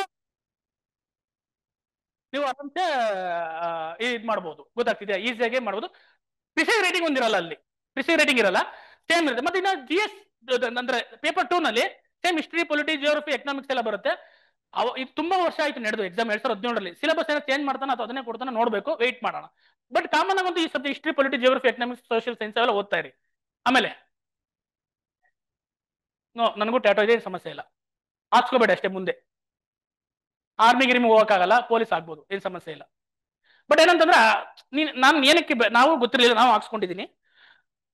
ಅವಾಗ ಗೊತ್ತಿರಲಿಲ್ಲ ಚಿಕ್ಕ ಹುಡುಗರಲ್ಲಿ. ಆದ್ರೆ ಬಟ್ ನಾವೊಂದು ಅಧಿಕಾರಕ್ಕೆ ಬಂದಾಗ, ಒಂದು ಪೊಸಿಷನ್ ಬಂದಾಗ ನಾವು ಆಸ್ ಎ ನ್ಯೂಟ್ರಲ್ ಆಗಿರ್ಬೇಕು. ಯಾವ್ದೇ ಜಾತಿ, ಧರ್ಮ, ಯಾವುದೇ ಒಂದು ರಿಲಿಜನ್ಗೆ ಸಂಬಂಧಪಟ್ಟದ್ದು ನಾವು ತೋರಿಸ್ಕೋಬಾರ್ದು ಹೊರಗಡೆಯಿಂದ. ಹಾಗಾಗಿ ನಾವು ಆ ತರದಲ್ಲಿ ಅಚ್ಚೆಲ್ಲ ಹಾಕ್ಸ್ಕೋಬಾರ್ದು ಅಂತೈತೆ. ಬಟ್ ಈಗ ಹಾಕ್ಸ್ಕೊಂಡ್ರೆ ಏನು ಮಾಡಕ್ ಹೋಗ್ಬೇಡ, ರಿಮೂವ್ ಮಾಡ್ಸಕ್ಕೂ ಹೋಗ್ಬೇಡ, ತಲೆ ಕೆಡ್ಸ್ಕೋಬೇಡ. ರಿಮೂವ್ ಎಲ್ಲ ಮಾಡ್ಸಕ್ ಹೋಗಿ ಅದಕ್ಕೆಲ್ಲ ಲಕ್ಷಾಂತರ ರೂಪಾಯಿ ಖರ್ಚು ಮಾಡಬೇಡಿ. ಆಮೇಲೆ ಲೇಸರ್ ಟ್ರೀಟ್ಮೆಂಟ್ ಕೊಂಡು ಕೂಡ ಅದು ಬೇರೆ ಏನೋ ಕಾಯಿಲೆ ಬಂದೆಲ್ಲ ಆಗದ್ ಬೇಡ, ಲಿವ್ ಇಟ್ ಅಷ್ಟೇ.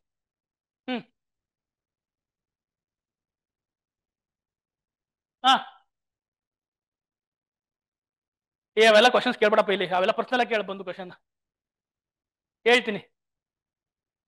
ಸ್ಟಡಿ ರಿಲೇಟೆಡ್ ಕೇಳಿ, ಬೇಡ ಅದೆಲ್ಲ ಕಾಂಟ್ರವರ್ಸಿ ಕ್ವಶನ್ಸ್ ಎಲ್ಲ ಬೇಡ. ಸ್ಟಡಿ ರಿಲೇಟೆಡ್ ಕ್ವಶನ್ಸ್ ಕೇಳು, ಆಮೇಲೆ ಹೇಳ್ತೀನಿ ನಿನ್ಗೆ ಬೇಕಾರೆ. ಹಾ ಹಾ ನೋಡಿ, ನಾನು ಅದೇ ಹೇಳಿದೆ, ಯಾವುದೇ ವ್ಯಕ್ತಿಗೆ ಓದುದು ತುಂಬಾ ದಿನ ನೆನಪಲ್ಲಿ ಇರಲ್ಲ. ಅವ್ರು ಎಂತ ಬ್ರಿಲಿಯಂಟ್ ಆಗಿದ್ರು ದಿನ ಸಬ್ಜೆಕ್ಟ್ ಗ್ಯಾಪ್ ಕೊಟ್ಟಂಗೆ ಪರ್ಸೆಂಟ್. ನೀವು ಒಂದ್ಸತಿ ಓದಿದಾಗ 100% ನೆನಪಿರುತ್ತೆ. 10 ದಿನ ಬಿಟ್ರೆ ಅದು 50% ಬರುತ್ತೆ, ಇನ್ನು 10 ದಿನ ಬಿಟ್ರೆ 25% ಬರುತ್ತೆ. ಅದಕ್ಕೆ ಏನ್ ಮಾಡ್ಬೇಕು, ರಿವಿಷನ್ಸ್ ಮಾಡ್ಬೇಕು. ನಂಬರ್ ಆಫ್ ರಿವಿಷನ್ಸ್ ಮಾಡಿದಾಗ ಏನಾಗುತ್ತೆ, ನೆನಪಲ್ಲಿ ಇರ್ತಾ ಬರುತ್ತೆ. ಅರ್ಥ ಆಗ್ತಿದ್ಯಾ? ಅದಕ್ಕೆ ಓದ್ಬೇಕಾದ್ರೆ ಒಂದ್ಸತಿ ಕಾನ್ಸೆಪ್ಟ್ ಚೆನ್ನಾಗಿ ತಿಳ್ಕೊಂಡು ಓದಿದ್ರೆ ಆ ಸಬ್ಜೆಕ್ಟ್ ಅರ್ಥ ಆಗಿದ್ರೆ ಫ್ಯಾಕ್ಟ್ಸ್ ಎಲ್ಲರಿಗೂ ಮರ್ತೋಗ್ತವೆ. ಆದ್ರೆ ನೆನಪಲ್ಲಿ ಇರುತ್ತೆ, ನಿಂಗೆ ರಿಕಾಲ್ ಆಗುತ್ತೆ. ಅದು ಓದ್ಬೇಕಾದ್ರೆ ನೀಟಾಗಿ ಅರ್ಥ ಮಾಡ್ಕೊಂಡು ರಿವಿಷನ್ಸ್ ಮಾಡ್ಬೇಕು. ನಂಬರ್ ನೀವು ಎಕ್ಸಾಮ್ ಹೋಗಿ ಮುಂಚೆ ಒಂದು 5-6 ಸತಿ ನಂತರ ರಿವಿಷನ್ ಮಾಡಿರ್ಬೇಕು. ಅರ್ಥ ಆಗ್ತಿದ್ಯಾ? ಇನ್ನ 2 ಮಿನಿಟ್ಸ್ ಇದೆ, ಬೇಗ ಕ್ವಶನ್ ಕೇಳಿ ಏನಾರಿದ್ರೆ, ಇಲ್ಲ ಅಂದ್ರೆ ಕಂಪ್ಲೀಟ್ ಮಾಡೋಣ, ಎಂಡ್ ಮಾಡೋಣ. ಟೈಮ್ ಆಯ್ತಲ್ವಾ ಬ್ರದರ್? ಹಾ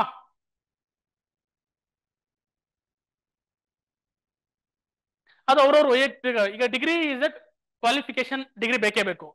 ಕೆಲವರು ಇದು ಮಾಡ್ಕೊಂಡು ಬರ್ತಾರೆ, ಕೆಲವರು ಇಲ್ಲ ನಾನು ಡಿಗ್ರಿ ಸಾಕಪ್ಪ ನಾನು ಇದ್ರ ಮೇಲೆ ಜಾಬ್ ತಗೊಂತೀನಿ ಅಂತ ಬರ್ತಾರೆ. ಅದು ಅವ್ರವ್ರ ವೈಯಕ್ತಿಕ ನಿರ್ಧಾರ. ನಿಮ್ಗೆ ನೋಡಿ, ಮನೇಲಿ ಎಕನಾಮಿಕಲಿ ಚೆನ್ನಾಗಿದೆ, ನಾನು MA ಮಾಡ್ಕೊಂಡು ಅಥವಾ MSc ಮಾಡ್ಕೊಂಡು BEd ಮಾಡ್ಕೊಂಡು ಬರ್ತೀನಿ, ಇಲ್ಲಪ್ಪ ಮನೆ ಕಡೆ ಪರಿಸ್ಥಿತಿ ಅಷ್ಟೇ ಇದೆ, ಒಂದು ಯಾವ್ದಾದ್ರು ಗೌರ್ಮೆಂಟ್ ಜಾಬ್ ತಗೊಳ್ಳೋಣ, ಈಗ ಆಮೇಲೆ ಬೇಕಾದ್ರೆ ಎಕ್ಸ್ಟರ್ನಲ್ ಅಲ್ಲಿ MSc ಮಾಡ್ಕೊಳ್ಳೋಣ. ನಿನ್ ಫ್ಯೂಚರ್ ಏನೋ ನೀನ್ ಡಿಸೈಡ್ ಮಾಡ್ಕೊಳ್ಳಿ. ಈಗ MSc ಮಾಡಿ ಏನಾದ್ರು ಲೆಕ್ಚರ್ ಆಗ್ತೀರಾ ಅಥವಾ ಏನಾದ್ರು ಬೇರೆ ಪ್ಲಾನಿಂಗ್ ಇದೆಯಾ, ಆ ತರ ಥಿಂಕ್ ಮಾಡಿ. ಇಲ್ಲ ನನ್ಗೆ ಏನೋ ಬೇಡಪ್ಪ ಲೆಕ್ಚರ್ ಆಗೋ ಪ್ಲಾನ್ ಇಲ್ಲ, ನನಗೆ ಸದ್ಯಕ್ಕೆ ಒಂದು ಜಾಬ್ ಬೇಕು, ಯಾವ್ದಾದ್ರು PCನೋ PSI ಯಾವ್ದು ಬೇಗ ಆಗುತ್ತೆ ಅದು ಮಾಡ್ಕೊಂಡು ಹೋಗ್ತೀನಿ ಅಂದ್ರೆ ಡಿಗ್ರಿ ಮುಗಿಸ್ಕೊಂಡು ಪ್ರಿಪರೇಷನ್ ಸ್ಟಾರ್ಟ್ ಮಾಡಿ ಎಕ್ಸಾಮ್ ಕ್ಲಿಯರ್ ಮಾಡ್ಕೊಳ್ಳಿ. ಅದು ವೈಯಕ್ತಿಕ, ಇಂಡಿವಿಜುವಲ್, ಎಲ್ಲರೂ ಒಂದೇ ತರ ಅಂತ ಹೇಳಕ್ಕಾಗಲ್ಲ. ನನ್ನ ಒಪಿನಿಯನ್ ಇದು. ನಾನು ಏನ್ ಮಾಡಿದೆ, BSc ಮಾಡಿದೆ, ಆಮೇಲೆ ನಾನು ಟೀಚರ್ ಆಗ್ಬೇಕು ಅಂತ BEd ಮಾಡಿದೆ. BEd ಮಾಡಿದಾಗ ಎಕ್ಸಾಮ್ ನನಗೊಂದು ಒಂದು ಕೆಲಸ ಸಿಕ್ಕರೆ ಸಾಕಣಪ್ಪ ನಮ್ಮ ಪರಿಸ್ಥಿತಿ ಇತ್ತು. ಎಕ್ಸಾಮ್ ಬರ್ದೆ, BEd ಟೀಚರ್ ಸೆಲೆಕ್ಷನ್ ಆಯ್ತು. ಅವಾಗ ಏನ್ ಮಾಡಿದೆ, MSc ಎಕ್ಸ್ಟರ್ನಲ್ ಕಲ್ತ್ಕೊಂಡು ಪಾಸ್ ಮಾಡಿದೆ. ಅಷ್ಟೇನೆ. MSc BEd ಆಗಿದೆ ಅಷ್ಟೇ. ಅದೇನು MSc ನನಗೆ ಎಲ್ಲೂ ಯೂಸ್ ಆಗ್ಲಿಲ್ಲ, ನನಗೆ ಯೂಸ್ ಆಗ್ಲಿಲ್ಲ. ಅರ್ಥ ಆಗ್ತಿದ್ಯಾ? ಯಾಕೆ ನಾನು ಮುಂದೆ ಫ್ಯೂಚರ್ ಮುಂದಕ್ಕೆ ಹೋಗ್ಲಿಲ್ವಲ್ಲ ಓದಕ್ಕೆ. ಹಾ, ಕೋಚಿಂಗ್ ಅಲ್ಲಿ ಚೆನ್ನಾಗಿ ಬರ್ಸಿದ್ರೆ ಓಕೆ, ಬಟ್ ಅದನ್ನ ಇನ್ನೂ ಅಪ್ಗ್ರೇಡ್ ಮಾಡ್ಕೊಂಡು ಕರೆಂಟ್ ಅಫೇರ್ಸ್ ಅಪ್ಡೇಟ್ ಮಾಡ್ಕೊಂಡು ಹೋದ್ರೆ ಸಾಕಾಗುತ್ತೆ. ಬಟ್ ಬೇಸಿಕ್ಸ್ ಬುಕ್ ಎಲ್ಲ ಓದೋದು ಮ್ಯಾಂಡೇಟರಿ, ಅದನ್ನಂತ ಹೇಳ್ತೀನಿ. ಈಗ ಟ್ರೈ ಮಾಡಿ. ಈಗ ಇಲ್ಲಿಂದ ಹೋದ್ಮೇಲೆ ಏನ್ ಮಾಡ್ತೀಯಾ? ಈಗ ಇಲ್ಲಿ ಪಾಠ ಒಂದು ಕೇಳ್ತಿಲ್ವಾ, ಇದಕ್ಕೆ 6th ಮನೆಗೆ ಹೋದ್ಮೇಲೆ ಬೇಸಿಕ್ಸ್ ಬುಕ್ ಓದು. ಇಲ್ಲಿ ನೋಟ್ಸ್ ಮಾಡ್ತಾರ, ಅದನ್ನ ಬರ್ಕೋ, ನೀಟಾಗಿ ಕೇಳ್ಕೊ, ಪಾಠ ಕೇಳ್ಕೊ. ಅವರು ಬೇಸಿಕ್ಸ್ ಬುಕ್ ಕವರ್ ಮಾಡ್ತಾರೆ. ಅರ್ಥ ಆಗ್ತಿದ್ಯಾ? ಬಟ್ ಅದನ್ನ ನೀನು ಇಲ್ಲೇ ಕ್ಲಾಸಲ್ಲಿ ಕೇಳಿಲ್ಲ ಅಂದ್ರೆ ಅದು ಯೂಸ್ಫುಲ್ ಆಗಲ್ಲ. ಗೊತ್ತಾಯ್ತಾ? ಇಲ್ಲಿ ಕ್ಲಾಸ್ ಚೆನ್ನಾಗಿ ಕೇಳು, ಅಲ್ಲಿ ಬೇಸಿಕ್ 2 to 3 ಅವರ್ಸ್ ಅದನ್ನ ಪ್ಯಾರಲಲ್ ಮುಗಿಸ್ಕೊಂಡು ಹೋಗು. ಅವಾಗ ಇದು ಸಿಲೆಬಸ್ ಕವರ್ ಆಗುತ್ತೆ, ಅದು ಮುಗಿತಾ ಬರುತ್ತೆ ಅಷ್ಟೊತ್ತಿಗೆ. ಅವಾಗ ನಿನ್ಗೆ ಇಲ್ಲಿ ಓದಿದ್ದು ಅಲ್ಲೋದಿದ್ದು ಎರಡು ಮ್ಯಾಚ್ ಆಗ್ತಾ ಬರುತ್ತೆ ಕೆಲವು ಸತಿ. ಅಕಸ್ಮಾತ್ ಈಗ ಯಾವ ಸಬ್ಜೆಕ್ಟ್ ಮಾಡ್ತಾರೆ ಇಲ್ಲಿ ಪಾಠನ ಇನ್ನು ಸ್ಟಾರ್ಟ್ ಆಗಿಲ್ಲಲ್ವಾ? ಅಕಸ್ಮಾತ್ ಈಗ ಪೊಲಿಟಿಕ್ಸ್ ಸ್ಟಾರ್ಟ್ ಮಾಡೋದು ಅಂದ್ಕೊಳ್ಳಿ, ಯಾವ್ದು ಪಾಠ ಮಾಡ್ತಾರೆ ಹಿಂದಿನ ಓದ್ಕೊಂಡ್ ಬನ್ನಿ ಅಲ್ಲಿಂದ, ಬೇಸಿಕ್ ಬುಕ್ ಇಂದ. ಹಿಸ್ಟ್ರಿ ಸ್ಟಾರ್ಟ್ ಮಾಡಿ ಹಿಸ್ಟ್ರಿ ಓದ್ಕೊಂಡ್ ಬನ್ನಿ, ಸೈನ್ಸ್ ಹೋದ್ರೆ ಸೈನ್ಸ್ ಓದ್ಕೊಂಡ್ ಬನ್ನಿ, ಅಲ್ವಾ? ಮಾಡ್ಬೋದು. ಎಷ್ಟು ಅವರ್ ಇರುತ್ತೆ ನಿಮ್ಗೆ ಕ್ಲಾಸ್? ಡೈಲಿ ಎಷ್ಟು ಅವರ್ ಇರುತ್ತೆ? 2 to 8. ಮತ್ತೆ ಮಾರ್ನಿಂಗ್ ಎಲ್ಲ ಏನ್ ಮಾಡ್ತೀರಾ? 2 ಗಂಟೆವರೆಗೂ. ಮತ್ತೆ ಇಲ್ಲಿಂದ ಹೋದ್ಮೇಲೆ ಏನ್ ಮಾಡ್ತೀರಾ? ಅಲ್ವಾ? ಹಾ, ಟೈಮ್ ಮ್ಯಾನೇಜ್ಮೆಂಟ್ ಮಾಡಿ, ಆಗುತ್ತೆ. ಹೇಳ್ರಿ, ಏನ್ ಸೆಲೆಕ್ಷನ್ ಆದ್ಮೇಲೆ? ಏನಿಲ್ಲ, ಫಸ್ಟ್ ಈಗ ನಿಮ್ದು ಎಕ್ಸಾಮ್ ಫಿಸಿಕಲ್ ಆಗುತ್ತೆ.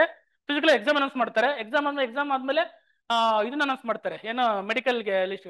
ಮೆಡಿಕಲ್ ಡಾಕ್ಯುಮೆಂಟ್ ವೆರಿಫಿಕೇಶನ್ ಆಗಿ ಎಲ್ಲ ಕ್ಲಿಯರ್ ಆಯ್ತು ಅಂದ್ರೆ ಫಸ್ಟ್ ಲಿಸ್ಟ್, ಪ್ರಾವಿಷನಲ್ ಲಿಸ್ಟ್ ಬಿಡ್ತಾರೆ, ಫೈನಲ್ ಲಿಸ್ಟ್ ಬಿಡ್ತಾರೆ, ಆರ್ಡರ್ ಕಾಪಿ ಕೊಡ್ತಾರೆ.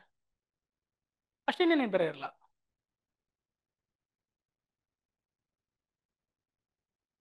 ಇಲ್ಲ, ಓದಿದ್ರೆ ತುಂಬಾ important. Hand book of Karnataka ತುಂಬಾ ಇಂಪಾರ್ಟೆಂಟ್. ಓದಿ, ಟೈಮ್ ಇದೆ. ನಾನು ಅದನ್ನ ಹೇಳ್ಬೇಕಿತ್ತು ನಿಮ್ಗೆ, ಇದನ್ನೇ ಇಷ್ಟೇ ಮುಗಿಸೋ ಟೈಮ್ ಬೇಕಾಗುತ್ತೆ ಅಂದ್ಬಿಟ್ಟು ನಾನು ಅದನ್ನ ಆಪ್ಷನ್ ಆಗಿ ಇಟ್ಕೊಂಡೆ. ಯೋಜನಾ ಮ್ಯಾಗ್ಝಿನ್ ಓದಬೇಕು.